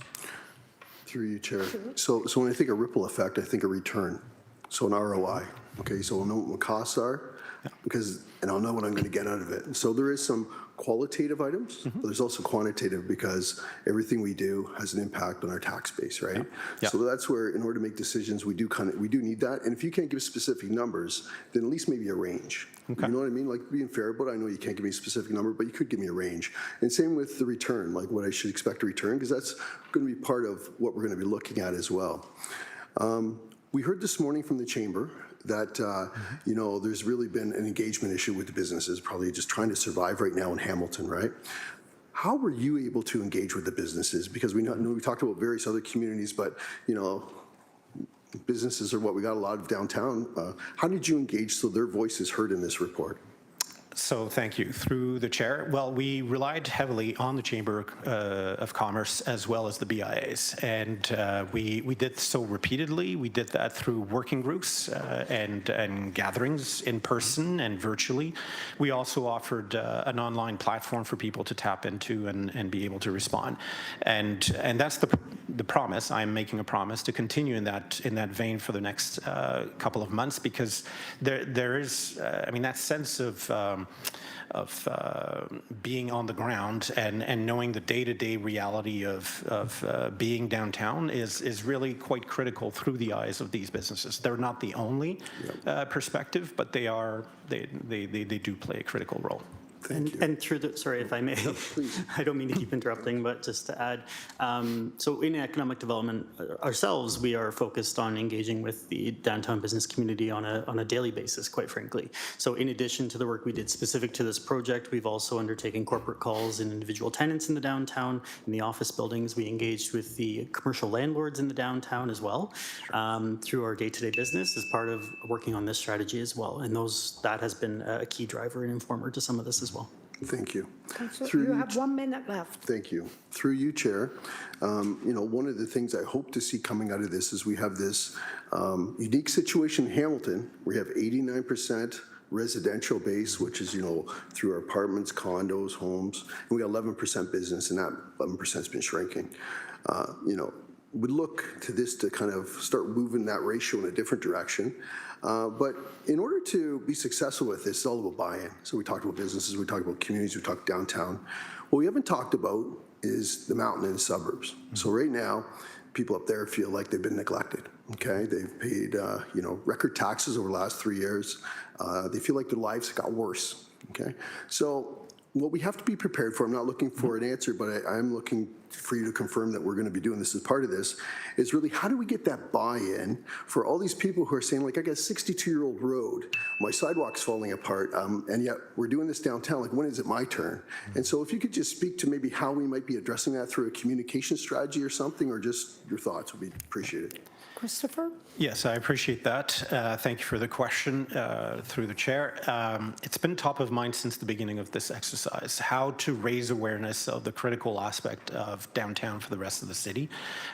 Staff and the city has led the initiatives to be present elsewhere in the city and talk about the realities of downtown. And I'll let Phil talk about some of the highlights of those results. My ability to contribute to this is to highlight the economics and the social impacts of downtown, but it's also to highlight the way that downtown can accompany the city as a whole and its ambitions. And whatever direction we're able to provide you in 6 months, either way, at the end of the day, things change so quickly that it's going to be important to be nimble, but the principle should always be whatever is good for downtown should be good for the rest of the city, and it's that fine balance that from the echoes we've heard, seems to have struck a chord with people. So if I may ask Phil to just complete on that point. Phil? Through the chair, thank you for the segue. So I just wanted to add that in addition to, of course, in trying to ensure that we've engaged with a broad cross-section of Hamiltonians through the engagement on this process, I think it's important to highlight that what we bring forward in this strategy won't always be things that involve dollars and cents necessarily, but also cultural changes and changes how we do things within the organization. Pilot projects, things where there's just a different way of trying to do things than what we've typically been doing. And those are not going to be isolated to downtown. When we do a pilot project and we try something new downtown, we may find that it works as a new way of doing something in other areas of the city as well. So I really want to emphasize that this is a starting point in a unique area of the city to try some things that I'm really quite positive, will have the ability to transform how we do things in other areas of the city. For us, specifically in economic development, we are the commercial district section. We have a mandate to revitalize downtown and the BIAs and the community downtowns in the former municipalities. We're just as eager to see what happens through this strategy downtown and to see where we can leverage those outcomes to support those other areas of the city as well. So that's a key area of focus for us through the strategy. Thank you. Thank you. Councillor Cooper, actually, you have 50 seconds, so. Oh, sorry, I thought I was done. I'm finished. Thank you. Are you done? Yeah, thank Okay, great. Thank you. Okay, next is Councillor Clark. So I'm looking at Appendix B, and first I thank you for doing the work. You've read all these sources and their reports. There's hundreds of them, hundreds of reports. Most of them are from the city of Hamilton. And that didn't surprise me because the city of Hamilton has been rebuilding downtown for the last 50 years. Every council, every term, downtown's the priority. Did you happen to calculate how much money the last, say, 3-4 councils have invested in downtown? Through the chair, no, I have not been to that point. Hundreds of millions of dollars. Not just in the arena, but hundreds of millions of dollars in new buildings, new apartments, new condos, and we gave breaks on all of them to induce development in downtown Hamilton. And we seem to be forgetting that. All of the other downtowns didn't get that type of investment, by the way. Just saying it very plainly. So I'm struggling a little bit with this, because as I read the report, candidly, there was nothing new. It's been reworded, it's been presented slightly differently, but we've been doing this. I've been on council 14 years. We've been doing it at least 14 years, if longer. So I'm struggling a little bit. I hear about the $1 million potential budget. We have spent hundreds of millions of dollars. I'd like to know how much we actually did spend in the downtown. And so then the question is, what's the $1 million going to do to help us? And respectfully, the downtowns, Councillor Cooper is correct, the downtown Stoney Creek, downtown Dundas, downtown Ancaster, downtown Waterdown, all of the downtowns that we have, even the commercial district up on the mountain, they have not seen the type of investment that we've put into downtown. And we've never calculated the total figure.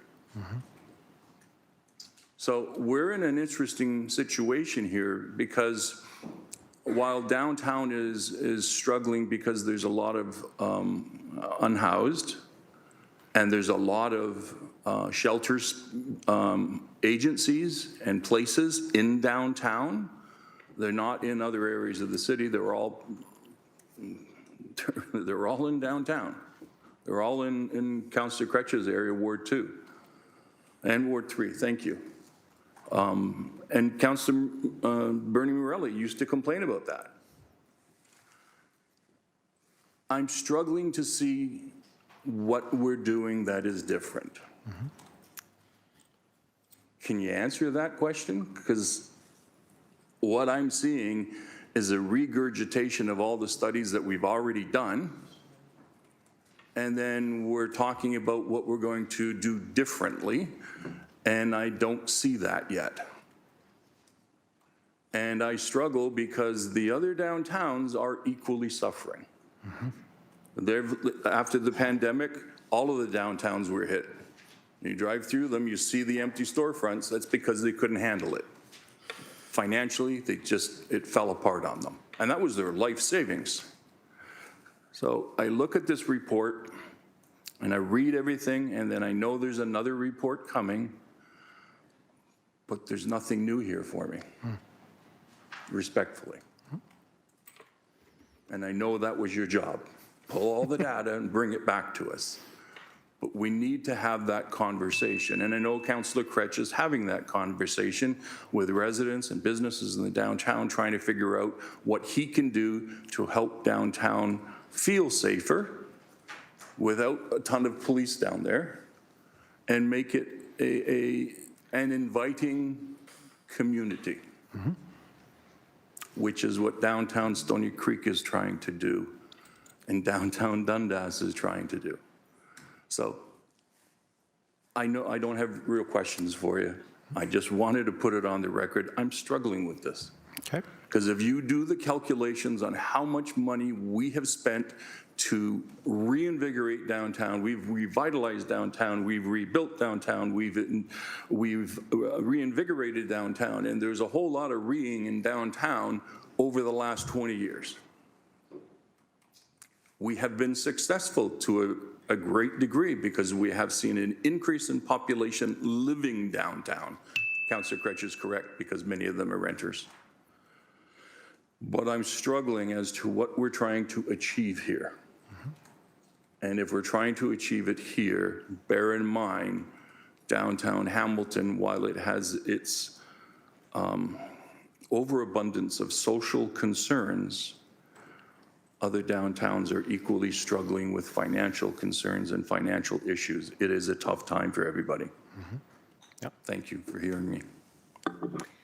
Thank you very much. And before Councillor Kretsch second time, can I pass a chair to Councillor Jackson?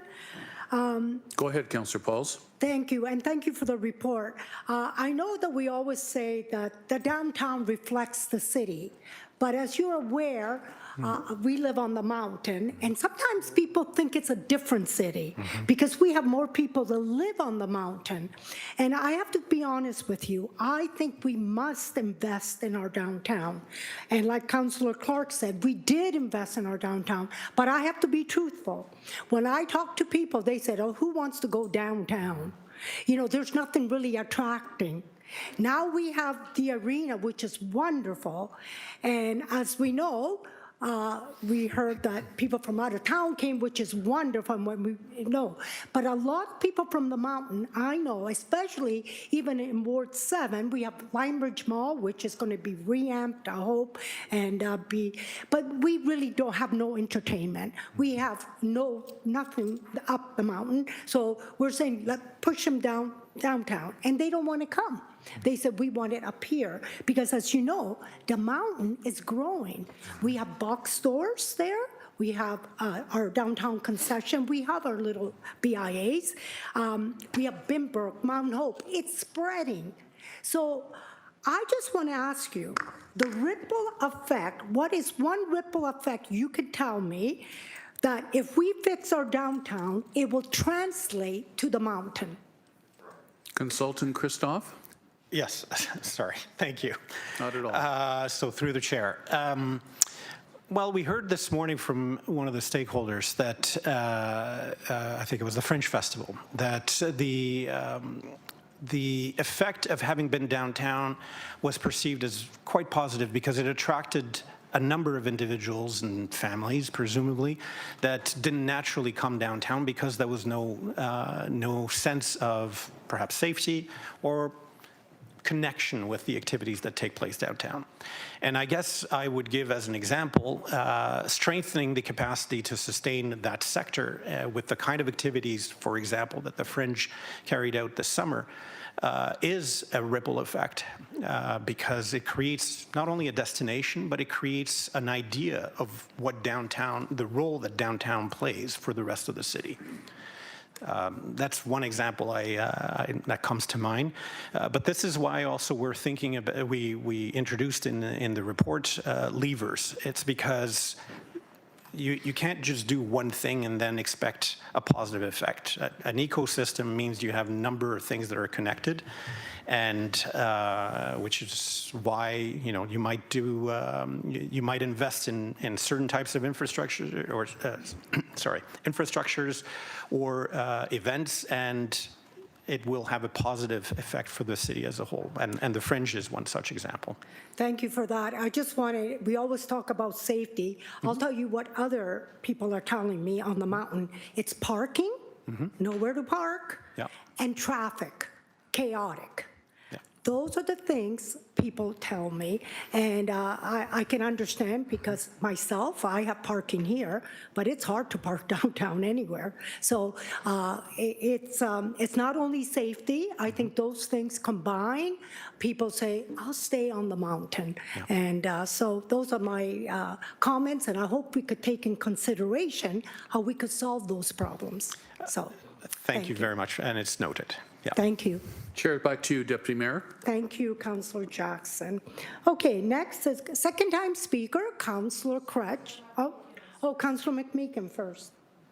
Yeah, thanks, Deputy Mayor, and thanks for your presentation. I was born and raised in the city. I lived in 9 of the 15 wards. I know most of the city like the back of my hand. Not all of it, because there's some growth I don't quite understand. Why do I share that? The best political advice I ever got was from a Linden dairy farmer who said, when I was running for mayor, he said, "You want to get elected mayor, Ted?" I said, "Yeah, I do." He said, tell the folk what's broke and how you're going to fix it." Pretty simple stuff. And I often reflect back on that when there are issues in any one of our downtown cores or any one of our wards. We have many competing challenges and opportunities. But I want to speak directly, and I just share a perspective here because like some of the representatives who don't live in the inner or represent the inner city, we don't have the good fortune to do that, right? With its challenges and opportunities. I get a lot of people out my way saying, why are we throwing away money in the downtown core? You know, I feel abused, I feel abandoned. We're the flyover zone, right? I understand those feelings, right? We went through a period of amalgamation and some of those struggles. But I have personally taken the position of saying to them, you may or may not be right. I don't know for sure. We need to look at the data and look at, our vision, our goals. People without a vision soon die, But let's assume for a moment that you're right. Let's assume that the downtown core is a drag on everything. All right? Just for a minute, I say that. Wouldn't it make sense to fix it? Wouldn't it make sense to do things like the entertainment complex, the LRT, trying to resolve as difficult a challenge as it is, our homelessness situation? There are a lot of things that, in terms of serving everybody, some people feel they're not being served when I think the point you made about something working in one part of the city, ideally, it's difficult. I admit that should be seen as a benefit to everybody. So something that is good out in Waterdown ought to be good for the whole city, and something that's good for the whole city ought to be good for the people I'm privileged to represent. So that's kind of a perspective that I have, and I think you, from my listening to you carefully, I think this sort of what you were trying to say to us. Anyway, I offered that up, Madam Chair. I will continue to be an unabashed advocate for my ward and the people I'm privileged to represent. But I want to tell you something. I'll continue to be an unabashed advocate for any legitimate issue and concern anywhere in this city that needs to be resolved collectively by this very qualified Horseshoe Council. Thanks. Thank you, and there was no question in that, just great comments. Okay, thank you. Thank you. All right, second time speaker, our downtown councillor, Councillor Crutch. Yeah, I don't have any questions either. I'm just trying to save time by not trying to split it up between questions and comments. I just wanted to speak a little bit about some of the comments that have been made. I've had the privilege in the last year of speaking to downtown councillors from the 28 largest cities in Ontario, except for Toronto, and we've been meeting on a regular basis.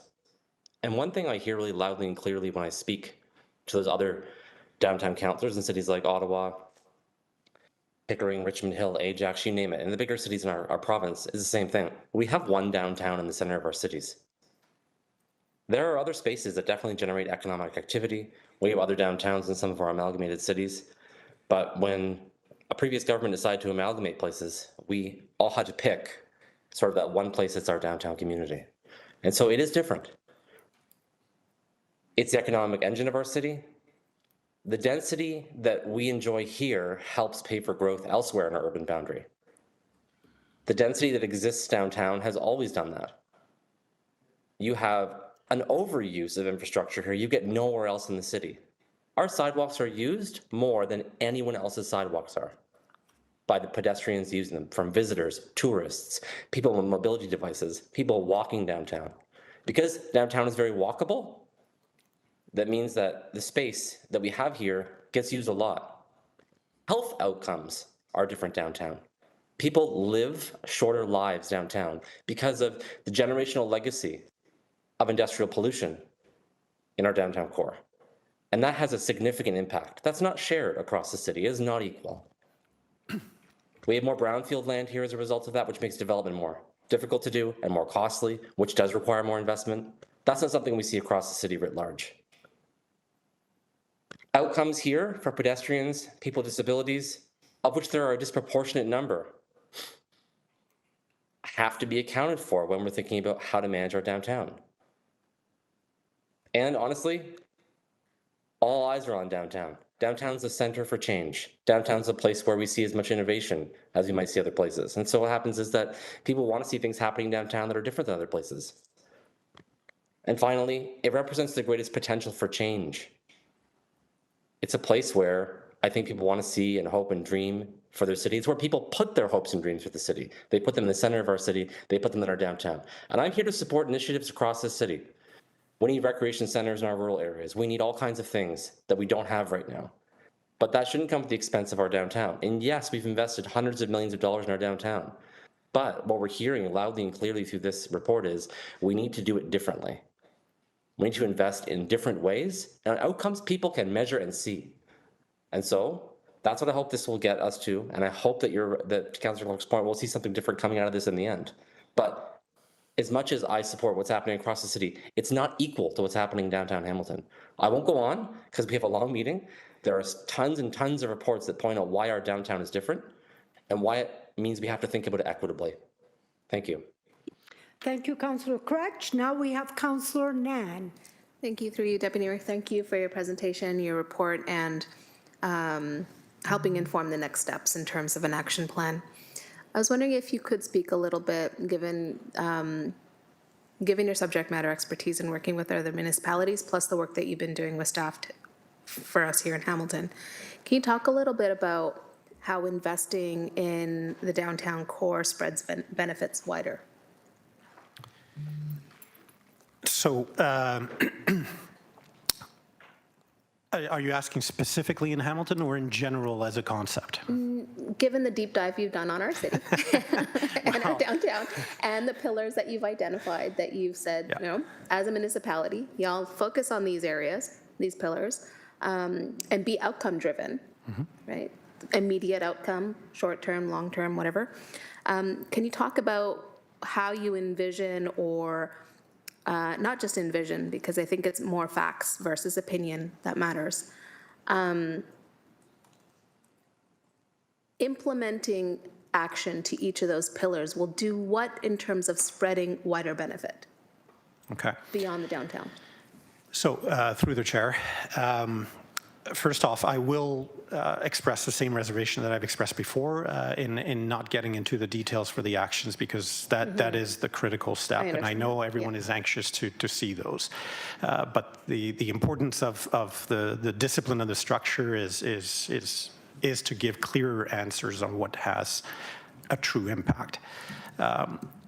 some of the direction that we provide in here focus on things that build the identity of the city as a whole. And it meets the ambition of what we've heard elsewhere from the private sector as well as from inside the administration. Things like activities and infrastructure associated with entertainment or arts and culture. Again, there is a concentration because it's a traditional way of building a city. You concentrate certain types of activities and infrastructure in its core. That's one thing. The second thing is that cores and cities and the design of this core back in the 70s, because this is what we're dealing with, we've inherited that, was to create a public space. The idea that you have a place where the city as a whole, where citizens as a community can go to express themselves as citizens and as with their ambitions and their frustrations. That's why we need public spaces. Well, that's a benefit for the city as a whole. There are only a few places where people from across the city can come and express themselves, and this is one of the ideas behind having a core and maintaining public space in that core. That's the second example after the arts and culture. So all this to say that when we look at how we support activities, how we help prioritize investments in infrastructure, we look at that through the lens of how this is generating value socially and economically, and it's not just ultimately what is good for the residents. It's of downtown. It is for the city as a whole. You're not going to be prioritizing a project that gives you a return strictly for a specific developer at a certain location. You're going to, through the tools that we're hoping to provide you with, a filter that says, well, you know what, this project has a bigger impact because it offers something for community activities, or it enhances the quality of the public space. That's as much of an answer I can give you without getting into the details that I'm hoping will be provided later. No, I appreciate that. Thank you so much. I think you nailed it, though, in terms of saying that the discipline of this work allows us to focus on building the identity of the city as a whole. And I think the dialogue in some parts around this horseshoe today does speak to the identity crisis that the city of Hamilton has. The identity crisis is not one of a whole. The crisis continues to be one, unfortunately, where, there is this divisive attitude or view about one neighborhood over another. Now, personally, I believe investing in the downtown core and each one of our commercial corridors and nodes is the way forward, so that we can spread that sense of pride, so we can spread that sense of belonging, and we can create a municipality that has a geographic buzz to it that is energetic, that is capable of feeding the social, economic, and environmental needs of our community into future generations. And that's going to require that, but what's really key to those nodes thriving is the downtown core. Thank you for your work. Thank you. Thank you, Councillor Nan. And that is no more speakers on the list, but we're going to need a mover and a seconder to receive this report. Councillor, this presentation or report, I guess it's presentation to be, right? Okay, Councillor Wang and Councillor Maureen Wilson? Okay, thank you. And show of hands, please, everyone? Okay, and it's carried, thank you. We're gonna go to 7.2, correspondence respecting report PED 24163, draft 10-year downtown revitalization strategy, Board 2 citywide. We have Susie Braywin, Executive Director, International Village, and Mike Collins William, Chief Executive Officer, West End Home Builders. May I please have a mover and a seconder to put it on the floor?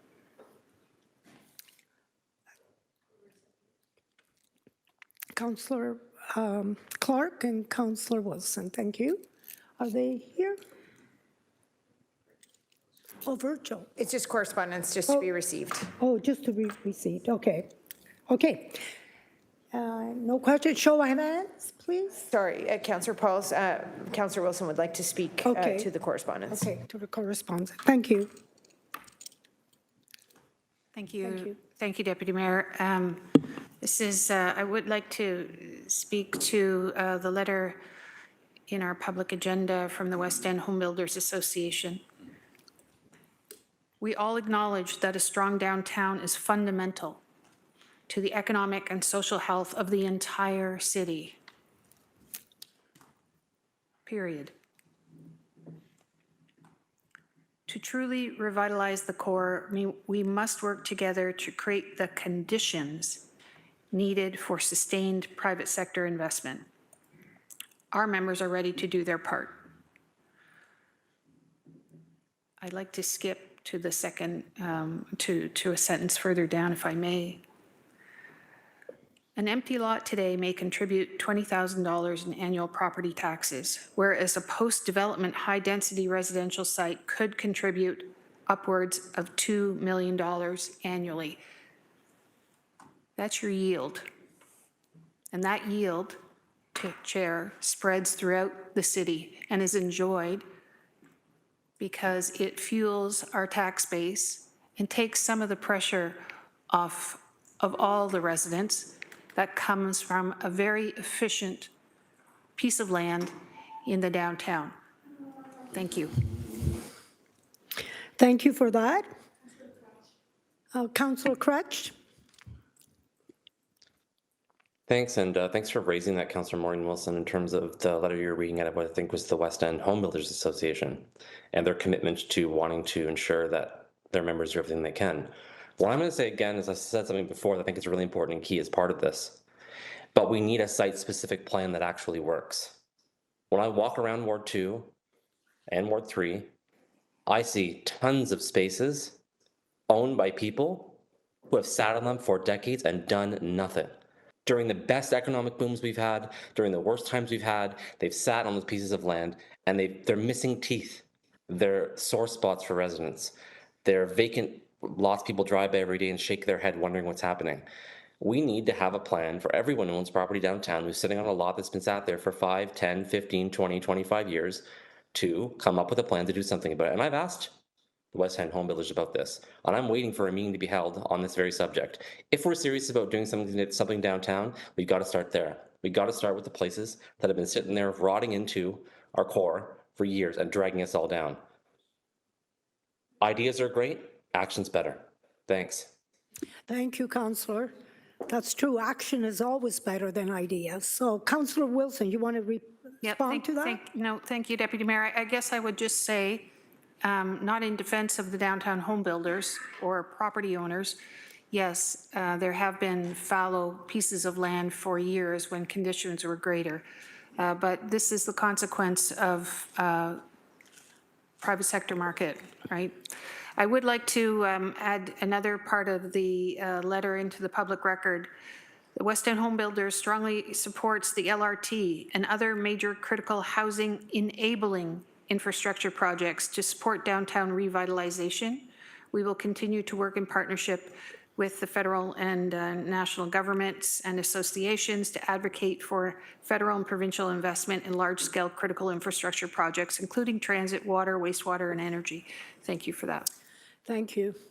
All right, there's no one else on the list, so we're going to show of hands. We have a mover and a seconder, and all in favor, and it is carried. 7.3, evaluation of potential to reduce contingency fund for tax-funded public works capital project. And this is citywide. May I please have a mover and a seconder to put this on the floor? Councillor Clark and Councillor Nan. Okay. Any discussion? I don't see. Oh, Councillor Wang. Thank you. So when I'm reading this, the brief is that it represents approximately $1.1 million in capital savings. So what is the process to put this into our tax budget? Because I know that this is a report, it's not part of the budget process today, like right now. So does a member of committee need to put a motion forward to the budget to have this be considered, or how does that work? Counselor, no, GM. Through the chair, a action of committee is not required in that it's captured within the mayor's directive in terms of how staff should look towards preparing the budget for 2026. Okay, thank you. That was just my sort of operational. I just didn't really know. Thank you. Thank you, GM Mike. All right, we're going to show of hands.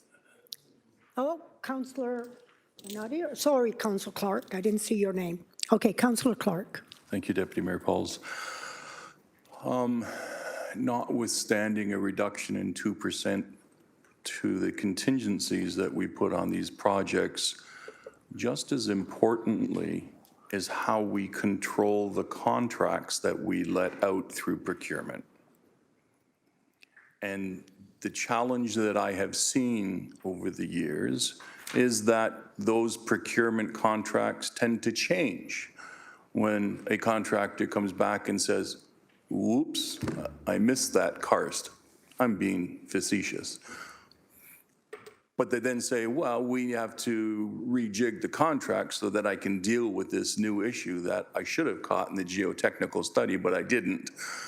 So how do we handle those situations? Because they can result in millions of dollars of costs over time.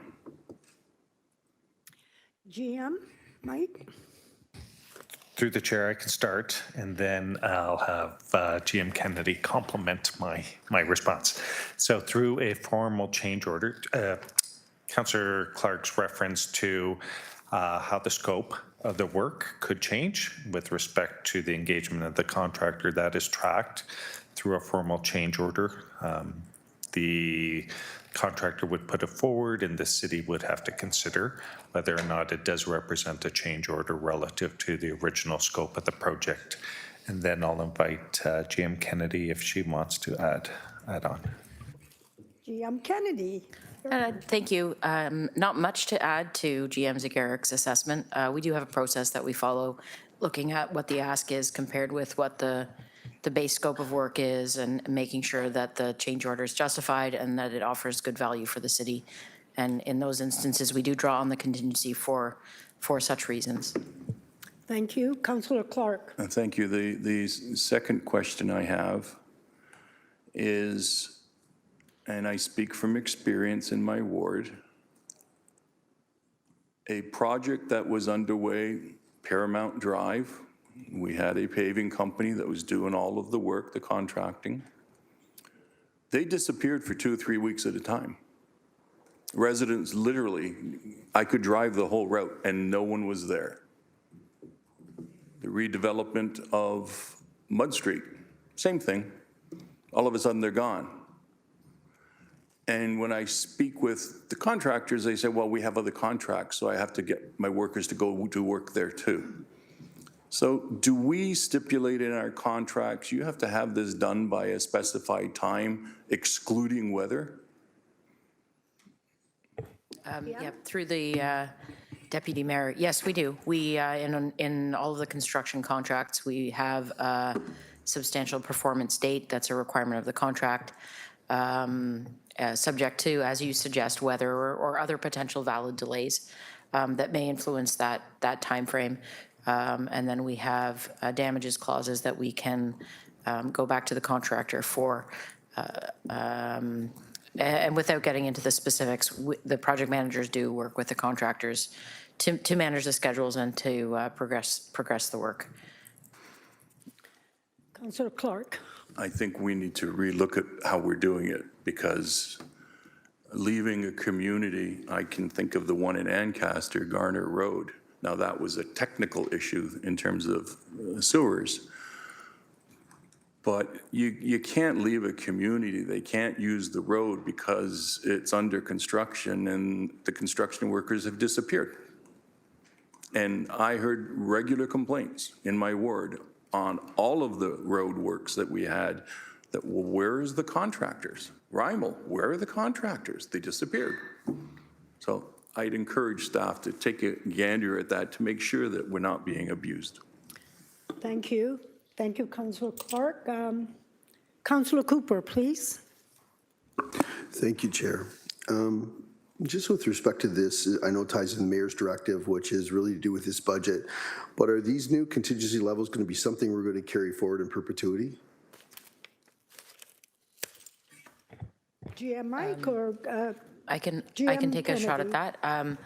At this point, I'm not going to say in perpetuity.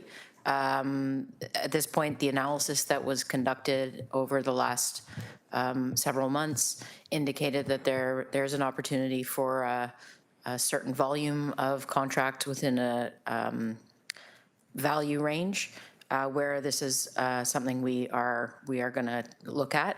If there's further room to reduce contingency, we can consider that. And if it ends up that this is not effective and additional contingency is required, and so we need to come back and do budget adjustments to the purchase orders in real time as we deliver work, then we would look at changing it in the other direction. So it is a part of the assessments that we'll continue to make. But it seems with the data that we have that there is an opportunity for this reduction at present. Thank you. Through you, Chair. So what I heard from this is that we're going to pilot this, and if we find it to be successful, then we will come back and embed it in policy. Would that be fair? GM? I think that's a great way of describing it. Thank you. Okay, thank you. So, similar to Councillor Clark, experiences in my ward, we had a whole neighborhood that was supposed to be done this year, whether it was the fact that challenges procuring it or challenges resourcing it never happened. So that would have been, things we would have really had in last year's levy for this year, and of course we didn't do it, which got me wondering about the volume that we're running through, as part of our budget, and say, is it really achievable? I mean, it's one thing to put a number on a piece of paper. It's another thing to bring it to life, because either you can't procure it, you can't find resources. But unfortunately, that has a big impact because people are paying taxes on that number. And so as part of the mayor's directive, has the mayor addressed this, where she's like, let's normalize, our experience from 2025 to 2026, and maybe pull back a little bit on what we're doing, because we're taxing people for these amounts, but we're not really able to do the work because it's just too much for whatever reason. Is that part of the directive that we're looking at as well? Through the chair, we're trying to address those issues such as capacity to deliver those projects in conjunction with providing a sustainable level of infrastructure investment going forward. And so what we've noticed departments presenting is maybe a different variety of projects relative to previous years, which may suggest they're looking at capacity, and where capacity is tight because of open capital projects and the need to continue to deliver those, and putting forward projects where there is capacity. So as we do present the 2026 tax budget, committee may note that some of those differences relative to past years. Thank you. Thank you, Chair. Thank you. All right, that was the last speaker. Thank you for 7.3. We have a mover and a seconder. Can we show of hand to approve? Thank you, and it's carried. Thank you. 7.3, homeless point in time count. Hamilton and provincial and national context. Michelle Baird, Director of Housing Services, will provide committee with the presentation. Welcome, Michelle. And looking forward to hearing your presentation.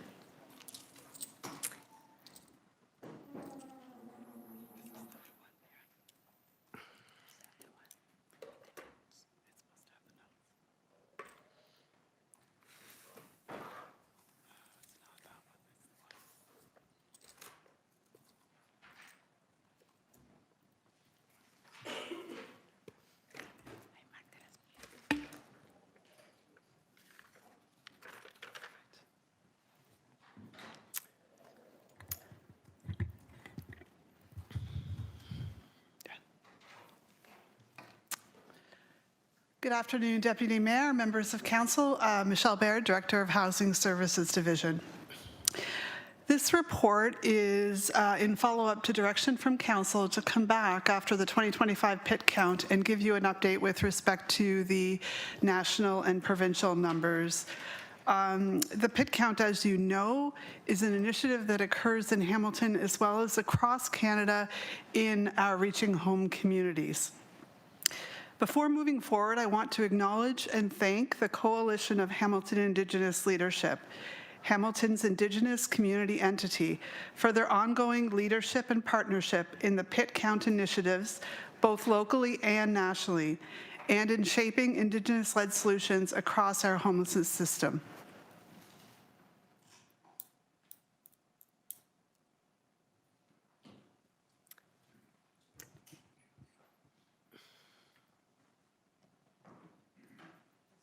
Got it.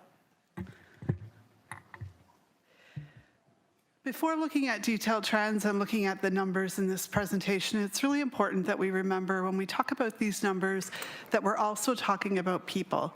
Every one of these numbers that you see here on this slide really represents people. And in Hamilton, we're seeing an increasing trend in homelessness like across the country. And I want to share with you that the individuals that experience homelessness in Hamilton truly are across our community. And I know that there's more visible homelessness in the downtown parts of Hamilton, and the services are certainly centralized within wards 2, 3, and 1 to some degree. But really the issue of homelessness goes beyond that. The issue of homelessness and the faces behind these numbers here today include a mom, for example, who lives with her 3 children at the family shelter. She doesn't have the ability to get a job because she has 3 children and she does not have childcare. She engages with us and wonders if she'll ever find a way out of shelter. Another face behind these numbers is a gentleman who lives in an encampment in Hamilton. He works a full-time job. A number of years ago, he lost his daughter. He suffers depression.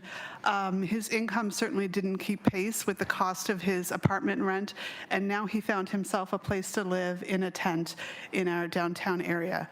So I think that it's important when we look at the numbers here and the numbers when we speak about homelessness that we recognize the stories and faces that are really making up this group of individuals. Nearly 6,000 people were counted as experiencing homelessness in a single night across participating communities. So the pit count occurs across communities, and really it occurs through surveys, it occurs in partnership with partner agencies, and it's a snippet of what's happening with respect to homelessness. In Hamilton, for example, you know we speak about a larger number of people overall that experience homelessness because not everybody is counted within the pit count. People in the pit count include people in shelters, transitional housing, and unsheltered locations. This reflects what we're seeing in many communities with the rising visibility of encampments and sustained pressures on our shelter system. The Federal Highlight Report covers 74 communities, including 56 that also did a pit count in 2020 to 2022. Of these 56 communities, homelessness increased by 79% compared to the 2020-2022 numbers. The largest proportional growth, also seen in Hamilton, is the number of people that are unsheltered, with an increase of 107% over that timeline. This report notes the rise in homelessness, but also that the response within the sector, the issue of homelessness and unsheltered homelessness, truly is outpacing our ability to invest and adapt the system. It underscores the need to address root causes of the housing crisis, including affordable and supportive housing supply, and most importantly, income adequacy. Hamilton participated in the Everyone Counts 2024 and reported our local results to you back in March this year. Overall, we are seeing an increase in the number of people staying in unsheltered locations, which is in line with what we're seeing across the country. The remainder of people stay in places like shelters, VAW shelters, overnight drop-in, and the like. Again, the balance here is broadly consistent with what we're seeing on the national distribution. Hamilton's results, in fact, reinforce what we're seeing across country. In addition to looking at the national pit count, staff reviewed publicly available reports from Toronto, Ottawa, London, Niagara, and Waterloo region, and looked to compare us to those other municipalities. Common patterns that align with Hamilton's results include increases in unsheltered homelessness with a growing share of people staying outdoors, continued overrepresentation of Indigenous and racialized residents among those who experience homelessness, persistent pressures around chronic homelessness, indicating a longer and repeated episodes for people that experience homelessness, affordability challenges and insufficient income supports and income is the most frequent cause of housing loss. The 2024 pit count helps us to understand not just how many people are experiencing homelessness, but why. The key drivers we see locally, again, are aligned with what we see nationally. First, housing affordability and income inadequacy, I can't say that word today, remain the most frequently reported reasons for losing housing and the biggest barriers to becoming rehoused. Many Hamilton residents, as you know, rely on income supports, and they simply are not keeping pace with local rents. Second, we do not have enough supportive or deeply affordable housing to meet the level of need in our community. This is creating bottlenecks, meaning people stay in shelters and encampments longer. Third, and this is reflected by our sector partners, we see increasing complexity in mental health, addictions, and related health needs. And finally, structural inequities and systemic discrimination continue to create disproportionate barriers for Indigenous and racialized residents. This contributes to the overrepresentation we see in the pit results and reinforces the need for Indigenous-led and equity-focused approaches. Together, these drivers explain why the demand continues to outpace system capacity, even with the ongoing investments that Hamilton has made as a city. This doesn't, in fact, mean our system isn't working. It means the pressures we're facing are larger than any one community alone can resolve on its own, and that our local efforts need to be matched by sustained support across systems and across all levels of government.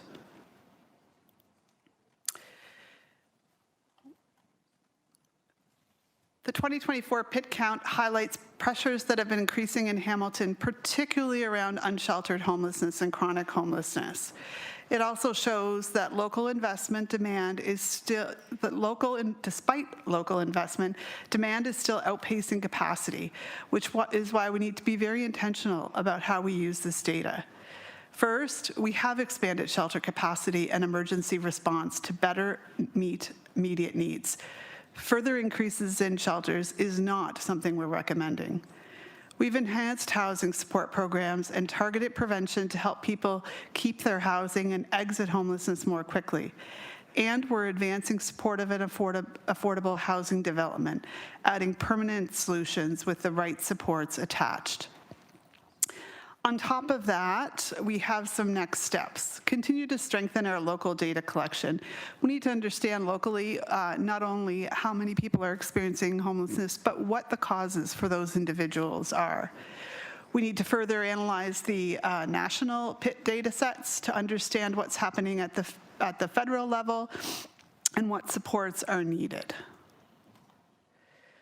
We need to share our findings with partners to help them understand what's happening. This occurs through our sector tables, with our Indigenous partners, and here with you at Council. It helps people delivering the services and those with lived experience understand and see, and also, most importantly, shape what our response is. And finally, we need to integrate all of these findings into our systems planning on an ongoing basis and continue our advocacy with the province and federal government.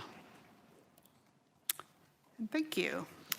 Thank you. And you had a minute left. You're very good, especially in such an important subject here.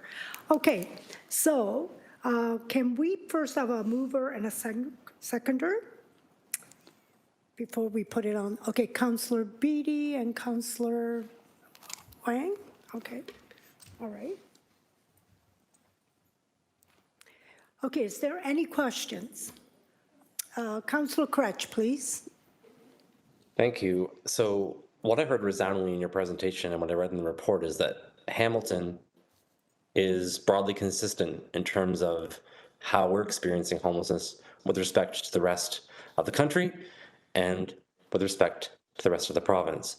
Did you find the outlying areas in the data you looked at, especially the data in Ontario from the cities with publicly available data or national data that said Hamilton's really an outlier in this area or this area? Or are you saying broadly consistent across the board in terms of all the data points? Because I know there's many data points in the Point of Time survey.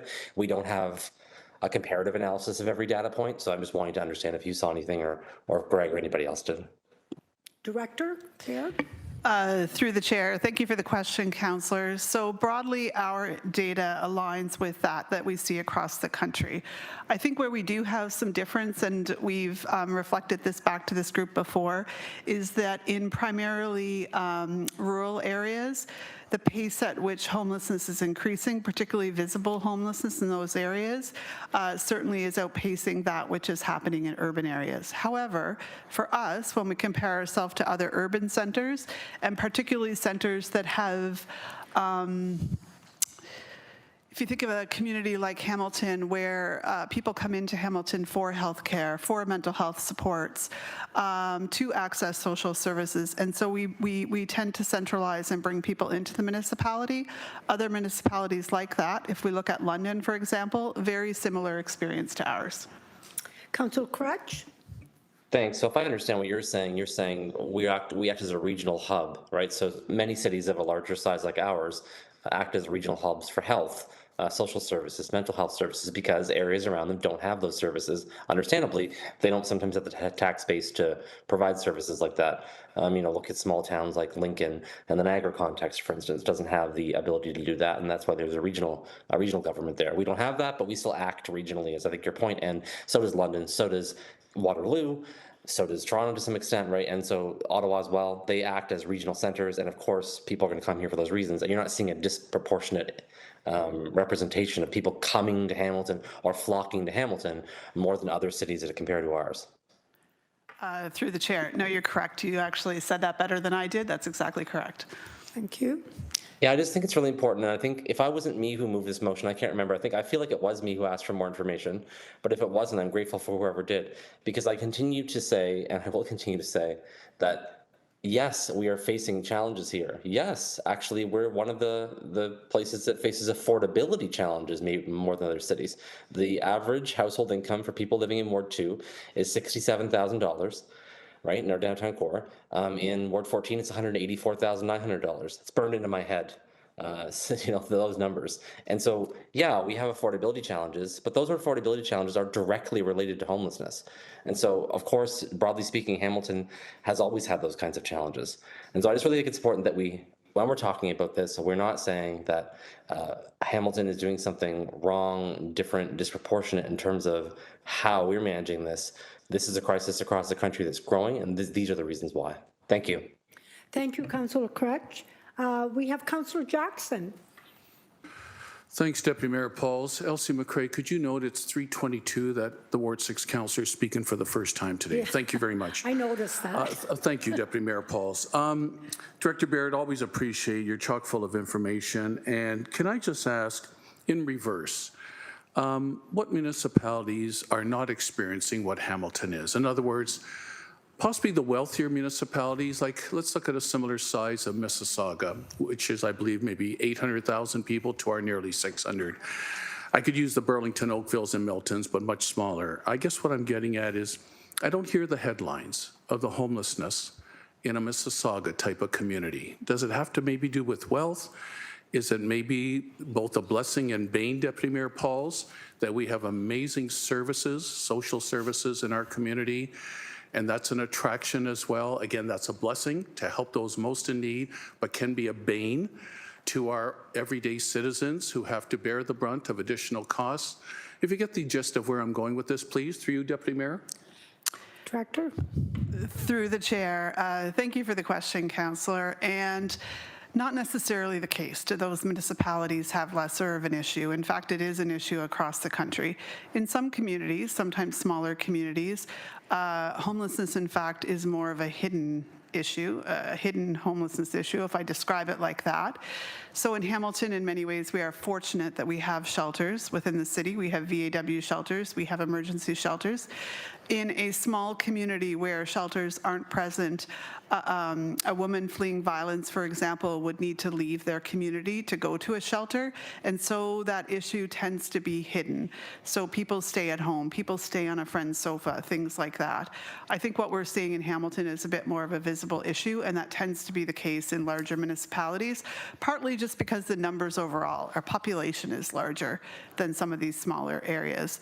I think the other piece that's playing out here is back to the item that Councillor Crutch brought to our attention. It's just the piece about Hamilton being a regional hub. So when we talked about some of those other municipalities, be it the Burlington, Oakville, whether it's smaller towns in the Niagara area, they don't have that regional hub in the same way London might, or Mississauga might, or Toronto certainly does. And so that's what we're seeing in those larger municipalities. On a per person basis, they too have homelessness. The issue is not a Hamilton issue. It's not a big city issue, in fact, but that it tends to be more hidden in some areas. Hence my summary when I said that our services are both a blessing and a bane if we're a regional hub, and those are gravitating to Hamilton in that way beyond our borders. The last question, Deputy Mayor Pauls. You said 60,000 on your graphic are homeless across the country. That was the latest stat, correct? And our population's 44 million. In our rich country, nobody should be houseless. So I want to state that right up front. 60,000 in 44 million, that's about 0.0014% that are houseless, if my arithmetic is fairly accurate. Just wondered how that compare in the history of our country, thinking back to Depression times of the 30s, the subprime housing market in 08, where tons of people lost their homes, the recession of the early 80s, 18% interest rates, early 90s.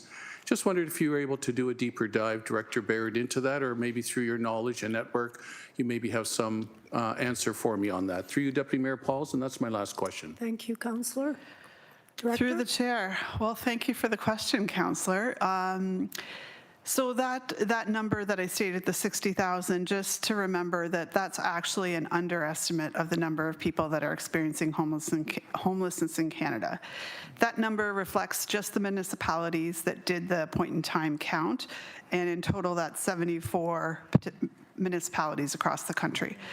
And it's also a point in time, so it's that singular night. It doesn't include everyone. There's lots of people that aren't counted for lots of reasons. People, you know, back to the hidden homelessness, people choose not to be counted. So I would say it's an underrepresentative number. With respect to how does it compare historically, I don't have an answer for you specifically on that. The trend is increasing across the country. The issues remain the same. The issue of affordability, although we've had affordability issues in past, certainly income supports are not maintaining pace with cost of living right now. And the complex intersection between mental health and substance use is a factor that continues to put a pressure in the system. If I was still in university, it'd be a fascinating essay study for me to do. Thanks to Director Baird. Thank you, Deputy Mayor. Thank you, Councillor Jackson. We're going to go to Councillor Cooper, please. Thank you, Chair. Thank you, Michelle. This is a great report that you have here. Is Hamilton a sanctuary city? Through the chair, so we don't use that language so much anymore, but Okay. when I speak to a hub city, what happens is people come here, sometimes it's for healthcare, sometimes it's part of the justice system, it can be mental health care, social assistance, that kind of thing. And when people leave those institutions, for example, they tend to sometimes stay in the city. The other piece is, and we've talked about here before, if you come into a shelter in Hamilton, be it an emergency shelter, an asylum seeker, a VAW shelter, it doesn't matter where you originated, you are, for all intents and purposes, part of our Hamilton population. Thank you. And so going back to Councillor Jackson's question about Mississauga, would Mississauga have similar programs in place as what we would call formerly Sanctuary City Hub, whatever you want to label it? Through the chair. So I think the difference that Mississauga might experience is that although they are certainly a centralized regional area themselves, they are also perhaps part of the Toronto region and get some spillover from Toronto, and that Toronto is the larger hub, whereas we tend to be that centralized hub for much of the jurisdiction around us. Got it. Thank you. I know you spoke, through you, Chair, I know you spoke about the concept of advocacy. And we hear it many times about, you know, our provincial friends and our federal friends, and we seem to be the area that's putting the most money in, right? And it sounds like this might be another one of those examples. So maybe you could speak to advocacy, because I'd like to understand what we're doing and how we're doing. What are we advocating for? Are we advocating for more services, more dollars, and just how that whole thing is going, if you don't mind? Through the chair, so very good question. So we're advocating, I would say, in some ways for both. Many of the factors that we're looking at when we look at what's the drivers behind homelessness, whether it be income support, things like OW, ODSP, support for mental health, addictions treatment, these are all things that were really in the provincial mandate. The city has absolutely did its part, has stepped up and has stepped up time and time again. However, these are issues. Income, for example, it's not one that the city is going to be able to address, but the issue of affordability and income supports is one that's driving homelessness in our community. So when we talk about advocacy, certainly staff have those discussions with our partners, be it provincially or federally, through our homelessness programs. I know council members here have done advocacy both at the provincial and federal levels. The mayor continues to do that. We've had successes on some fronts. Certainly we've had successes around our work with asylum seekers and getting some base funding into the system. And so that happens as well through organizations like AMO, for example, through OMSA, and that does continue. But the advocacy piece is fairly key because it's not financially feasible for the municipality to address these issues. Thank you. Through you, Chair. Would it be safe to say that we have an advocacy strategy? Because I know there's different points, like we talk about what we're talking about today. We talk about investment for housing. Is that a whole coordinated strategy the city has, or do we do it department by department? Like, how does that all work? Through the chair. So we have a director of government relations, Chris Phillips, and so we have a government relations strategy, and certainly the issues around housing, homelessness, mental health, addictions, and beyond is part of that government relations strategy. Thank you, Michelle. Thank you, Chair. Thank you, Councillor Cooper. Councillor Clark, please. Thank you. Every so often, the terminology asylum city comes up, and I recall the designation. And what the designation was for is that there were threats that our city staff could be finding themselves in legal trouble if they gave referrals or assistance to someone who was seeking asylum and had not received the asylum. And so the only way to protect our staff was to say, well, we'll be an asylum city and we will protect our staff so that if there is litigation, if someone is being charged because they're obstructing justice from the federal government, then we would protect our staff. That was the intent. Toronto has gone a little bit further in terms of their asylum designation, but right now, I think they have over 20, perhaps 30,000, depending on the estimates of homeless in Toronto. It's quite significant.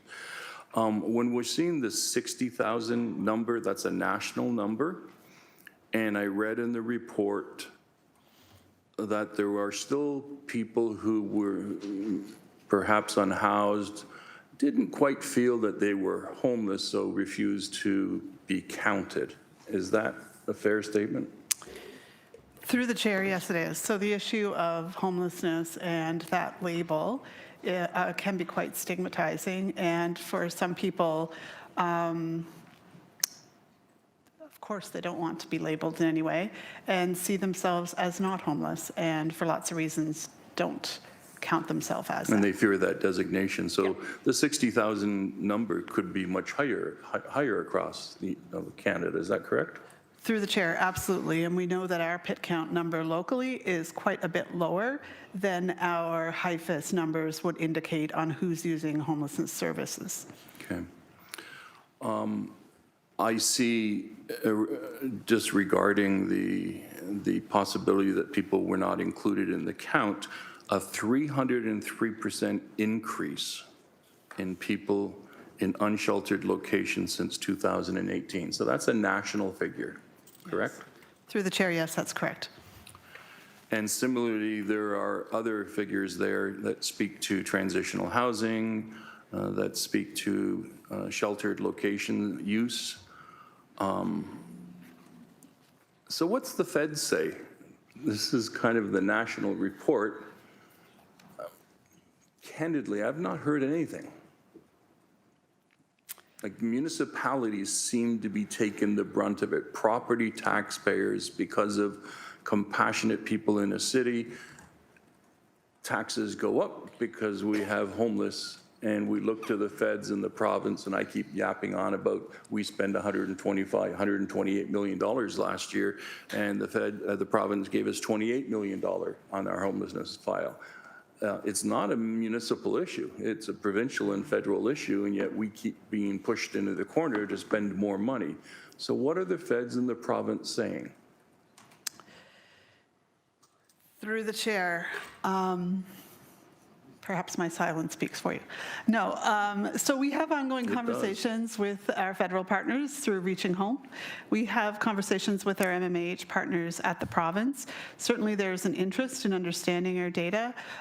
In 2024 into 25, we did get some investment around the unsheltered response funds. We had some provincial investment, just under $600,000. We had some federal investments closer to $6 million over a 2-year period. However, you are right. Again, the provincial and federal funding envelopes we receive certainly aren't keeping pace with the local investment. Thank you. One last question, if I may. I heard you say it's time that we stop building shelter beds and we build housing. Is that the position of yourself, the department, the city manager?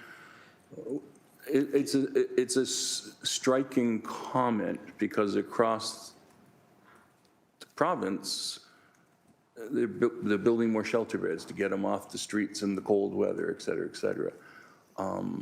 And yet we're seeing such a huge increase, and we really don't have the spaces, and we've done everything we can to increase those spaces. Help me out with your rationale there, please. Yes, through the chair. So shelter beds alone are not the solution. Council invested significantly last year in expanding shelter system, and in fact, we expanded our shelter system by approximately 80%, which is significant. Wow. Do we have a shelter bed for everyone in the system? No, we do not, but nor do we want to. The system is working the way it should, in that we have outflow from the system and flow in.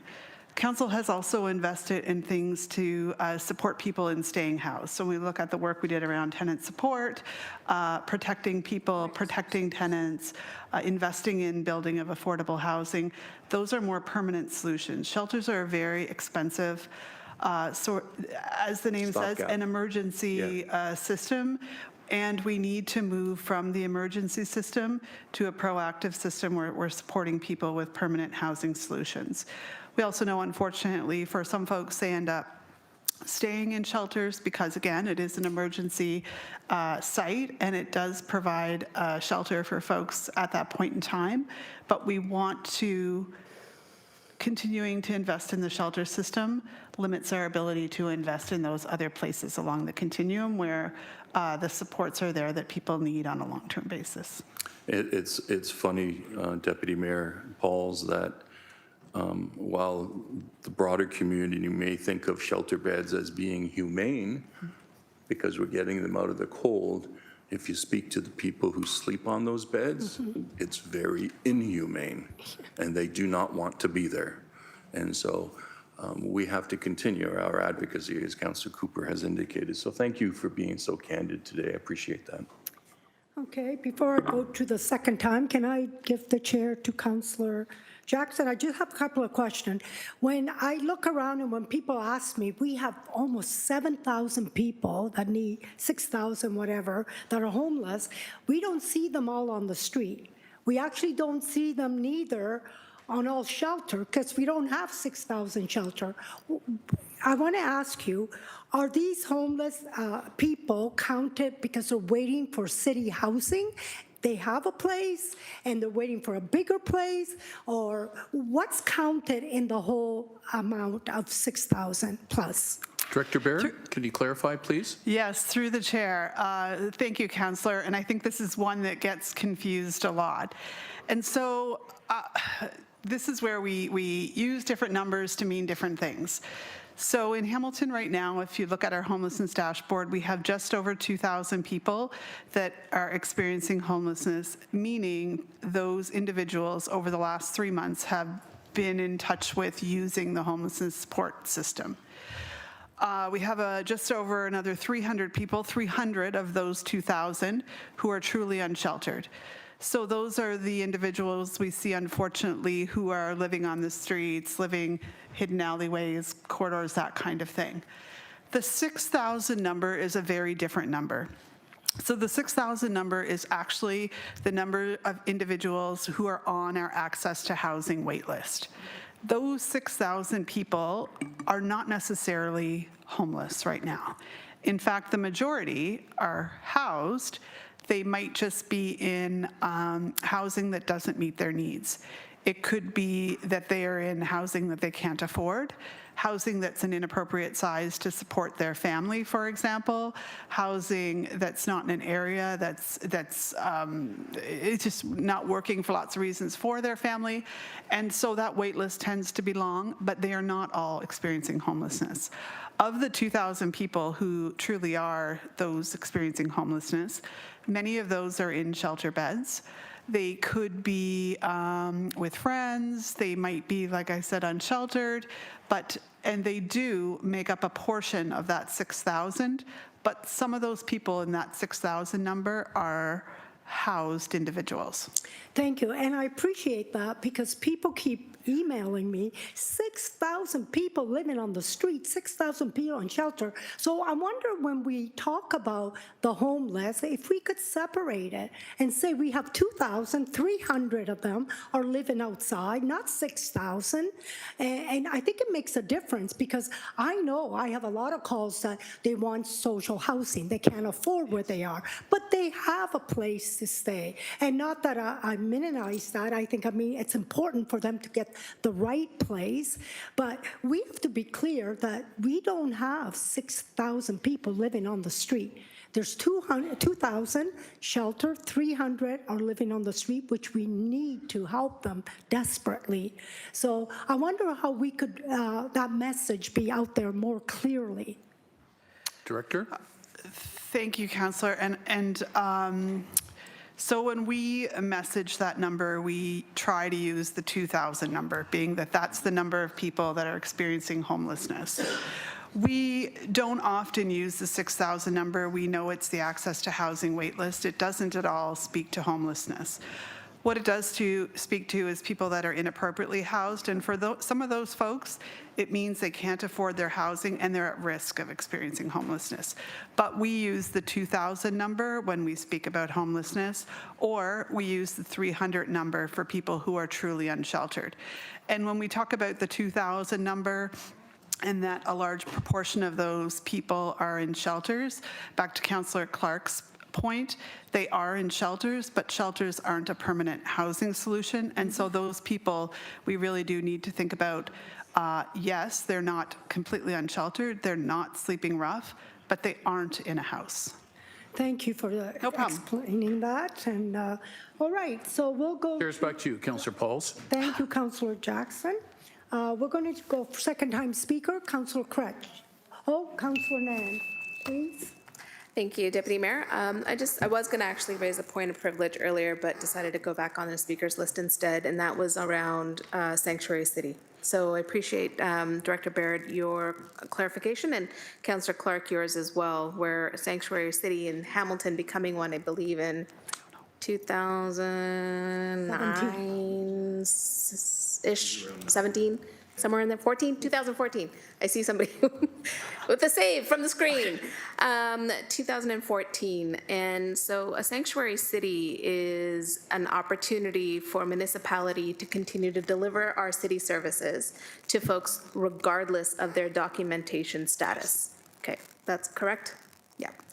And it often comes up in a very deeply misunderstood context when it comes to homelessness, and goes towards feeding an anti-immigrant stereotype and sentiment in our community. And I think it's really important at council table for us to be very precise about our language so as to not have this council table be used to fuel that stereotype or those misconceptions in the community. Because documented over and over and over again at that podium and from the bench has been data that speaks to undocumented individuals who come to Hamilton who are homeless, get very quickly integrated into the multitude of service agencies that make up Hamilton Immigration Partnership Council. And each one of those agencies have reported to City Council and to the municipality that individuals that they support towards the path of being housed are the most successful. They are the ones who are most successful in finding work. They are the most successful in finding permanent housing. And they are the ones who flow through those emergency housing services in the most rapid wraparound path. And so they move on to be able to have their children in education. They go on to their own post-secondary education. And we also have a thriving immigrant community as a result of that, including in the business sector, as well as in the social service sector. So I just need to take a moment, point of privilege, to clarify the record and to get very clear that the use of the word sanctuary city when talking about homelessness is fueling anti-immigrant sentiment. Thank you. Point of order, Chair. Oh, all right. What is the point of privilege, or Councillor Cooper? So I believe that comment was directed at me as Councillor Nan walks over there, but so I was asking a question because it was the last reference point I'd heard about this, and Michelle was able to clarify what that was, right? So it was a question asking whether, so all of this that Councillor Nan had mentioned, that was not the context I asked the question. So I just want to be clear here, you know, this, if that was directed at me, I want to be clear here, was that directed at me? Councillor Nan.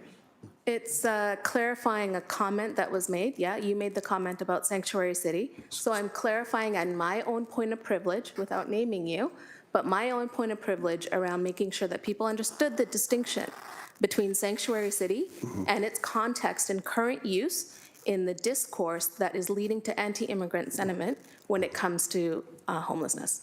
So I just want to be clear, you were not trying to label me with that, right? Because I was asking a question. Point of order. Yep. Point of order. Respectfully. Yes. This crosstalk is not appropriate with our procedural rules. All right. So talking to each other, no. They go through you. Right. And she answered, respectfully, Councillor Nan answered the question. That's the end of it. Okay. So, Councillor Cooper, it wasn't really directed, didn't mention your name, but I understand Councillor Cooper did not know about the sanctuary city, that it was enacted in 2014, whatever. It was explained by Michelle, Director, and Councillor Clark. So I think that it's fine. I overrule it, that's fine. Thank you, Chair, for the information. Yeah. Appreciate it. Okay. All right, everybody happy? Oh, yeah. Okay, thank you, let's move on. I thought I had where are we now? Councillor Kretsch? Oh, Councillor Kretsch I thought was on. Okay, so we are on 7.2. Thank you very much, Michelle. So sorry, through the councillor, we're still on 7.4. Can we take a motion to receive? Yeah, that's what I was going to do. I was just seeing where we were. Thank you, Director Michelle. And we're going to go for show of hands. I think we have a mover and a seconder already. Okay, thank you. Show of hand. It's carried. Let's move on, please. 7.5, progress to date and pathway forward for an update and acceleration of Hamilton Climate Action Strategy. I need a mover and a seconder, please. Councillor Kassar, Councillor Jackson, thank you. We're going to put it on the floor. Anybody have anything to say about this? I don't see anybody. Show of hand. Good, we'll move on. Thank you. 7.5. 7.6. Accessibility Committee for Person with Disability Minutes, ACPD 25009, November 11, 2025. May I please have a mover and a seconder to put this on the floor? Councillor Tadison, Councillor Kassar, thank you. Any discussion with this? I don't see any. Oh, Councillor Tadison, no? Yes or no? Just letting people know that we could meet quorum, so there was not an official meeting, though we did share information. Thank you very much. We have a mover and a seconder. We're going to show of hands, please. I see everybody, and it's passed. Thank you. We're going to move on to 7.7. All right. Impacts Provincial Bill 60 on tenants in Hamilton. Michelle Brer, Director of Housing Service, will provide committee with an overview of the report. First of all, may I have a mover and a seconder to put this on the floor? And then Michelle Brer, I will get the, Councillor Crutch. All right. Well, put it on the floor. Councillor Crutch and Councillor Wang, please.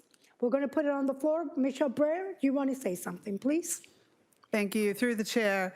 The information report before you provides an analysis of the changes being made to the Residential Tenancies Act and to the Landlord and Tenant Board as a result of the Fighting Delays Building Faster Act, otherwise known as Bill 60. It's important to remember that this is provincial legislation and mandates, and the city has certainly stepped up, as we talked about in the last report. This is an information report only, and it's not a recommendation for committee. As an update on the bill's status, when this report was requested in October, Bill 60 was still in its second reading at the Ontario Legislature, but as of this week, the bill was passed, and so it will receive royal assent.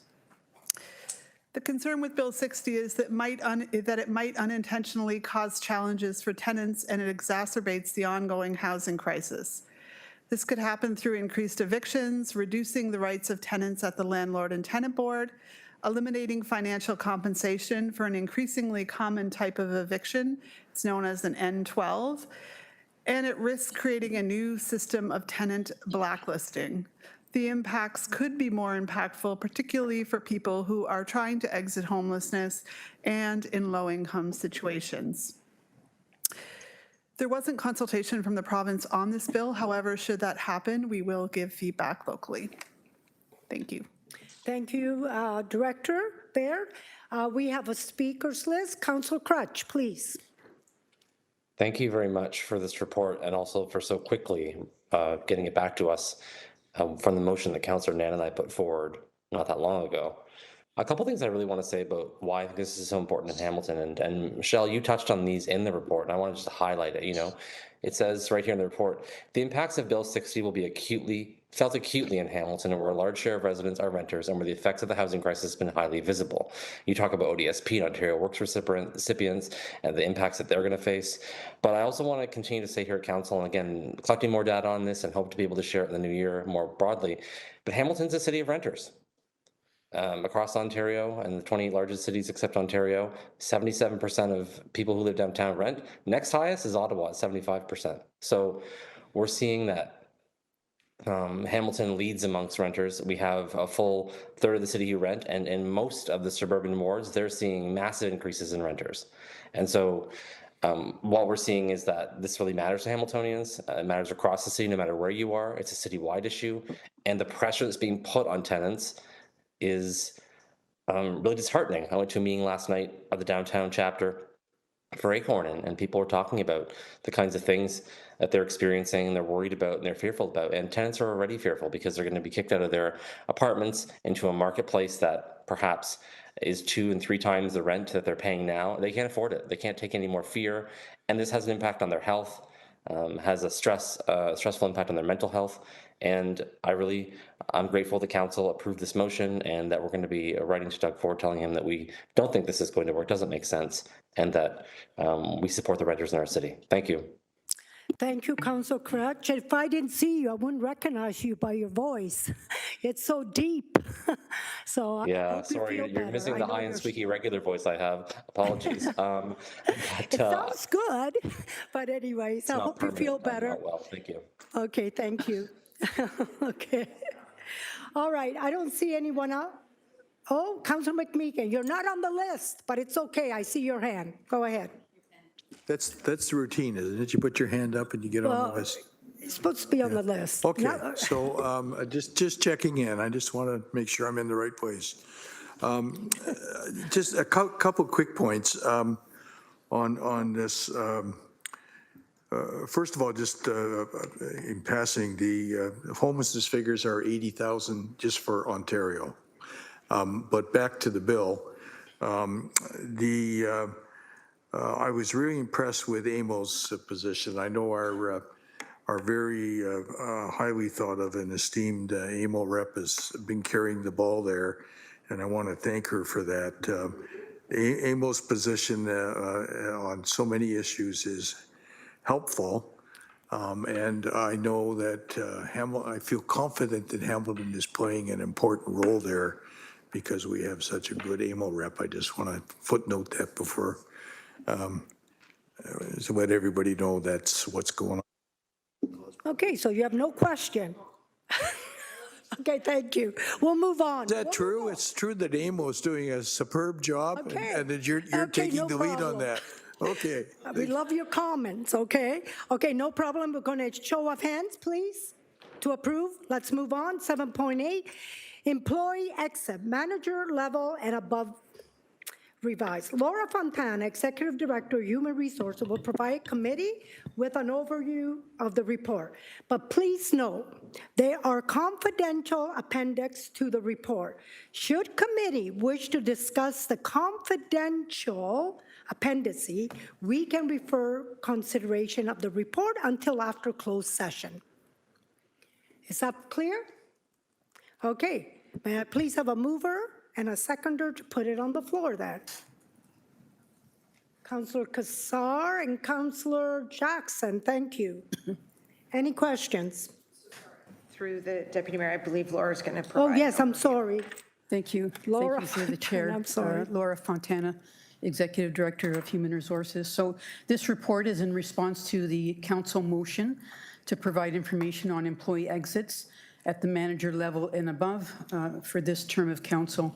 And in accordance with the motion, the report includes data covering the term of council, which is from February 15th, 2022 until October 29th of this year, which is the latest date that we have the data in the report. Some of the key highlights in the report include that during this term of council, there were 66 manager level and above employees that left the organization, which include 34 voluntary resignations, 27 retirements, and 5 end-of-term temporary contracts.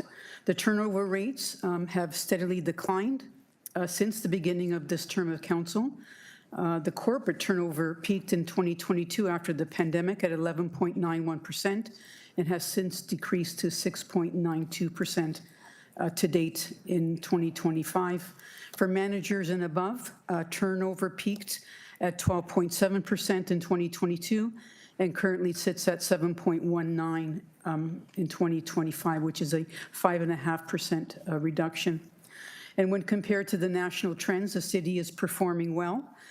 The Mercer's Canadian Turnover Survey, which includes the voluntary turnover rate for management level employees across Canada, reported a voluntary management turnover rate of 6.6% in 2024 and 5.6% in 2025. And the city's voluntary turnover rate for management level and above employees was 3.8 in 2024 and 3.91 to date in 2025.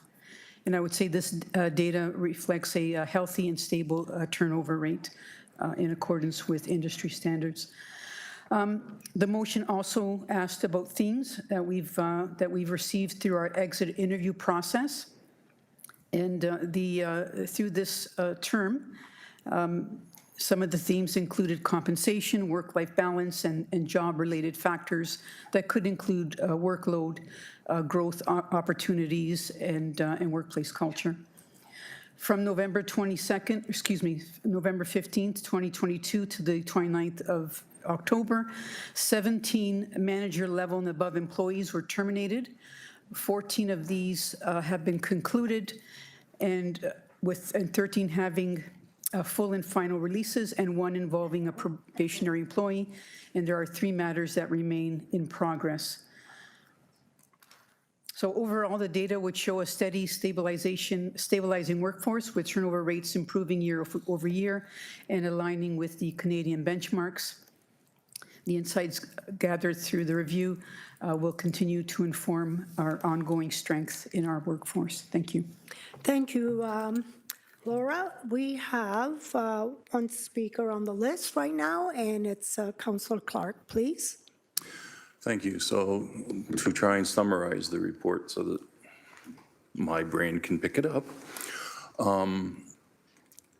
there has been a steady decline in the brain drain, if you will, from the city of Hamilton from 2022, correct? Through the chair, that's correct. And I will also say that in 2022, we peaked in terms of our turnover. We sort of bottomed out during the pandemic, let's say in 2021, and then in 2022, there were a higher level of retirements and resignations once folks started to come back into the workplace. And from your experience and chats with your colleagues in other municipalities, because from my experience, Deputy Mayor, we see a lot of movement in the municipal sector with employees going from one city to another, looking for greener grass, et cetera. Are we faring relatively the same as other municipalities? We're losing some, but we're also gaining from other municipalities? So through the chair, thank you, Councillor, for that question. I would say we have a healthy turnover rate. Anything between 5 and 7% is healthy. You want some turnover in the organization. You may recall in 2023, we came back with an attraction and retention report. We made some changes to our compensation system.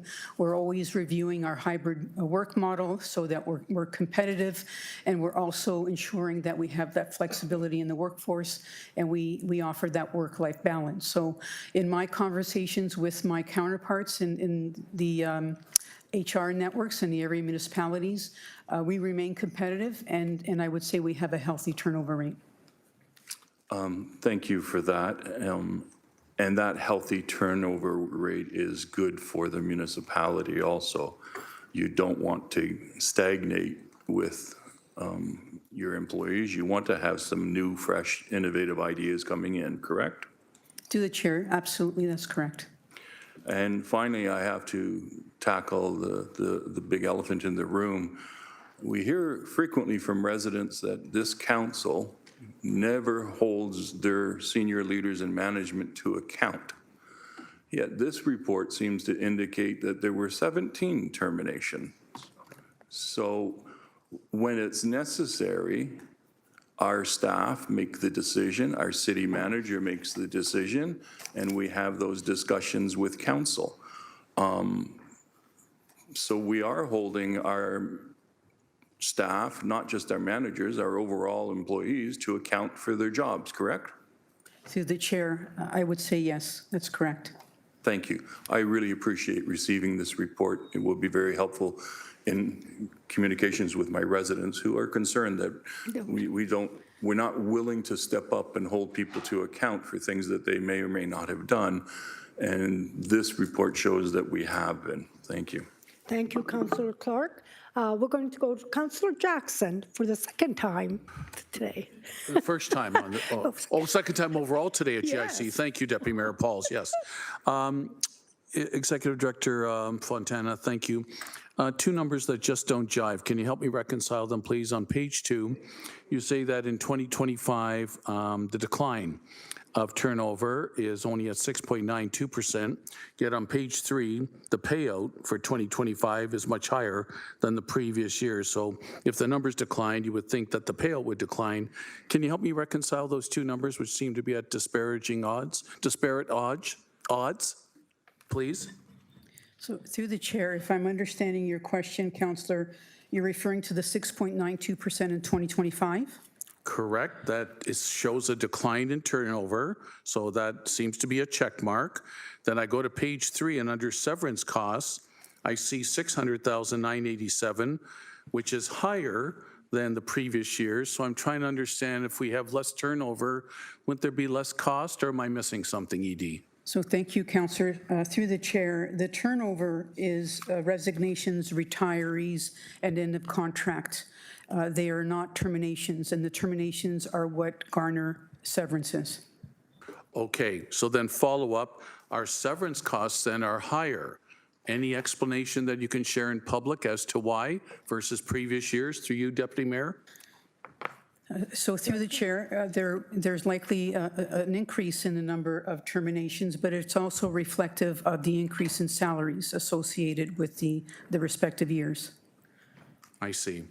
Okay, Edie Fontana, I'm respectful of the fact we're in public session. There's some sensitivity. So can I just ask then, if we receive this report, are we still getting more detail in camera, or then that would be it through you to Elsie McRae? So through the Deputy Mayor, if you wish to discuss the confidential appendices, we would defer consideration of the report now or after your open session questions are finished. And then we would go into camera and then deal with the report after in camera at the end of the meeting. Or if you receive the report, we won't be discussing the confidential appendices. Okay, I'm not going to be the one, thanks Elsie McRae, I'm not going to be the one if I'm the only one holding that up, but it was just a curiosity for me as to why the severance costs are higher this year, but I'm not going to be the only one holding it up if nobody else wants to go in camera. Thank you, Deputy Mayor Pauls. Thank you, and I want to make sure you're okay with that, and everybody's okay? Okay, so then we will, there's no one else on the list. We will show of hands to everybody's. To receive the report and that the confidential appendices remain confidential. Councillor Jackson, you're okay? Because if you want to go in, no, you're fine. Okay. Okay. All right. Show of hands, please. I see everyone. Good. We'll move on. Okay, number 8, items to consider. Okay, FCS 25073, 2022 to 2025 full-time equivalent analysts. Okay, FTEs. May I please have a mover and a seconder to put the items on the floor? Councillor Wilson, Councillor Cassar, thank you. Is there any discussion on the item? Okay, I don't see, Councillor Jackson? Thanks, Deputy Mayor Pauls. Just through you then to, again, would this be Edie Fontana, that with the author of the report, or would this be with the city manager or acting director Weaver, whoever wants to?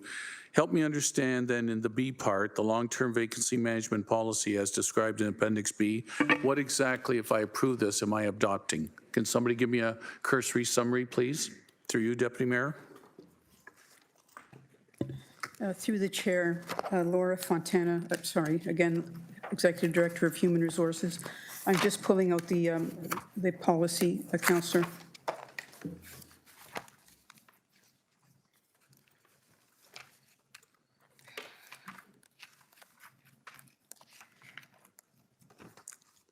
My apologies, Edie Fontana. No, I was just taking a question when you were asking the question. So the long-term vacancy policy is to provide us an opportunity to review longer-term vacancies throughout the organization. What we're going to be doing is providing quarterly updates to senior leadership team as to the number of vacancies, share that with the senior leadership team, review it, assess the positions, whether whether or not they're operationally required, make decisions, and then report to council annually on those longer-term vacancies so that council is aware and whatever recommendations are brought forward from the senior leadership team in terms of how to move forward with those positions. That's very prudent, Executive Director. So just a subsequent question then, would that be monitoring the 800 plus that this term of council has approved, the additional FTEs, or would that be corporately the over 8,000 plus the 800, or can you just further define that for me, Deputy Mayor Pauls? And that's my last question. Director? Through the chair, it would involve all of the positions corporately, those positions that have been vacant for 12 months or more. Okay. Thanks, E.D. Fontana. Thank you, Deputy Mayor. Okay, we have Councillor Kassar, please. Thank you, Deputy Mayor Pauls. I'm supportive of the recommendation and very thankful for the information in this report, for those that got to look at it. Several pages of very, very fine print details on the position. So I was able to take some time to dig into that. Of course, this was on a previous agenda and we didn't get to it, so it's with us today. So I just wanted to take a few minutes and share publicly what I found in those appendices, because I understand it'll be very hard for anyone just pulling it up to summarize and actually get some meaningful information out of it. So of course, it highlights 814 FTEs added. And I know, Deputy Mayor, there's been lots of comments both in here and in the public around the number of FTEs added over this term of council. So I think it's really important to understand the source of funding for them and the reasons for them. So that's what I'm going to go through. Starting at a high level, 59% of 476 FTEs are levy funded. That means 41% are not levy funded, so do not have an impact on property taxes. 199 positions were funded by upper levels of government. That's 24%. 115 were self-funded, so from user fees or whatnot. That's 14%. And then there was transfers of savings, which was 24, about 3%. So right off the bat, 41% were not levy positions. So I'll start there. In terms of self-funded positions, there were positions added, included in the building department, 28 for service levels and greater delegated authority. There was licensing bylaw services, 28 positions were added for the safe apartments bylaw. In planning, 21 positions to maintain service levels, and we know we've heard a lot that we need to do better to help permits get done and get building development done more quickly. That was increased delegated authority, 21 positions. And of course, the VUT, 14 positions. All of those, Deputy Mayor, self-funded. Going then to FTEs funded from upper levels of government, a total of 199 FTEs. And the numbers I'm going to share, there's 232 positions, but a portion of some of these are funded by the levy, but the majority by upper levels of government. So of course, long-term care, 124 of those 814 positions are for long-term care, so expansion of in our facilities and provincial legislation and making sure we can meet service levels. So I think we can all agree that's pretty important. Hamilton Paramedic Service, under leadership of Chief Sanderson, who is now retired. We supported him to deal with the Code Zero issue that we were having earlier in this term. It was 340, 50, some number like that of Code Zeros, which means zero or only one ambulance available, which again, I think we can all agree was a very good investment. And that was, we needed to keep up with population growth as well. Housing services, we've just spent a lot of time talking about housing. 17 heads were for the housing crisis response. Public health, dental program, the new federal dental program and mandatory services, 14. Ontario Works, increased caseload, we added 13 people. So net, that's 199 FTEs funded from upper levels of government. Then moving to FTEs funded from the levy. So of course there is a levy impact. The biggest item on the list is the 10-year transit strategy. So something that was decided on by previous terms of council, I guess maybe 2 terms of council ago, 198 FTEs, and that's just the planned transit strategy growth. We know that affordability is an issue, congestion is an issue, so having more transit makes sense to deal with these issues that we're having because there's connections all throughout our city. So I think we could agree that's a good investment. Information technology, 32 heads. Our next generation 911, network security, which we know is important, and operating impacts from capital projects were the big factors there. I'm not going to go through all of them here, but housing services, again, the housing crisis, establishing the housing secretariat and establishing tenant support, engineering services, and I have a minute left, so fire department, so maintaining emergency service levels for fire department as well, corporate security, 12 heads.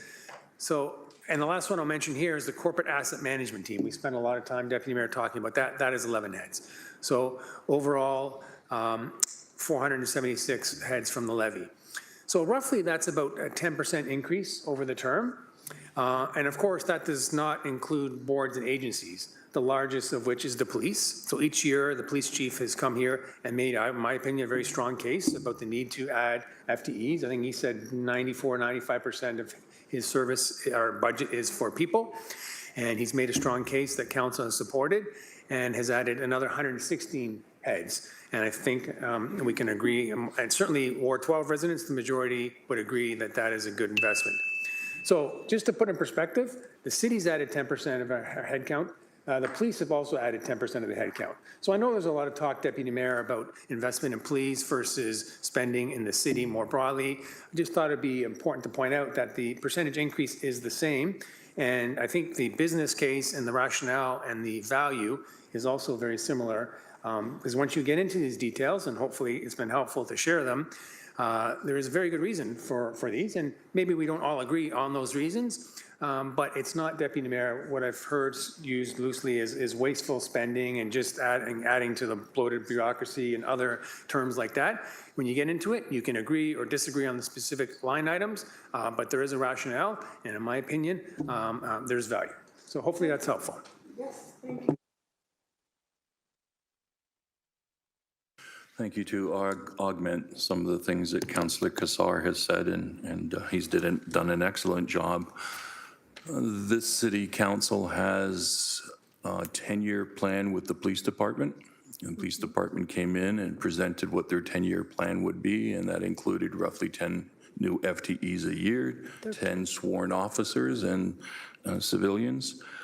Fire department did the same thing. They have a master plan, a 10-year plan. It included an increase in FTEs for there because we have growth issues. I know in my own ward, we need another fire station. We need more firefighters.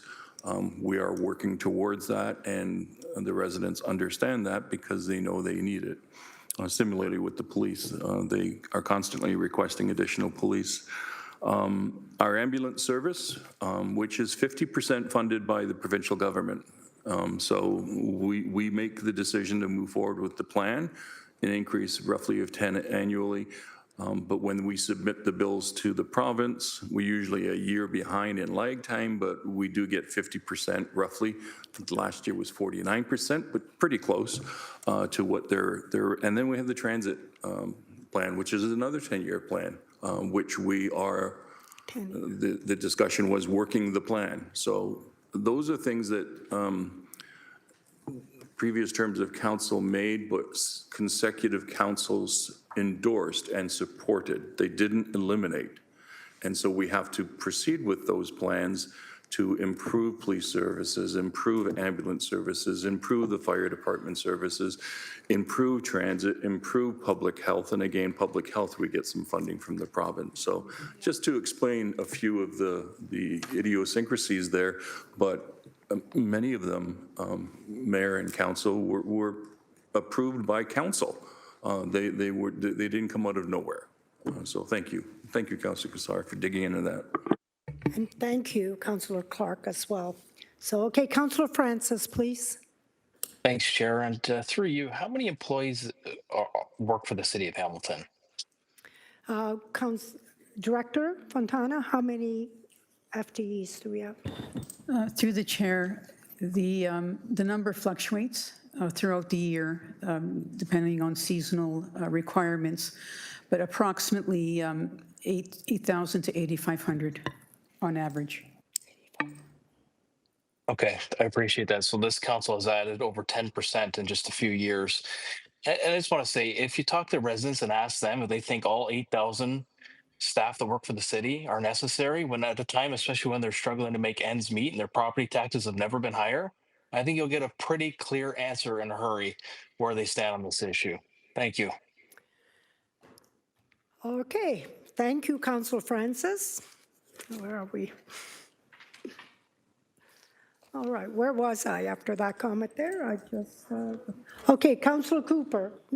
He's not on the list, but you raised your hands, so that's okay. Councillor Cooper. Thank you, Chair. I'm just wondering, I know we were talking about more employees and tied to other arrangements and past councils and things like this.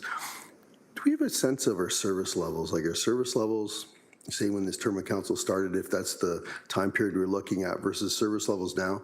I'm not expecting the answer here today, but would that be information that we would be able to receive? Director Fontana, or who would? Manager Clucky? Through you, Madam Chair. But thank you for the question. It's a good question, and we will take that away and come back with information for you. Okay, thank you, City Manager. Thank you, Chair. Thank you. Councillor Cooper? Everything's good? Okay, thank you. The mayor. Thank you. I just want to make sure I understand. So of the 800 rounding, about 40% are levy funded and the rest are other orders of government are self-funded. Is that fairly accurate? 59%? So I had it opposite. So 60% would be levy funded and 40% would be self-funded. Okay, so it's not 10%, as has been suggested. It's actually, it's not that there's been a 10% increase that are all levy funded. That's not in fact the case. Yeah, through the chair, there has been a 10% increase in complement, and of those 800 positions, 60% were levy funded and the balance were either federal provincial funding or self-funding, such as through fees and charges or from reserves. So you're better at math than I am, if I can, through you, Deputy Mayor. So what does that math work out to in terms of how many of those 800 are actually levy funded, if it's 6%? Through the chair, 476. And what's that percentage of the 8,000? Of the 8,000 would be about 5%, roughly. Okay, well, that's actually very transparent and clear, and I appreciate that. Thank you. Thank you. I'm glad they asked you. I tried to figure out with my pen here. Okay, 8.1.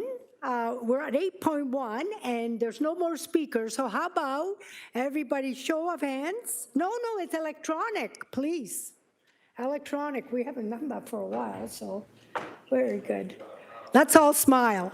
We're almost at the end, I think. Okay.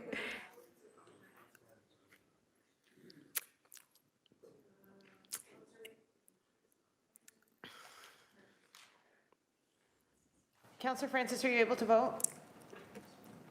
Thank you. He voted, so no? Okay. Okay, 8.2, and it's passed 11-1. Okay, thank you. 8.2, Bill 60, Fighting Delays, Building Faster Act as it relates to the Development Charter Act. May I please have a move and a seconder to put it on the floor? Councillor Wang, Councillor Maureen Wilson, thank you. And is there any discussion on this topic? Going once, twice? Yes, we see one. There you go, Councillor Wang. Thank you. I'm appreciative of this report. I did ask a couple of questions to staff about it. With these submissions, it ultimately means that we're kind of on pace with what the province is saying, but then how does this affect our own DC bylaw? Do we have to open up the DC bylaw again in order to make sure that these are actually enacted? And who's answering that?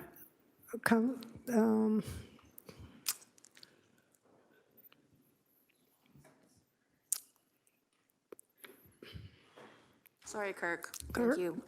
Through the chair, Kirk Weaver, Acting Director, Financial Planning, Administration and Policy. to the councillor's question, no, these changes in particular do not require us to reopen the bylaw. Thank Yay. you. Yes. Thank you. Are you happy? Very happy. We're moving on. Thank you. Okay, we have a move and a seconder. Please, electronic vote, please. Okay, we're going to move on. Thank you. And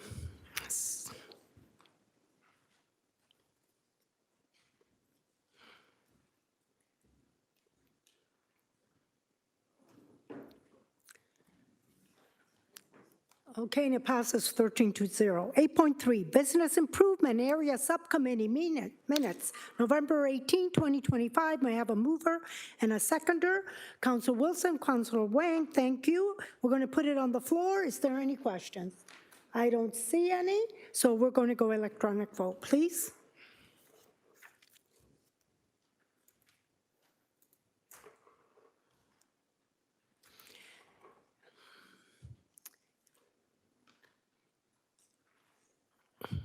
And it's 13-0.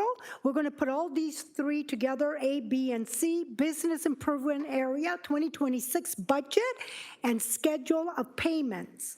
So it's Waterdown Village, Stony Creek, and Ancaster. May I please have a mover and a second to put this on the floor? It's by the mayor and Councilor Clark. Thank you. Is there any questions? I don't see any, so we're going to go to electronic vote, please. Okay, thank you.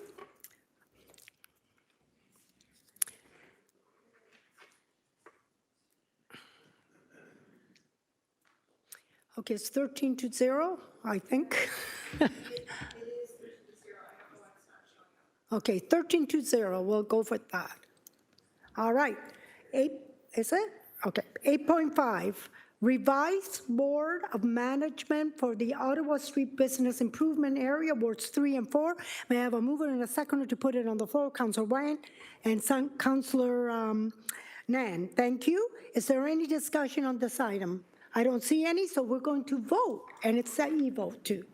Boy, I like this, pretty fast.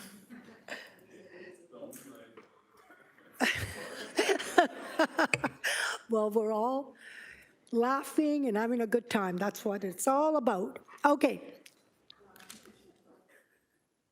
It's been a long day. Thank you, everyone. Okay, 13-0. 8.6, Revitalization, I wish I could pronounce that, Hamilton Tax Increment Grant Program Application, 188 Cannon Street East and 134, 136 Ferguson Avenue North, Hamilton, Ward 2. May I please have a mover and a seconder to put it on the floor? I don't think Councilor Fretch is here, so who would like to move it? The mayor, our mayor, and Councilor Wang. Thank you. Is there any discussion when I put this on the floor? I don't see any, so we're going to move on to e-vote. Thank you. My coffee's kicking in.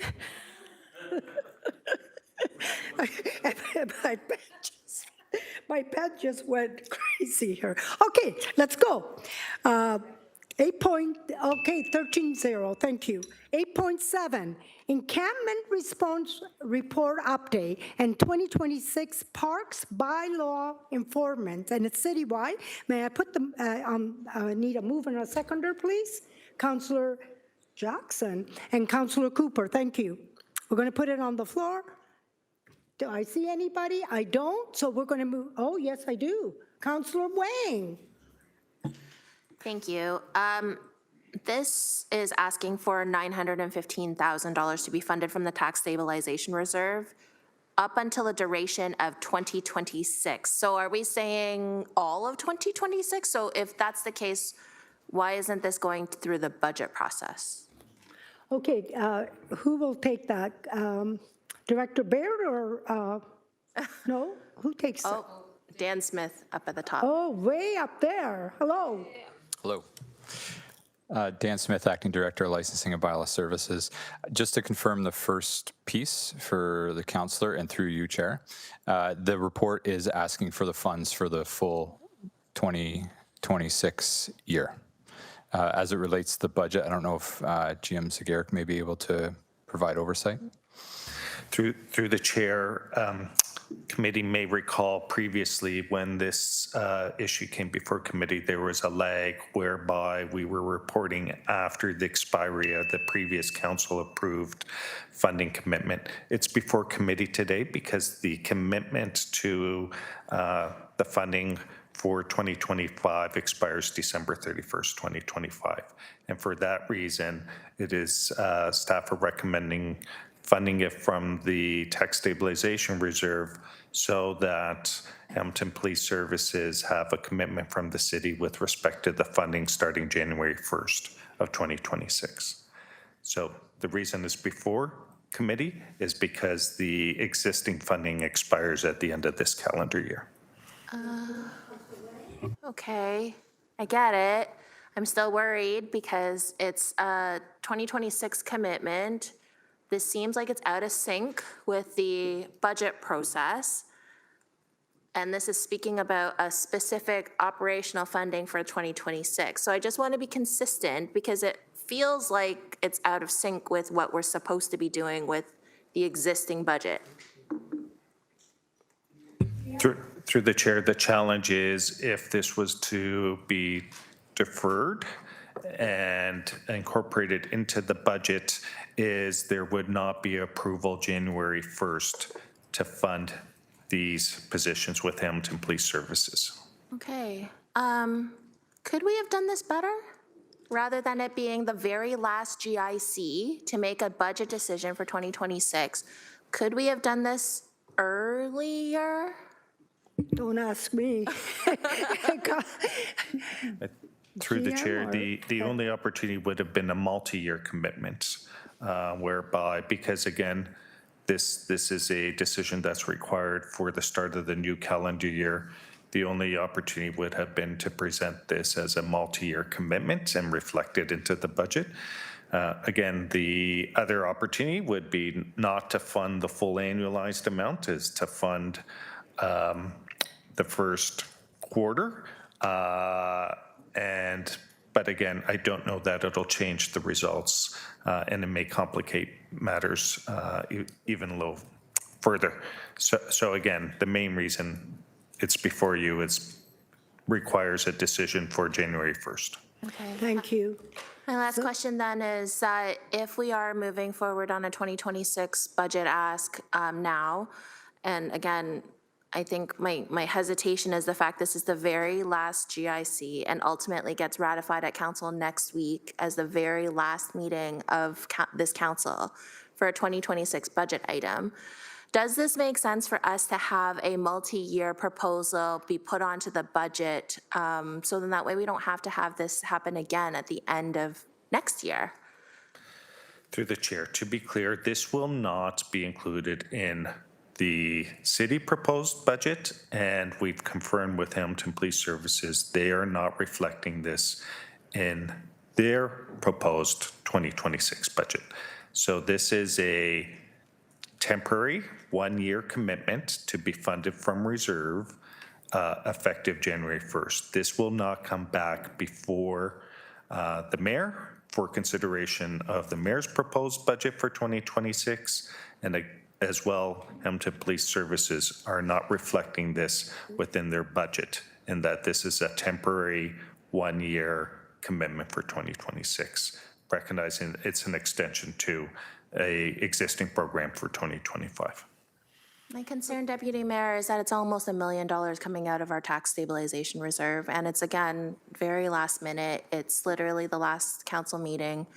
So I think ultimately we do have to, for me, my decision-making is that I had hoped that this would have come up earlier, just so that we had a chance to explore, to see this, because it's going to affect our tax stabilization reserve.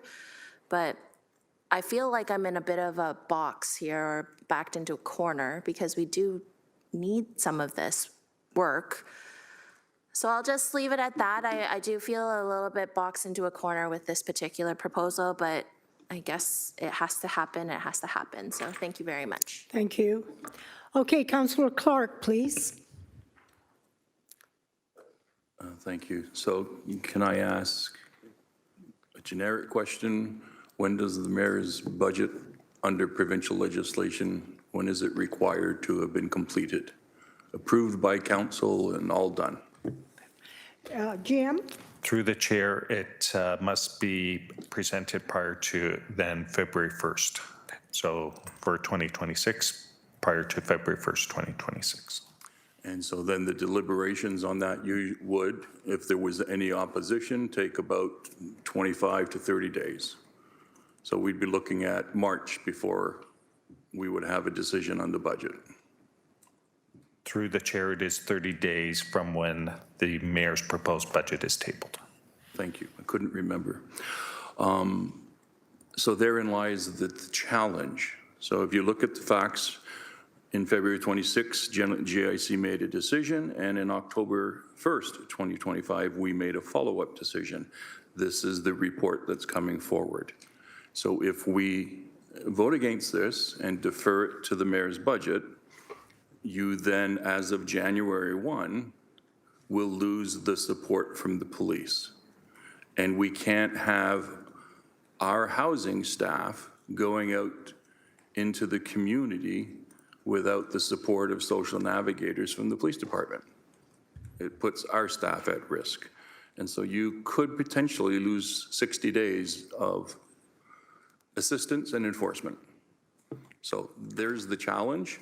I think we kind of did it to ourselves. We made these decisions, and we are now in this position where we need to proceed, or else we don't have the supports needed in January and February.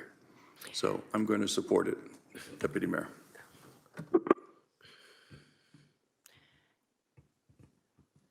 GM, that's it? Okay. All right, thank you. There's no one else. Can we please have an electronic vote? We had a mover and a seconder, I believe.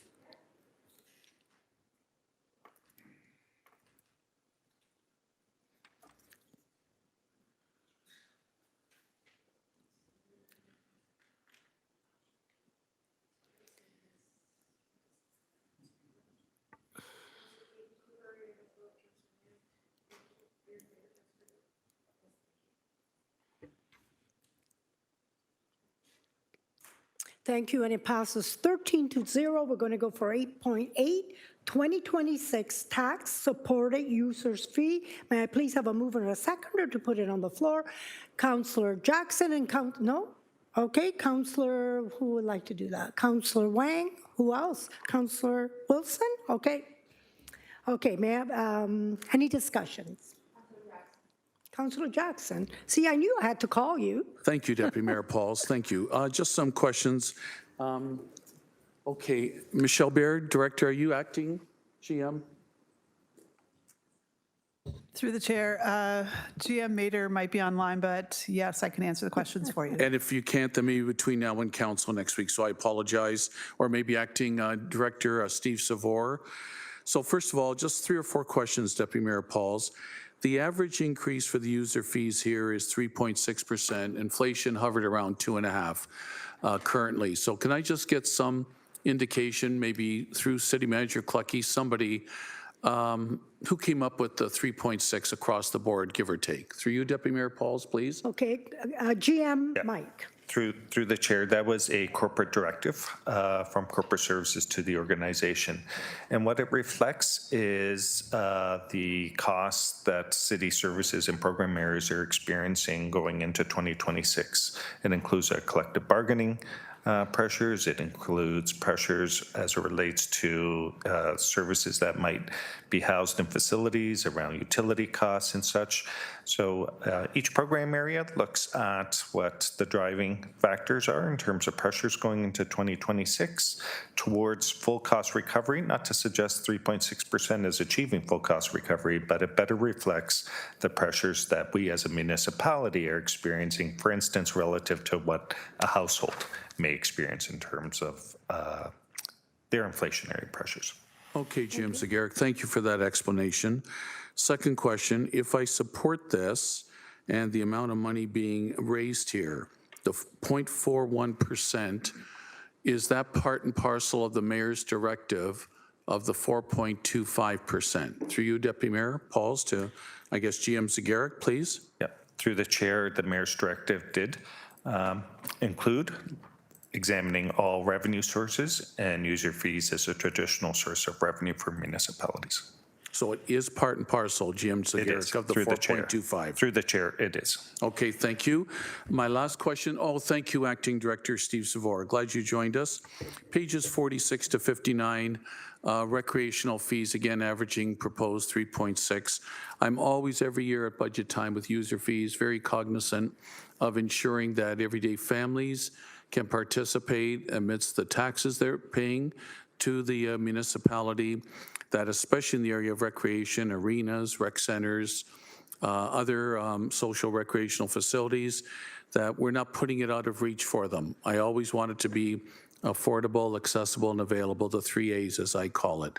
Deputy Mayor Pauls, through you to Acting Director Steve Savor. Steve, how are our numbers overall doing across the Recreation Department? If you may have that in front of you, comparing 25 to 24, are we holding our own in terms of memberships, usage, visitations, circulation, people coming in?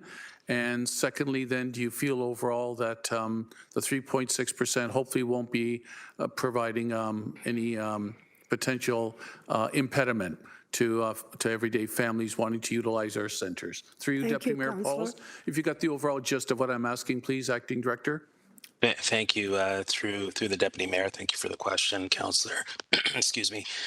No, definitely, we've done a lot of good work in terms of ensuring that we are meeting the Mayor's directive, but also looking at opportunities to make sure that we are accountable when we're setting fees to the community benefit, the equity and fairness, affordability, and kind of financial responsibilities of our programs and services, and meeting those community needs. So I would say that the work that we have done from this 2024 to 2025 and for this 2026 budget is consistent with that. That's a great reassurance. And then just to, in my own words, then you're seeing no alarm bells in terms of drop-off across our city at the rec centers and arenas in terms of the numbers that are coming in. We're holding steady, if not hopefully increasing. Through you, Deputy Mayor Pauls. Director?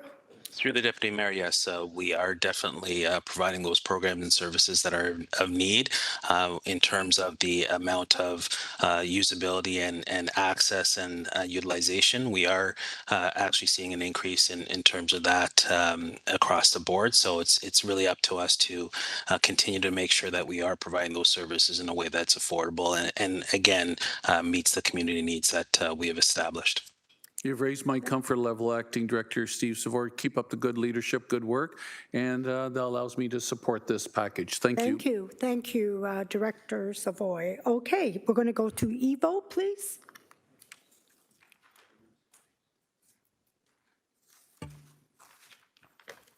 Okay, we're going to go 13. Okay, how many do we have?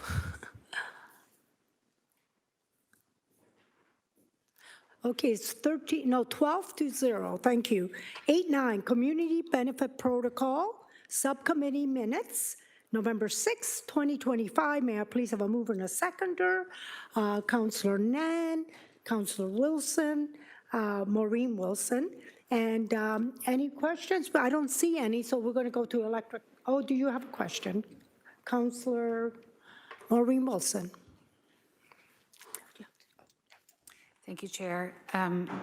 My understanding is this was when this council directed a pause, I believe, on community benefits. There was some discussion about a possible report back post that directive, and I believe there are some alternatives up for this body's consideration. So I wouldn't mind a brief overview of the report. Thank you.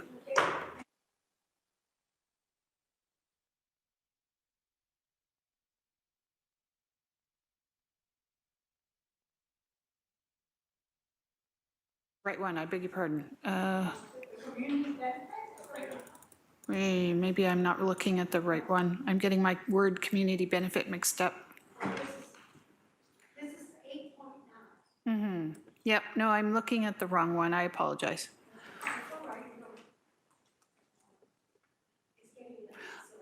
I'm at AFNA in my head already, so I apologize. It's tomorrow. Yeah.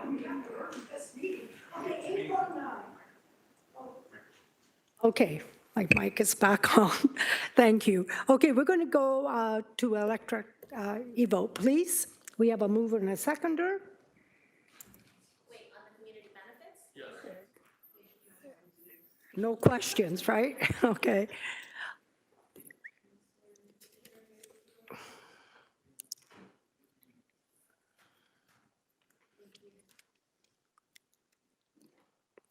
Okay, and it's 11-0. Residential 8.10, Residential Care Facility Subsidy Program Modernization Model. Michelle Baird, Director of Housing Service, will provide an introduction on this presentation. And Yep, through the chair. So the report and presentation before you today, we have Jared Bain from KPMG. He's the consultant that did the work on behalf of the city with respect to modernizing the RCF system.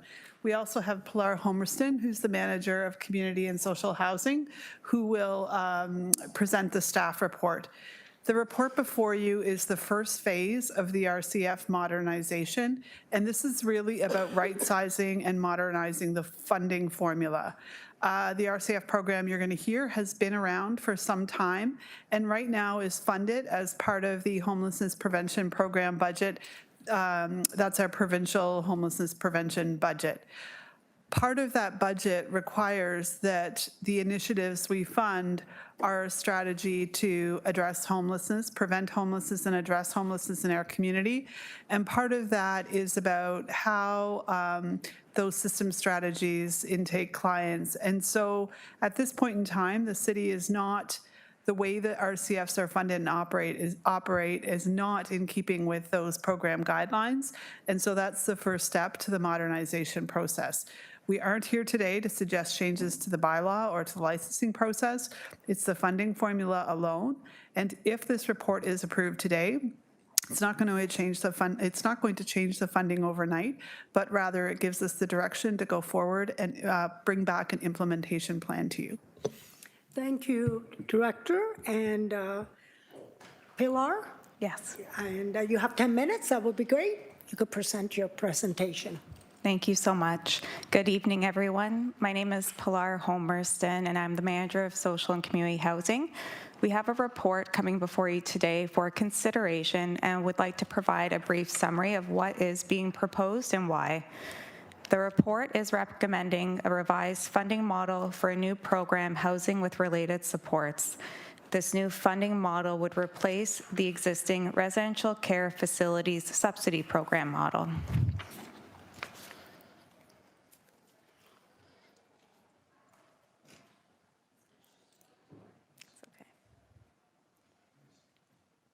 Apologies, letting this slide. I don't want to get too far ahead.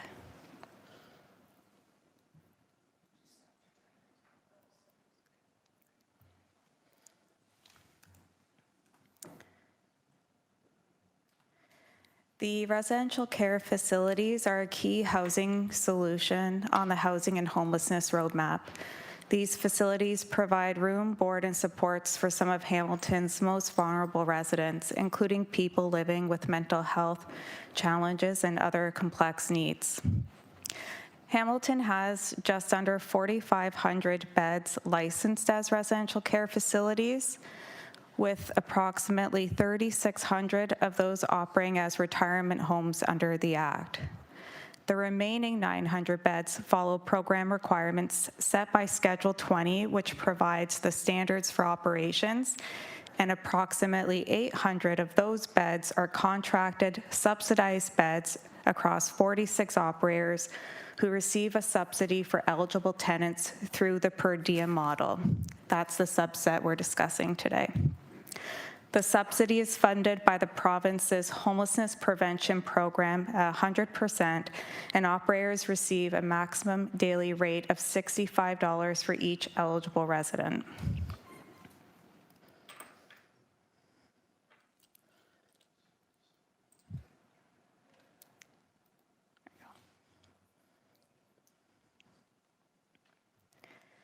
The per diem funding model hasn't been substantially updated for some time, and residential care facilities are providing custodial care with this fixed subsidy regardless of the level of acuity. This current model can create challenges for both tenants and operators, as we heard noted this morning. The operators struggle to hire and retain experienced staff and operate with a level of stability when there are vacancies and unpredictable revenue. These issues ultimately affect the quality of care for the tenants that reside there. The homelessness prevention program funding that we receive from the province is our main source of funding and indicates that municipalities should design programs that move away from the custodial care models, and the KPMG consultant was obtained to support reimagining how funding could be administered going forward.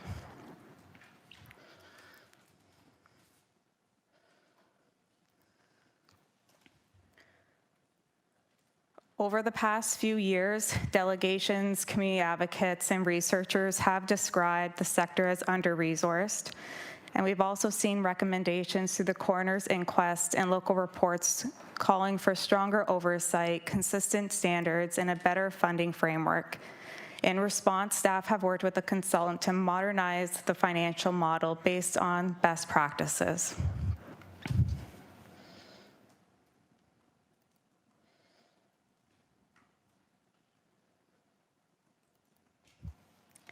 KPMG has conducted a review of the subsidized residential care facilities models to better understand how to develop a sustainable and transparent funding model. What is recommended today is a model tiered by resident need that better aligns with the supports required on site while ensuring that available beds are filled by Hamilton's by name data list through a coordinated access process. Approval of the new model is a first step. While there have been preliminary discussions to validate these recommendations that are a realistic approach, it's important to note that there are potential implications that will need to be identified and presented to council after some careful consultation. If approved today, we anticipate that implementation and transition to the new model will take time with a focus on the tenants. The model does not intend to displace tenants, rather ensure there is ongoing case management within the home and supports. This implementation would be gradual and include change management. This cannot be rushed. Staff plan to bring a report back to council with the next steps for consideration. At this time, I'd like to pass it over to Jared, who is joining on WebEx today and who was the lead on the KPMG consultation to provide details associated with that program model. Thank you, Pilar. And we have Jared Bay, KPMG, and it'll be on WebEx. So if we could take that down. Jared, there you are. Thank you so much. Fantastic to be here, and I understand the next set of slides will be coming up there as well. Thank you, Pilar and Chair. And as was mentioned, my name is Jared Bain, a senior manager with KPMG, and I led the team that was fortunate enough to be selected for this review. I want to say just off the top, thanks to the Chair and the committee for the opportunity to speak to this work today and address questions if there are any. I wanted to express as well my thanks to the delegates who showed up today to speak to this issue as well, and the passion that they brought, and to all those, frankly, who contributed their ideas and experiences to the review. So as we wait for the slides there, I'll dive right in. KPMG was engaged for this process to provide an independent review for the city and independent advice, and the purpose of that was to, as was mentioned, to recommend future models for the program and for the funding model. And in doing so, certainly recognize that we're not starting from scratch in this. This was not the first recent review of this program. And so the findings of that 2019 review were considered, as well, of course, as the recommendations through the recent coroner's office process. This review had a number of inputs, as you might expect, and definitely included a review of the available program data and documentation, as well as some limited financial information that was provided by some of the operators, which was very helpful and appreciated. And of course, the engagement of diverse perspectives and stakeholders in the process. And just really quickly, that process did include speaking with 40 of the residents of RCF programs in person. It included a number of interviews and focus group conversations with a range of folks, current case managers, city staff and program leadership, a number of RCF operators, community partners who work with the program. We were also able to make a survey available to operators and to community partners to provide feedback if they were not available for the kinds of interviews and focus groups we were convening. The review also included a little bit of focus comparison of similar programs in other Ontario municipalities. And on the next slide, bringing these inputs together, we have definitely found, as you've heard already, that there's a clear case here for change. While there is definitely value in the current program, and we heard some very positive experiences reported to us as well, the case for modernization is also very strong. And one of the fundamental drivers for that you've heard is the need to align with the requirements and the focus of the provincial homelessness funding that is 100% of the funding for the program. We also know there are some challenges in terms of the licensing and oversight, even in the current model, which certainly would not be fit for purpose with the future model. As you've heard, changes to the licensing are not sort of on the docket for you today. We heard a lot through the review about the importance of meeting resident needs, and we certainly heard that from delegates this morning as well. The current model being that custodial care model where everyone is funded at the same level, and the focus of the requirements and monitoring is on supports for daily living, more and less so client outcomes, development, or independence. That's part of that case for change as well.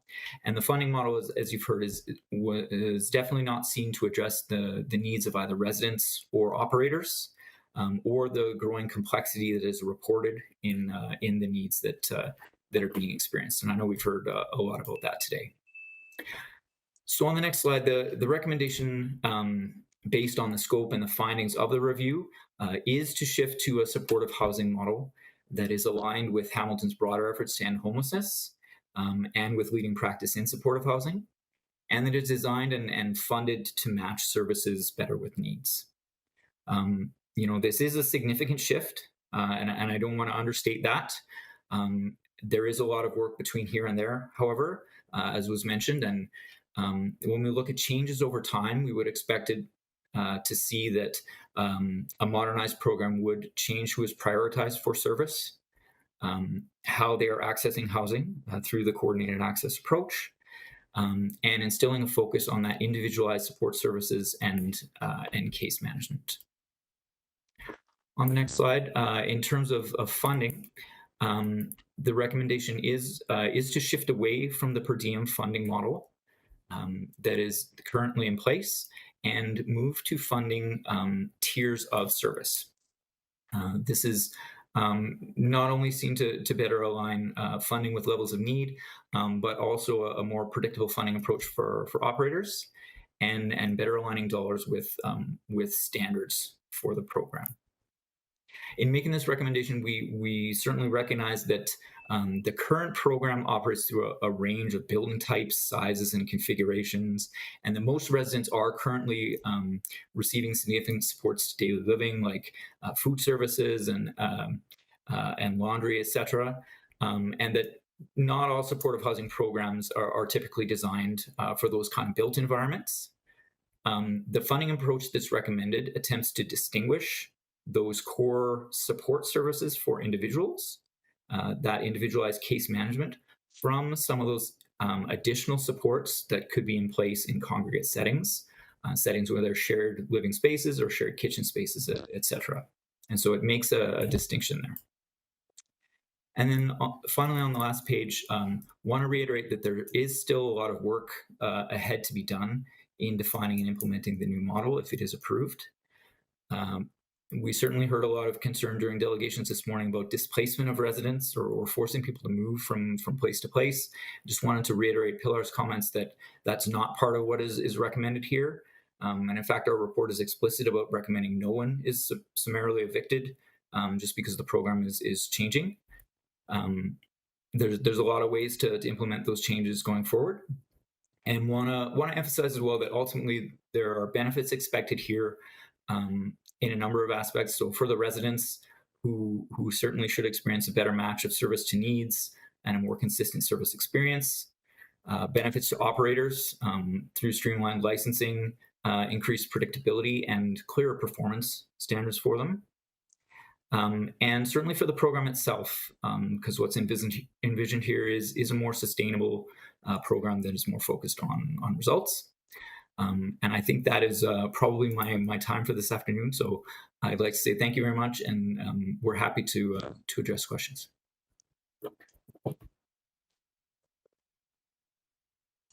Sorry. Okay, so thank you, Jared Bain. We will, did we have a mover and a seconder? Not yet. Can I have a mover and a second? We'll put it on the floor. The mayor and Councillor McMeekin. Thank you. We're going to put it on the floor. Any questions? Yes, Councillor McMeekin. Thanks, Deputy Mayor. First, I do have some comments, but I have a couple of questions first.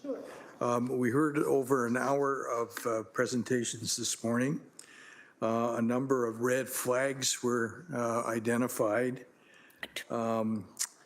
Amongst those was the alleged rapid decline in the number of facilities available to serve vulnerable people. The per diem rate of $65 was deemed to be inadequate, and they suggested a $77 figure, which would add $4,300 over the year too in support for these folk. There was reference to the new Canada Disability Fund, $200. And the Social Planning Research Council did an excellent presentation. So my basic question is, when we say there's going to be a lot more consultation, and there are a lot of unanswered questions, and we got tiers. We know that they've identified $6 a day for food per resident, which is I can't even get breakfast at a discount breakfast place for that. What assurance do we have that the operators and even more importantly, those who reside in these residential care facilities are going to be better off with this system than they are by us making some per diem adjustments or other provisions? I just want some assurance that we're not adding a deeper darkness to a night already devoid of stars here. Now, before the answer, can I have councillors on WebEx turn your camera on, because we don't want to lose quorum, and if you're not there, we have lost quorum. So please, we will lose quorum. Okay. Deputy Mayor, we're at 9. Okay, with so now Councillor Councillor Tadison, but I'm Tadison. just not sure if Councillor Francis is there, but just so everyone knows, 9 is right on quorum. So currently, Yeah. we're right at quorum. Okay, so nobody leave unless you let us know, okay? Thank you. All right, so now the question, would Pilar answer it, or, okay, Director Baird? Thank you for the question through the chair. So, Councillor, these are all very good points you raised and points that were raised this morning and points we considered as well. With respect to the per diem, I just want to confirm for this group that the $65 per day, that's the per diem in Hamilton, is very similar and in fact quite in many cases higher than other municipalities.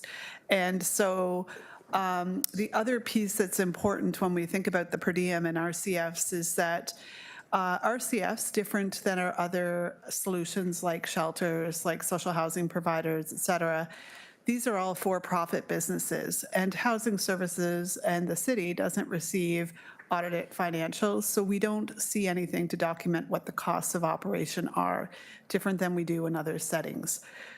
We do know, though, that the $65 per day, the per diem, is a flat rate. It's been in place, that flat rate model, for some time, and it doesn't consider the complexity of the different clients that RCFs look to support. The other piece of it is that we know that that complexity continues to increase. And right now, they are required to provide meals. And, those requirements are set out by licensing. Public health does inspections in sites like this. However, it's a one set of standards for all, if you will, and it doesn't necessarily consider the different needs of people that live there. And for some people, in fact, they are able and capable and have a desire to make meals for themselves, but the model doesn't allow for that either. Thank you. Councillor McMeekin. So you're describing a model that you're highlighting the dysfunctionality of the model and leaning on the fact that it's dysfunctional everywhere. I think that's what I'm hearing from I mean, these aren't luxury apartments. These are not luxury accommodations we're talking about here. Go ahead. Through the chair, you're correct that these are, so they were at one point called second level lodging homes, meaning they were a level above a lodging home. So it wasn't just an independent lodging home, there were some supports there. The name residential care facility implies care when in fact they aren't truly care homes. And so what we're recommending is we move to a model where a housing with supports model, so the supports for the people that live there are provided and they're at different levels depending on the individuals that are in the home. Because I think there's a false sense right now that the care needs of individuals are being met when in fact that's not the case. Okay, Councillor McMeekin, your time's up. I'll go on a second time. You go on the second time. Okay, Councillor Wang. Thank you. My question is for Jared.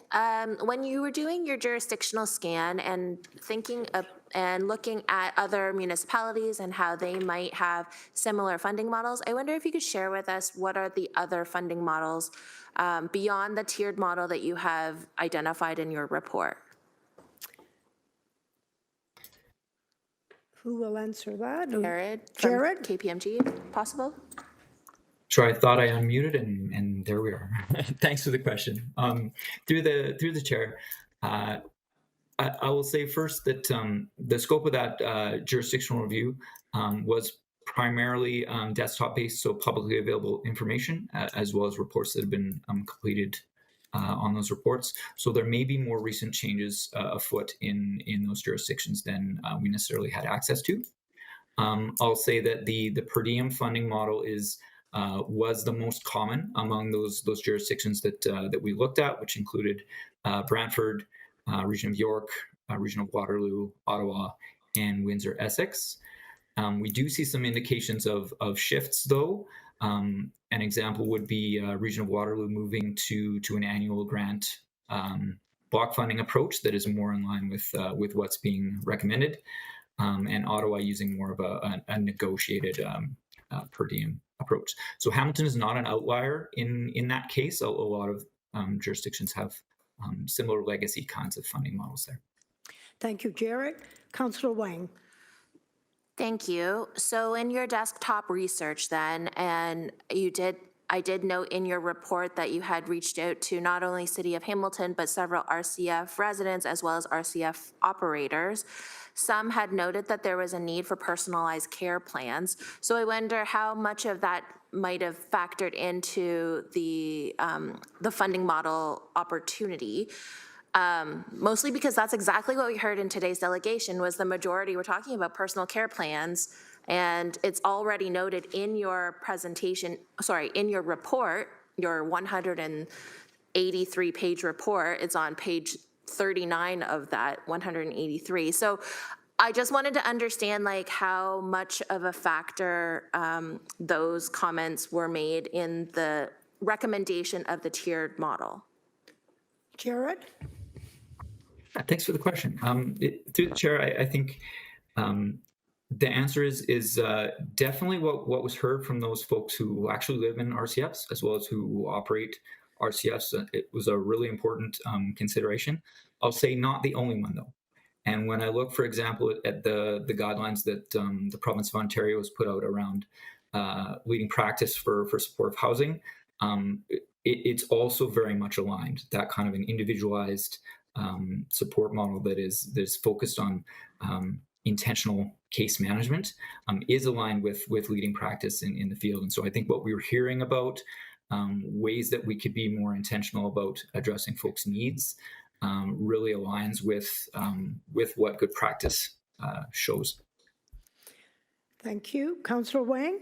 So I think my last question then through you, Deputy Mayor, is this is a report that gives us a sense of a potential modernization model. Based on Pilar's presentation, there is a next step where we're going to continue working collaboratively with RCF, and then there's a report back to council. So how much of a shift or a change is there going to be from this particular recommendation to potentially the next iteration of this recommendation? I'd like to understand like how, because again, the majority of the delegates today talked about a personal care model, which is very different from what we're seeing here. So I think I want to understand like what is the next step here? Okay. And I'm not sure if that's Jared or Pilar that has to answer that question. Okay. Or Michelle. Director Michelle Baird.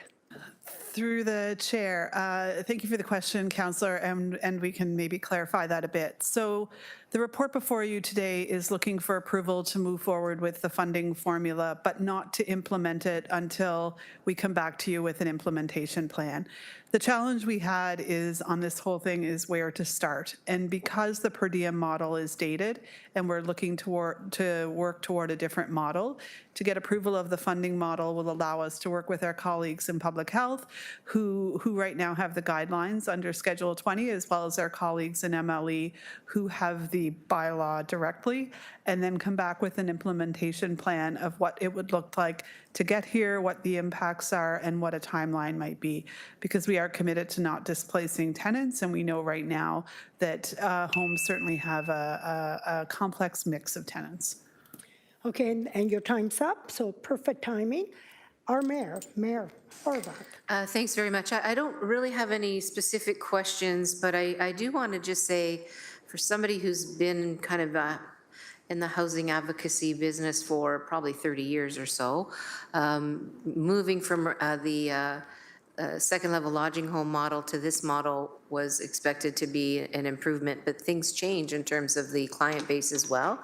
And so now looking at something to further respond to the acuity levels that we're seeing in community, I think is the right path. Now, I regret that I wasn't able to be at the delegations this morning, but from what I see in the requirements that came out of the inquiry of Attila Chanier, I think his name is. Yes, the young man that was deceased in our community. So there was the inquest that took place from the chief coroner, and I would just say that I think we would all agree that the model is not meeting the needs of the people in the community, and I trust that what comes back will do exactly that, and that the staff will be able to explain what it is that's creating that comfort level for us. So it's not just a matter of money, it's a matter of using those funds to meet the needs of people who are at different levels of acuity, which is very clearly laid out in the presentation, et cetera. And I look forward to seeing what you come up with, what the staff through you, Deputy Mayor, comes up with, because this is it's desperately in need of it being addressed. And we've heard comments from community. My understanding is there's going to be continued engagement, and I look forward to seeing where we end up, because this is desperately needed. So I just want to thank all those involved, including Mr. Bain. Thank you. Thank you, Mayor. Councillor Cooper, please. Thank you, Chair. The question through you. Jared, thank you today for coming and presenting. Appreciate it. Appreciate your report. I wanted to ask you, how much experience does KPMG have transitioning from an RCF to this model? Jared? Through the chair, thanks very much for the question.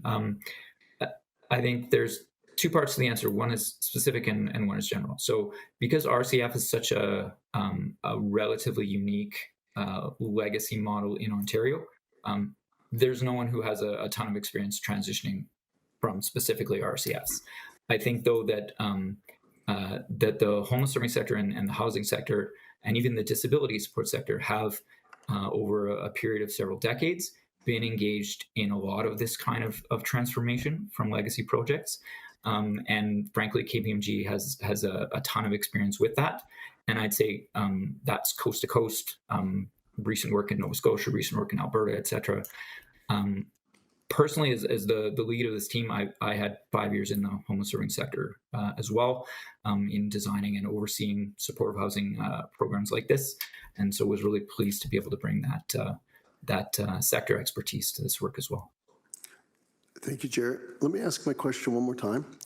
How many times have you moved from the RCF model to this tiered model? Would it be zero? I'm just trying to be very specific here in terms of how many times you've done this. My impression was it was zero, but I just want to make sure that I captured this right. Through the chair, thanks. Yes, that's correct. RCF models that exist in Ontario, there are a few of them. None have transitioned yet to exactly this kind of model. I will note that that Waterloo's model has already begun transitioning to more of a supportive housing model in recent years, and I think that well, I'll pause my comments there. Correct, 0 times that has transitioned directly from RCF to tiered. Thank you, Jared. Thank you. Through you, Chair. One of the things that I was kind of hoping that we would see here was some experience with this, because we're dealing with real people, right? And this isn't about dollars and cents here. It's about people. We heard a lot of those stories in the delegation this morning about these long-term relationships people had, right? So I just wonder, maybe to staff, a question would be, is that when we were looking around to look at this model, was there anyone that had this kind of experience at all, or this was just something that we thought we'd kind of go out and try and see if we could be kind of maybe a leader around this sort of stuff, or just want to get your thoughts on just when we were looking for someone to transition from this RCF model, was there nobody that had this kind of experience to move to like a tiered model, or just want to get your thoughts? I think Director Baer would answer that. Through the chair. So thank you for your questions, Councillor. On this particular item, we went through a full procurement process through the RFP process with an evaluation before KPMG was secured. The issue with RCFs is that is something we call them in Hamilton. There are very few other municipalities that use that name. Some call them domiciliary hostels still, some call them homes with supports. And so the model of RCF specifically, particularly with the licensing piece and the public health involvement, is actually quite unique to Hamilton. And so there wouldn't be an agency that had the direct experience as it relates to an RCF, because it would be a Hamilton experience. But KPMG, and through the evaluation process, was selected because they had experience in the housing with support, supportive housing world, and working directly with housing issues and municipalities. And so that is the scope of experience and the fit with this project particularly. Thank you. Councillor? Thank you. Just a follow-up question to Michelle. Do you see this move as being particularly risky because we're pioneering this, and with some of the presentations we heard this morning about these deep-seated relationships people had? Just want to get your thoughts on that. Is this a big gamble that we're doing? Through the chair, the RCF system has been a challenging system for a very long time in Hamilton, and not different than other municipalities. Because of the complexities of people that live there, and quite frankly, the very antiquated model, it just continues to be challenging for us. It's not a model where we can make a small scale sort of change around the edges, and so it will be a large scale change for RCFs, and most importantly for the residents that live there. And with a change of that scale, there's always risk. but we'll carefully mitigate that risk along the way, be careful through the process. And right now, we are already assuming risk in that we have residents living in RCFs likely without the right level of supports for their needs. Just a Thank follow-up you. question, or should I come back on? You'll have to come Okay, back that's fine. on because Yep. I've been strict about this. Councillor McMeekin, second time. Yeah, thanks. I appreciate the comments, particularly the mayor's comments. Thank you for that.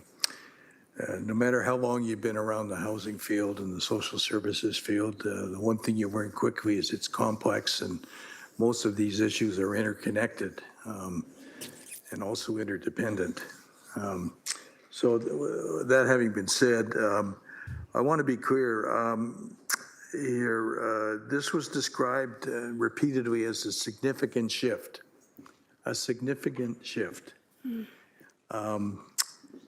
I'm all for modernizing something that particularly is going to be more client-focused. If the three-tier system works and better serves people, I'm on board for that. Where I'm having a little bit of a disconnect is when I hear references to we need to do a lot more consultation because this is a detail issue, and we're going to do that before we set out and firm up the program. So the obvious question that a number of lay people would ask, and even some of us who would ask it professionally, is why wouldn't we do the consultation first? Set out the terms so that we would have those there. I want to, you know, I'm kind of, when we hear delegations, I'm sort of into, I kind of see it as a listening, learning, acting continuum. You listen, hopefully you learn something, and out of the learning, you decide to act. And I want to believe that that's happening here. And I got a lot of trust in the staff people who, you know, I want to be very clear. I'm not pointing fingers. I'm trying to point direction as best I can.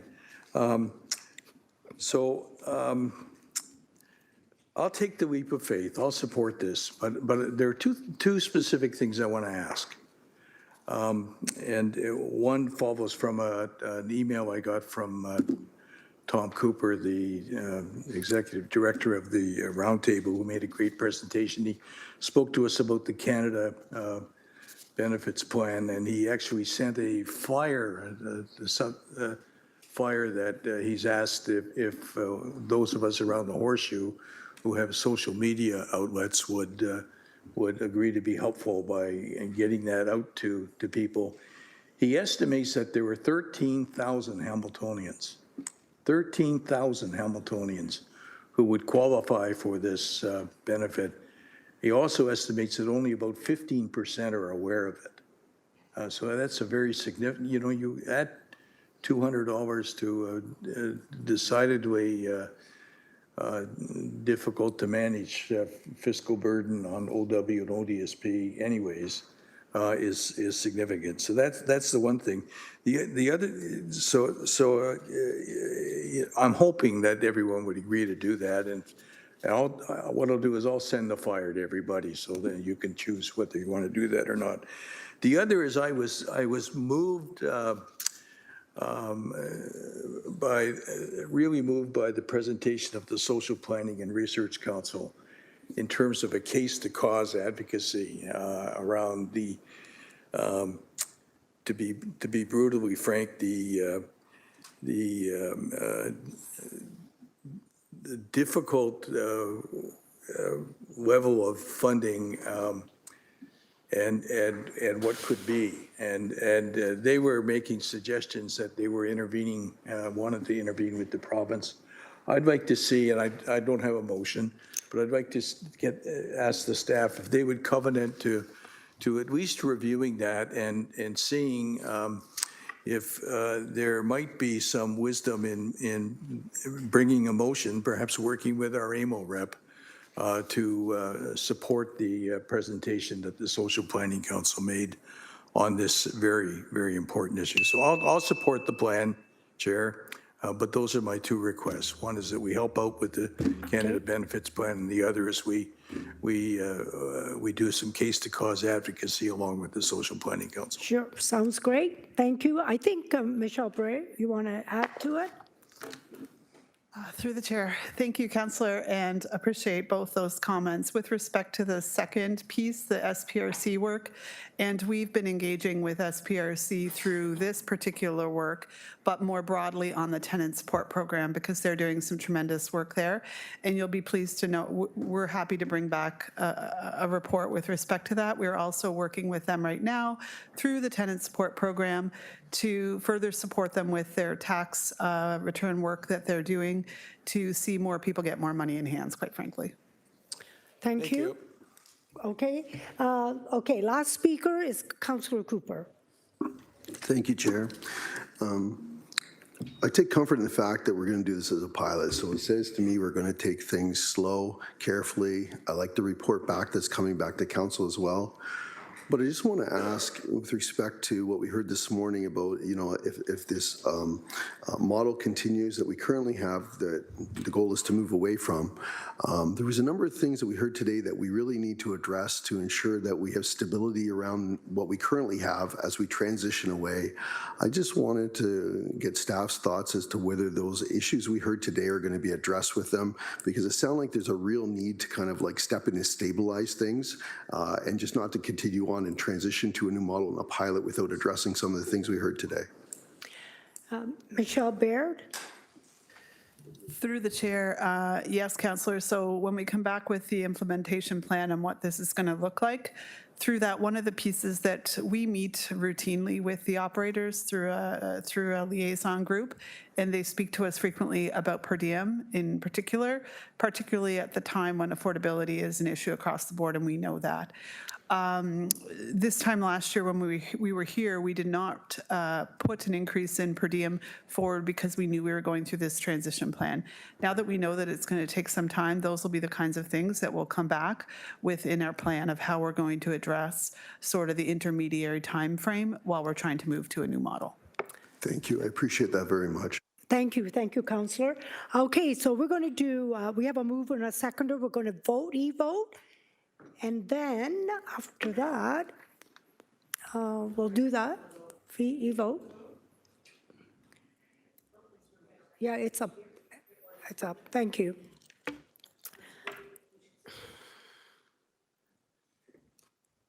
Now,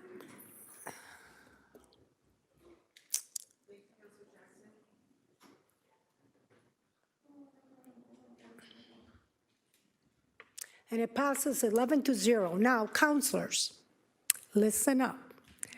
It's almost 5:30, so we're going to extend because we want to move quickly and, you know. So how about we extend it for about an hour and a half? Or 2 hours? Till 7?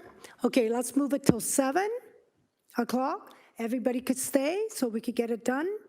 All right, so let's go to the e-vote to extend.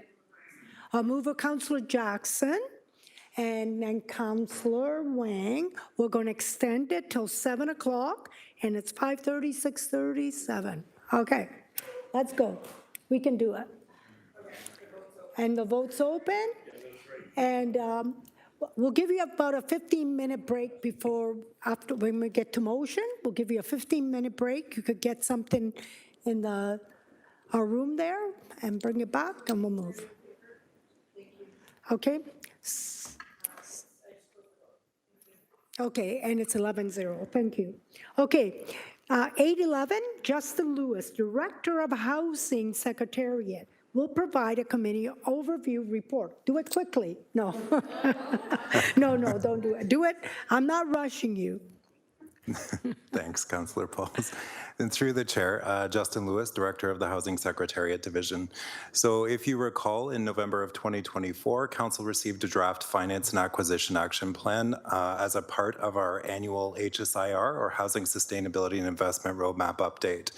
The report before you today is titled Affordable Housing Acquisition Plan. So the title changed as we went through some iterations. Today, we are presenting a 2-year pilot program supporting Council's affordable housing priorities under the Housing Sustainability Investment Roadmap, Pillar Number 2, Acquisition. The request for proposal process will go through and be initiated through our Affordable Housing Development Project Stream, or the project stream. To give a brief overview, the goal will be to provide capital assistance to not-for-profit housing providers to purchase private market units at risk of being sold outside of the affordability market. Our target is up to 100 affordable units over 2 years. The key incentives that are within the report today is capital assistance of $5 million in forgivable loans up to $100,000 per unit, property tax rebates up to 2 years, waiving of all permits and fees for acquisition, and the funding source is Initiative 4 of the Housing Accelerator Fund, so there's no impact on the city's operating levy. Just for you to know today, the recommendations are to approve that $5 million for capital assistance, the $500K for tax rebates, and fee waivers. Really quickly, I'd like to acknowledge that the Housing Sustainability Investment Roadmap Steering Committee, 23 directors across the corporation have been involved in this, as well as the Executive Committee, our SLT team, our advisory committee made up of the Hamilton Community Foundation, Canadian Housing Evidence Collaborative, as well as the chair from the Hamilton is Home Coalition. I'd also like to thank divisions like Finance, Planning, and Legal for their support. That's the report that's in front of you today. Chimigwich. Thank you. That was really quick. I didn't really mean it. Okay, thank you. Is there anyone on the speakers list? Yes, there is. That's Councillor Nan. Thank you. Almost broke a glass there. Thank you, through you, Deputy Mayor. I don't actually have any questions. Thank you so much for the report. I read through it in detail, and it's great. We're getting another opportunity to demonstrate the plan in action as it relates to our affordable housing, or sorry, our housing. It's that time of night. I'm losing it. Housing Sustainability Investment Roadmap, thank you. And as a result of that, our corresponding acquisition plan.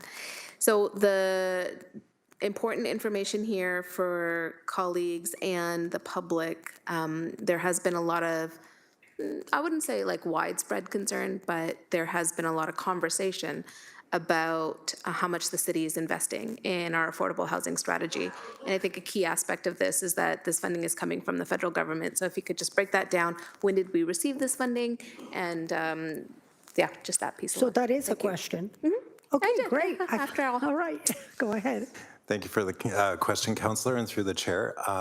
Yes, so the funding we receive annually from the Housing Accelerator Fund, as I've brought to Council a few times, the Housing Accelerator Fund has 7 initiatives under it, of which 4 initiatives are outwardly facing to the community. 3 of those initiatives are inwardly facing to the city for us to organize ourselves and get ourselves prepared around the housing sector to build and develop new housing units, or to preserve and acquire housing units that are at risk of being sold. In this instance, we're looking to initiative number 4 under the Housing Accelerator Fund. If you recall, when the Housing Accelerator Fund was put in place, we were awarded from the federal government approximately $93 million, over which 4 years we would receive a tranche of approximately $23.3 million. We are going into the 3rd year and about to receive our 3rd tranche of that, to which we will then report back to CMHC to see if we receive our 4th tranche in 2027. So annually we receive $23.3 million, to answer your question, and a part of that is the $5 million that we're allocating to this program. Thank you, Councillor Excellent, thank you. And then I assume through you, Deputy Mayor, that one of the other outcomes as a result of this acquisition strategy of buying existing housing stock, that there be some potential climate mitigation impacts there too. There's been a lot of conversation in the community about building new and what that does in terms of overall impact to the community. Holding on to existing stock gives us an ability to retrofit those buildings, often changing the energy profile of them as well. Does this program enable some of that work? Thank you. So through the chair, and thank you, Councillor, for the question. As with any of the projects that we're working with and working with not-for-profits to have come to fruition, we will be looking at climate and energy retrofits as a part of those purchases. And that's through our evaluation process of proposals for this program. Thank you. Thank you, Councillor. We're going to, that's it, right? Okay, thanks. Councillor Wang. Thank you. Highly supportive of this program. As I'm reading through the report, we are also, I asked the question to HCF earlier, which was around the use of social debenture funds and potentially social impact funds. And how with this $5 million, is there an opportunity to allocate certain percentages to something like social debenture funds? Because I think that there's an opportunity to recoup more than just the forgivable loan sort of option. So thank you for the question, Councillor, and through the chair. I will say that this program, although social debenture framework is not included in this program, we did say through the report that the city would take a serious look at that, and we will do that with our finance colleagues under GM Zagaric to be able to take a look at that. However, this program does not speak to social debenture finances. This is solely funding that is coming from the Housing Accelerator Fund to start the program as a pilot. And through that program, in parallel, we'll be doing that research and working with finance to look at whether that's feasible for us as a city. Okay, thank you, Councillor. Second question. Sorry, I know. Okay. $5 million is a good deal of money. However, when I look at MLS and Realtor.ca and I'm looking at multi-residential properties that may or may not be available, and the intention is to keep affordable housing stock, how are we structuring this so that we can make the $5 million be as helpful to more organizations than maybe just one or two potential loans? So how are we stretching this dollar here? Sure, and thank you, Councillor. Through the chair, you will see in the program outline that we are looking at up to 100K per unit and 100 units through this pilot. Again, I'd like to stress that this is just a pilot, so we are looking to do this work, look at it if it's feasible for the city to continue as a program, but through this 2 years to see the success and be able to analyze that success and do a lessons learned afterwards. So and to answer your question specifically, we are looking at approximately 100K per unit, 100 units through the pilot, which could be one or more buildings as we move through and look at the proposals. It doesn't have to be in one building, but it is 100 units max through this. Okay, last question through you, Deputy Mayor, is there an opportunity to take equity share in any of these? Because it could potentially add to our housing stock, as the city of Hamilton is also a housing provider as well. So I just wanted to ask the question. So through the chair, and thank you, Councillor, great question. So if you remember in our annual report back a few weeks ago, we spoke about a 5-year finance plan in parallel to building our housing master plan. And when we're looking at that, we'll be looking at innovative financing ways to be able to have longevity relative to building housing for the future and future citizens of Hamilton. So we may not have those innovative plans in place right now, but we are working through them in parallel to having these programs and looking at our lessons learned for the future. So the $5 million in this particular program is not at all considering equity stakes in any of those loans that we have? Through the chair, that is correct at this time. All right, thank you. Those are all my questions. Thank you. Councillor Maureen Wilson, please. Thank you, Deputy Mayor. Thank you to Director Lewis and all of the community and staff persons who have informed all of this work to date. I don't have a question, but I would like to share a comment with you. I had a public meeting with a neighborhood group last night, and I think I've written about a dozen Ward 1 letters on our housing plan and housing issues and where we found ourselves after intentional choices made over 40, 50 years ago now to enable and the belief that the private market is the best force in which to provide for housing in this country. That was a decision made, and we're left with it today, where we're relying on 94% of our housing from the private market. In all of those efforts, last night, typically, I continuously and appreciate being asked, what are you doing about housing? What are you doing about affordable housing? I wanted to share with my colleagues and the director, it was the first time last night where it was phrased, I see what you're doing. Not, what are you doing? It is, I see what you're doing.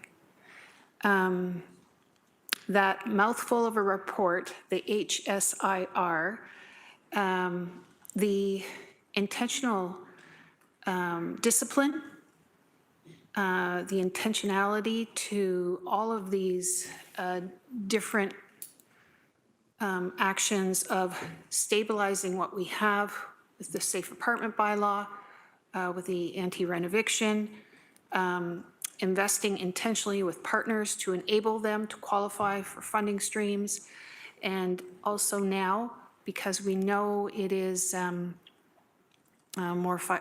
it's financially within reach for us to secure rather than build anew. I just wanted to share with you that I know the days are long and the work is gruesome, but there are some members of the community who are tying these actions together. And just wanted to share that with you. And I'm very, very supportive of this pilot and the actions set in within. Thank you. Thank you, Councilor Wilson, for sharing that. All right, we're going to go to the EVO. We have a mover and a seconder, 8.11. Through the Deputy Mayor, we didn't have a mover. Oh, and we seconder on didn't. that one, Okay, no. the mayor and Councilor Wilson then. Maureen Wilson. Sure. Just give me a moment. I'm trying, it seems to be, is it up for anyone? It's up. Okay, thank Yeah. you. There we go. Thank you.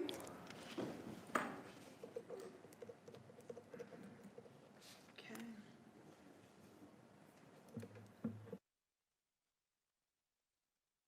Okay, it's 11-0. 8:11, correspondence respecting report, HSC 25018, Affordable Housing Acquisition Plan. We have Douglas J. Sider, and Executive Director of Golden Horseshoe Cooperative Housing Federation, and Emily Power, President of Caroline Co-op. May I please have a move and a seconder to put this on the correspondence? Yeah, to receive it. Sometimes I can't see. All right, may I please have a mover? Councilor Beatty, Councilor Nan, thank you, to receive the correspondence. All in favor? Nobody's on, it's passed. Show of hands, it's carried. 8:12, Downtown Subcommittee Minutes, DSCC 25004, November 26, 2025. May I please have a mover and a second to put it on the floor? Councilor Jackson, is that okay? Councilor Kassar, thank you. Is there any discussion? I don't see any. Please, e-vote.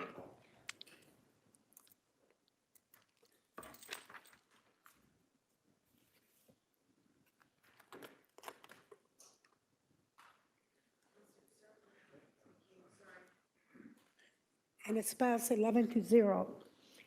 Okay. 8:13, cyber liability insurance renewal. Can I have GM Mike Segura, first initials, is he here, to speak on it before we move on? You have the floor. Through the chair, you have the report before you and a private and confidential appendix. Staff just learned that we do have some favorable terms that have just been extended to us. So staff are looking to revise the recommendations to this report. We're happy to go in camera and provide a verbal, or alternatively to send an email to committee members to advise of what the revisions are and have that prepared for council next week. So we're in your hands in terms of how you would like us to proceed. Okay, let's take a vote. Who wants an email and who wants to go on camera? Email? 1, 2, 3, 4, 5, 6. What about the others? Counselor, everybody said email? That would be perfect. Okay. So through the Deputy Mayor, just for clarification then, is it staff's thought that they will bring something then to council? Through the chair, and happy to work with clerks in terms of the process. We will provide a revised schedule to the report that is private and confidential for council, and we can prepare that for clerks. And we can provide a email to council explaining what the changes are to that schedule as well. We can look to provide a tracked changes version as well. So, sorry, just for procedurally, are we thinking that we don't want to then approve the recommendations as they are? Would we receive the report and staff bring a new report forward? Is that what we're thinking? Through the chair, we can work that way. We can revise the report or bring a new report. Okay, so why don't we refer the report back to staff to revise and bring an updated version at council, if that's agreeable to everyone. So we're going to refer and revise, right? Moved by the mayor and Councillor Wang. And do we have to have a Evo? Okay. So this is to refer and revise the cyber liability insurance renewal. Okay, and refer back to council. And that's, I think, on the 10th.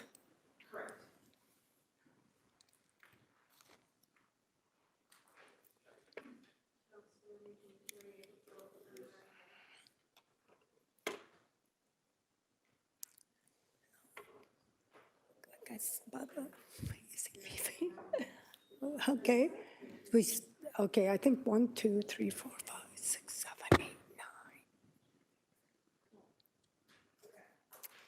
All right, so it's 11 to 0.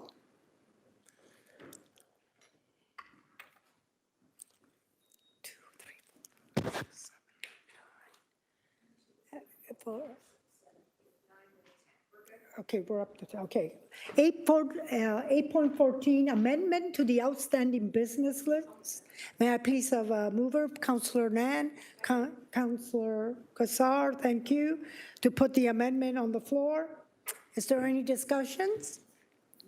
I don't see any. Please see vote. Oh, we're at motions. Oh, okay, yeah.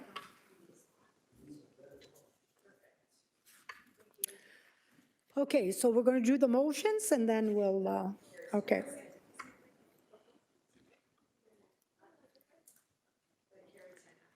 Nothing, thank you. So we're going to motion and I'm going to 9.1. I'm going to give the chair, Councillor Jackson, so that I could read my motion. I won't read it all because it's long, but I want to tell you a little bit about it. Why don't you tell us a little bit about your motion, Councillor Pauls? Just a little bit.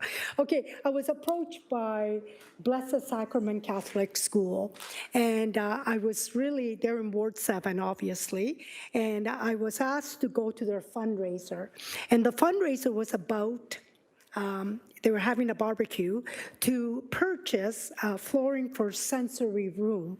Now, if you know what a sensory room is, it's a place where autism spectrum disorder and people with AD and HD, attention deficit, hyperactivity disorder. So we did the fundraiser. They raised over $3,500. But then they approached me and said, you know, we want to now furnish this room. And I went to the school and wanted to tell you that the principal, Jenny Frappa, Maria Wishart, a literacy resource teacher, and Barbara Walker, she's the Catholic School Council, Parent Council. So I had a meeting with them. I went to the school, and you know, it touched my heart because they have 15 students in that school that have autism. And then they have 315 students there that all benefit because there's quite a few people also, children that have ADD and HD. This safe space really gives the teachers, other students, a safe place when they need to go and just chill. And I want to tell you, I was at People's Church, and they had a big grand opening. I could not believe that beautiful sensory room. It was because churches are getting to that because there's a lot, they have Sunday school, and kids need to have a time to just be separate where they could calm down, and it's incredible. Daycares have it, and now schools. Now, so this school is not designated as an equal opportunity school. So they asked me for some funding for the equipment to be in that little room that they have. And I was glad to say, you know, let me look at it. I've been stalling this for 6 months, so I really would love your support. And the funding is that the funding for the equipment for the sensory room at Blessed Sacrament Catholic School be funded from Ward 7 Capital Reinvestment Reserve, number 08057 at an upset limit, including contingency not to exceed $13,000, be approved. And that the mayor, the city clerk authorize and be directed to execute any and all requirement agreements for the ancillary documents in relation to the purchase of the equipment for the sensory room at the Blessed Sacrament Catholic School with such term and condition satisfactory to the city solicitor. I want to tell you, it is a pleasure, it's an honor to really help them out because I believe they did their part. They're doing fundraiser. These parents really need help, and it's an honor for me to say, let me look at it, and I want to thank all of you. I hope you could support this, and they wanted to be here, but I told them it was going to be a long, long meeting. So as soon as it passes on in our council, I will call them and let them know. So thank you. Councillor Pauls, that's a beautiful story. Who's your seconder, please? My seconder, who would like to be Councillor Cooper? Thank you. Councillor Rob Cooper. Everybody has heard that beautiful story. It's a noble cause. E-vote, please. All in favor? Oh, I'm sorry. I don't have a monitor. My apologies. Councillor Huang? Councillor Huang, please. Thank you, Councillor Pauls, for bringing this up. I just have a question around precedent setting, because I know that when we go and we work with the school boards, we tend to have as a ward councillor, we can invest in the play structures that are outside, because many times a lot of those schools are abutting municipal parks. So then we can do that investment. I just recognize that Councillor Crutch had one recently. This one is inside of the school, so it's kind of inside of the purview of the school board. So this was a question that was asked by one of my residents because they were just wondering about precedent setting. Okay, if we talk about precedent, we do trees for school outside that we put motions from the discretionary funds. So that's another precedent we started. If I could recall, you did a precedent by giving money to an organization that was, so what precedent do we start? So I'm just saying, this is designated as an equal opportunity school. And I want to tell you something. When I went in that little room, and if you would have saw it, it was literally a closet, in my opinion. I said, we're not fixing the walls. I'm not fixing your electricity. I am providing equipment for children. There's 15 children that have autism, and there's a lot, they say, that have AD and HD attention deficit. So if this puts a precedent, well, let's look at one at a time and see where we can help. Councillor Wang, you still have the floor. Okay, I think that the trees, again, comes back to it's on city property. So But the school's on city property too. Councillor Pauls, please. I have the chair now. Thank you. So Councillor Wang, and you have the floor.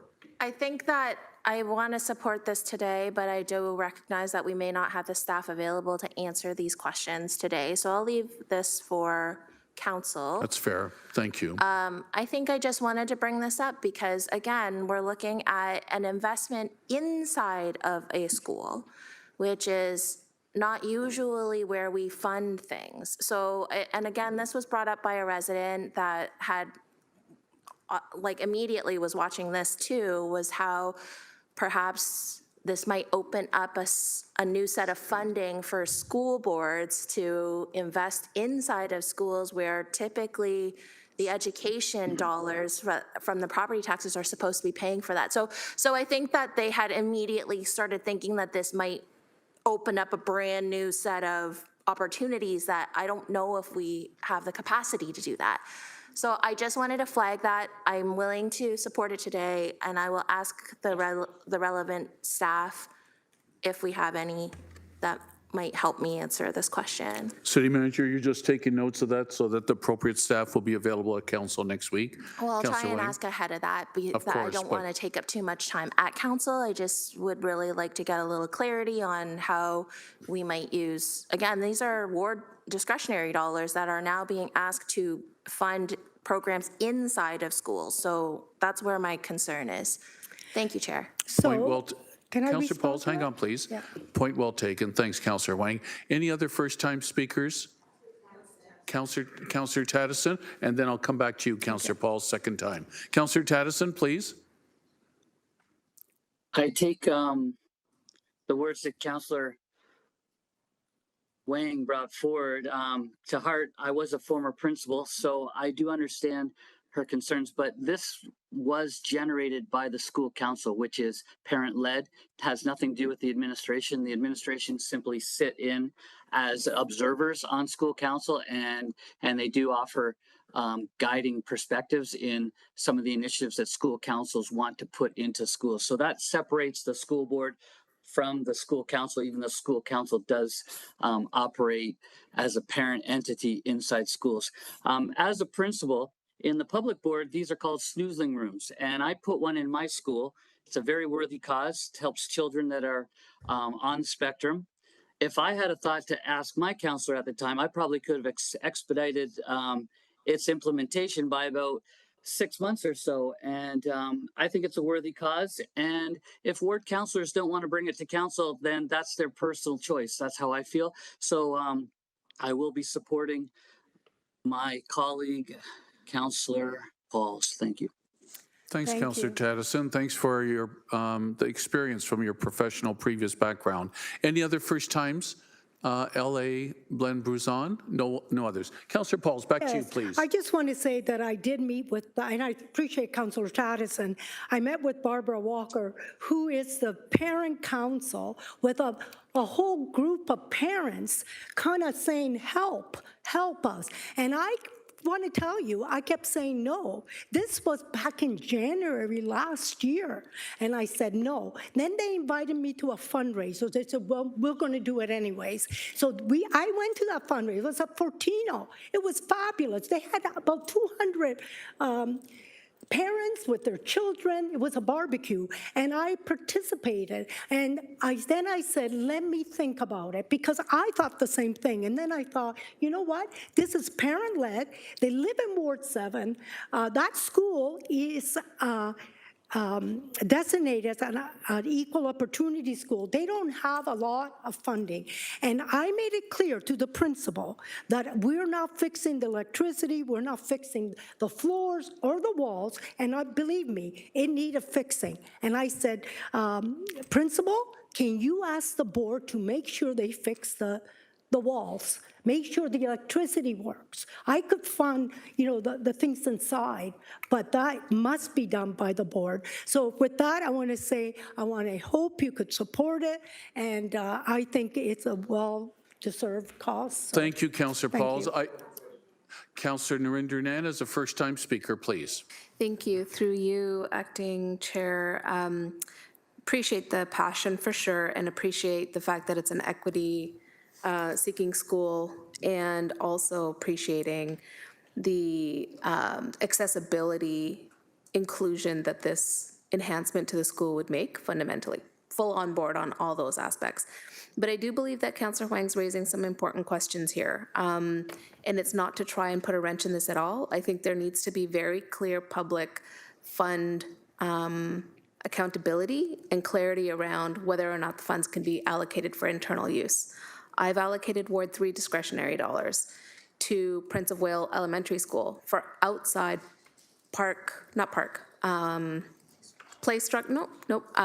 outdoor enhancements that then also included an agreement for community use of those outdoor features inside of a neighborhood that doesn't have enough tree canopy, inside of a neighborhood that has a deficiency of green space, inside of a neighborhood that doesn't have a lot of walkable playground structures in certain neighborhoods. So working with the school and the school board to accomplish those collective goals on behalf of the city that gives all children, regardless of whether or not they attend the school, an opportunity to take advantage of those public funds.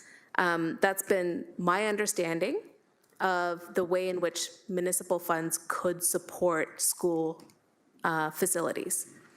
And so my question to you, Councillor, is did you consult with staff prior to? Our staff? Yeah. Yes, once they helped me with the motion. Okay, and then was there a policy referenced in terms of that there's not an That's why I issue in brought terms it of to Tony internal? Yeah. They bring it to council, and if they agree, we were, we've done that many times with other motions that we supported, that it wasn't, discretionary fund wasn't allocated for that funding. But that's what we bring it to the. Okay, I'm gonna, no more questions. Councillor Nan, I think both what you and Councillor Huang have raised, staff hopefully will have some answers. And I think it should be asked next Wednesday at Council for public consumption, given that residents have inquired. Any other first-time speakers? Councillor Maureen Wilson, please. Thank you, Chair. Appreciate the discussion. The only comment I would make is shining a light on the fact that we're fundraising for public and Catholic education and having municipal dollars to be used for very important services, I think is very telling at this time in Ontario. Thank you. Thank you, Councillor Maureen Wilson. I caught the subtle message. Anyone else, L.A. Blend Bruzon? You're sure? Councillor Robert Cooper, please, who seconded the motion. We'll be doing an extension be under 2 hours for sure. So, this predates me a little bit, right? But I thought, and please feel free to correct me because everybody around the table likes to do that, but I thought that the city council invested in a church not too long ago, and it actually invested in the church, and the church is still the denomination it was, and it put a significant amount of money in terms of millions of dollars. And so that was a denomination. It was very specific. Now, it's across the street. There you go. So I'm a little confused as to why we're kind of picking and choosing which face we're supporting. So anyways. Thank you, Councillor. That was a decision long before you arrived, and ultimately, Council is supreme. However it wishes to decide, whether within policy or beyond, Council supreme. Anyone else? L.A. Blend Bruzon. That's giving you extra recognition. 4 times I've mentioned your name, though. All right, thank you. All right, can we have a vote? We all understand what we're voting on. Moved by Councillor Paul, seconded by Councillor Cooper. All in favor? Any opposed? E-vote.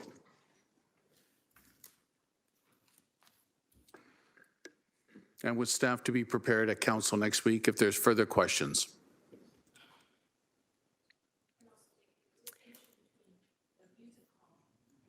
Okay, yep. 9-1, that carries. Thank you. The chair is back to you, Deputy Mayor. Thank you.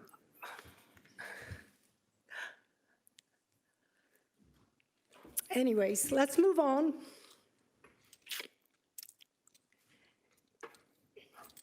(9.3). Councilor Jackson, can you take this? I need to go to the...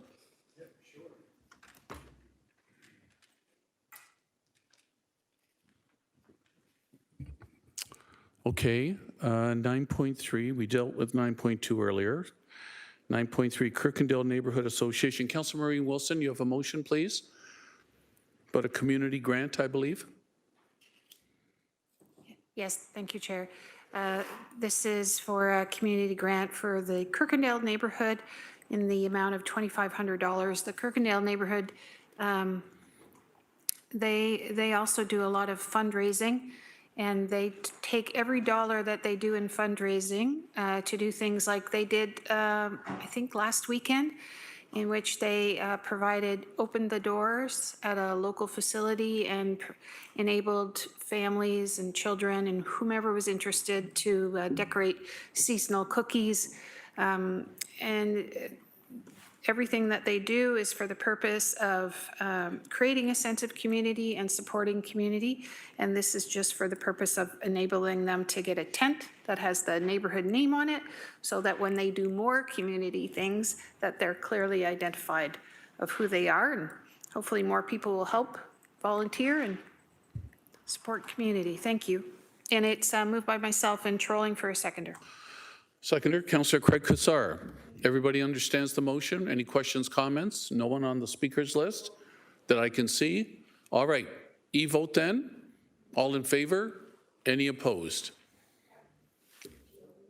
Hands up from Councillor McMeekin, Councillor Cooper, myself. Any other manual votes? Otherwise, everyone's doing e-vote?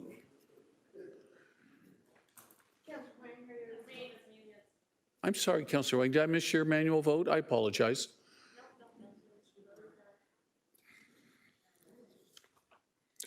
That carries 9-0. All right, notices of motion. Elsie McCray, are there any notices of motion that I'm aware of here on the roadmap? I see none. Oh, Councillor Jackson, there are none. Okay, thank you. Private and confidential. I'm going to, it says here to Councillor Kassar, is that true, to move us into private and confidential? You'd be happy to do that, okay. But we're going to do something else first. Oh, something else Yes, first. thank you, Councillor. So help me out since I'm just filling in temporarily here. We'll catch you up, Councillor Kassar. Councillor Jackson, no problem.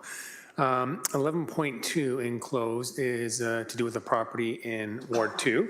The Ward 2 councillor is not here, so would like to defer that to council. Good pickup. Excellent pickup. So do we need to do that in public session then? Elsie McCray? So through the acting deputy mayor, yes, I'll need a seconder, and then we'll need an e-vote on that. Seconded by Councillor Narinder Nan. We all understand why we're doing that, in courtesy to the Ward 2 councillor. So e-vote, all in favor?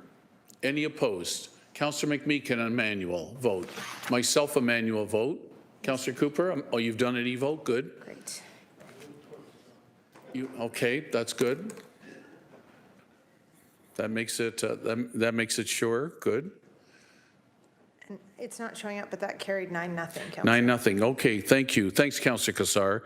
Okay, now to go into closed session. All right, we'll need a motion to go into closed sessions for just items 11.3 and 11.4, correct, Elsie McCray?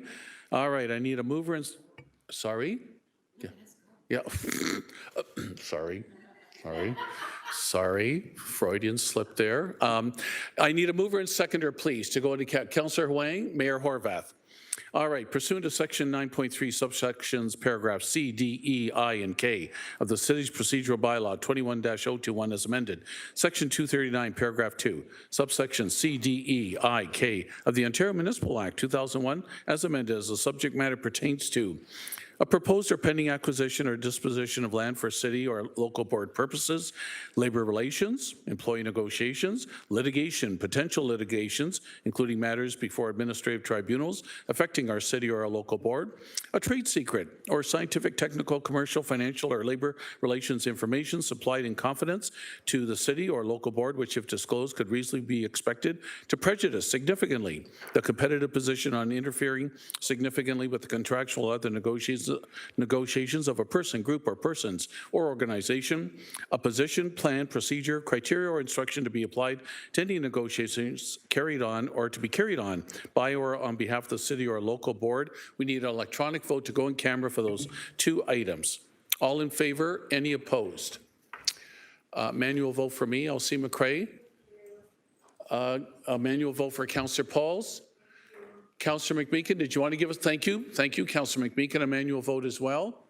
Everybody else is doing an e-vote, and that carries 10-0. Councillor Pauls, we are going in camera, and if you want to read this before we go in camera. Yes, thank you. The chair's Thank back to very you. good. Thank you. All right, we're going to in closed session. Members of the public are advised that during the closed session portion of the meeting, the live stream will broadcast as closed session in progress screen. The broadcast will resume when the closed session portion of the meeting is complete. As we now move into closed session, I would ask all members of the public delegates and external participants to please now exit the WebEx meeting. As well, any staff that are not directly related to in-camera items are also now asked to please exit the WebEx meeting. I also remind members of council that as per section 8.7 of the procedural bylaw, the use of personal electronic devices during closed meetings is strictly prohibited. However, the use of city electronic devices during closed meetings are limited to text communication only, with the city electronic devices not being used as a telephone, recording devices, or camera. Staff from the Office of the City Clerk are expected from subsection 8.7C when using electronic devices for record-keeping purposes. Okay. So,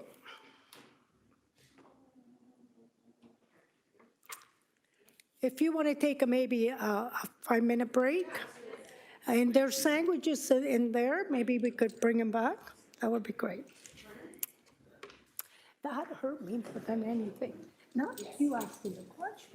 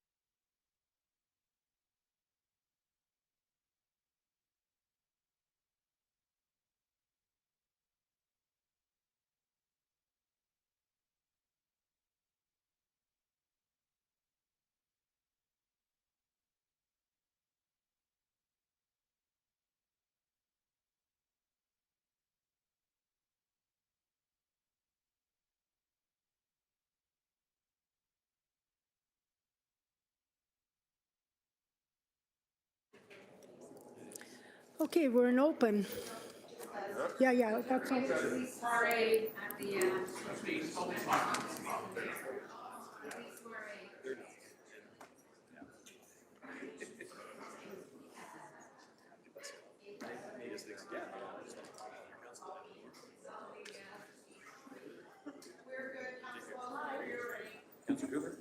Yes, looking forward to tomorrow. Pick you up on the second floor. All right. Okay, thank you. Okay, 11.3, HUR 25016, confidential highway labor disruption costs citywide. May I please have a mover and a seconder to put it on the following? Okay, Councilor Wang, the mayor, thank you. The report, HR 25016, respecting confidential highway labor disruption costs, be received and remain confidential. And we will e-vote now, please.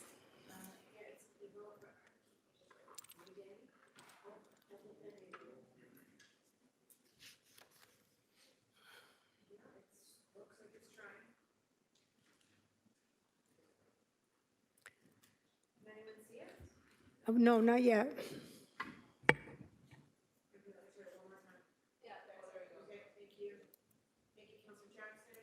Thank you.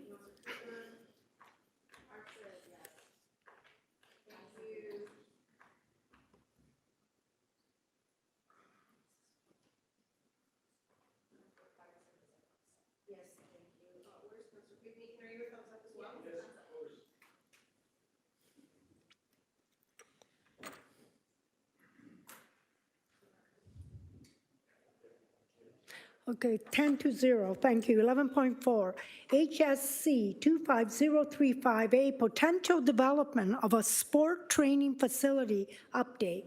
May I please have a move and a second of the following? Councillor Jackson and Councillor Kassar, thank you.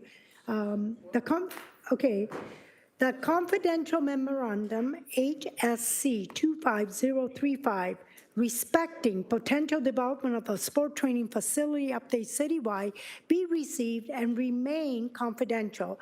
We will need an e-vote for this. Thank you.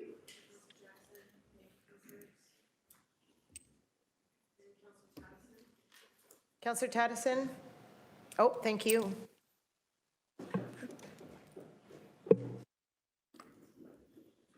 Thank you, and it passes 10-0. And guess what? Adjournment is at 6:51. That's great. Good job.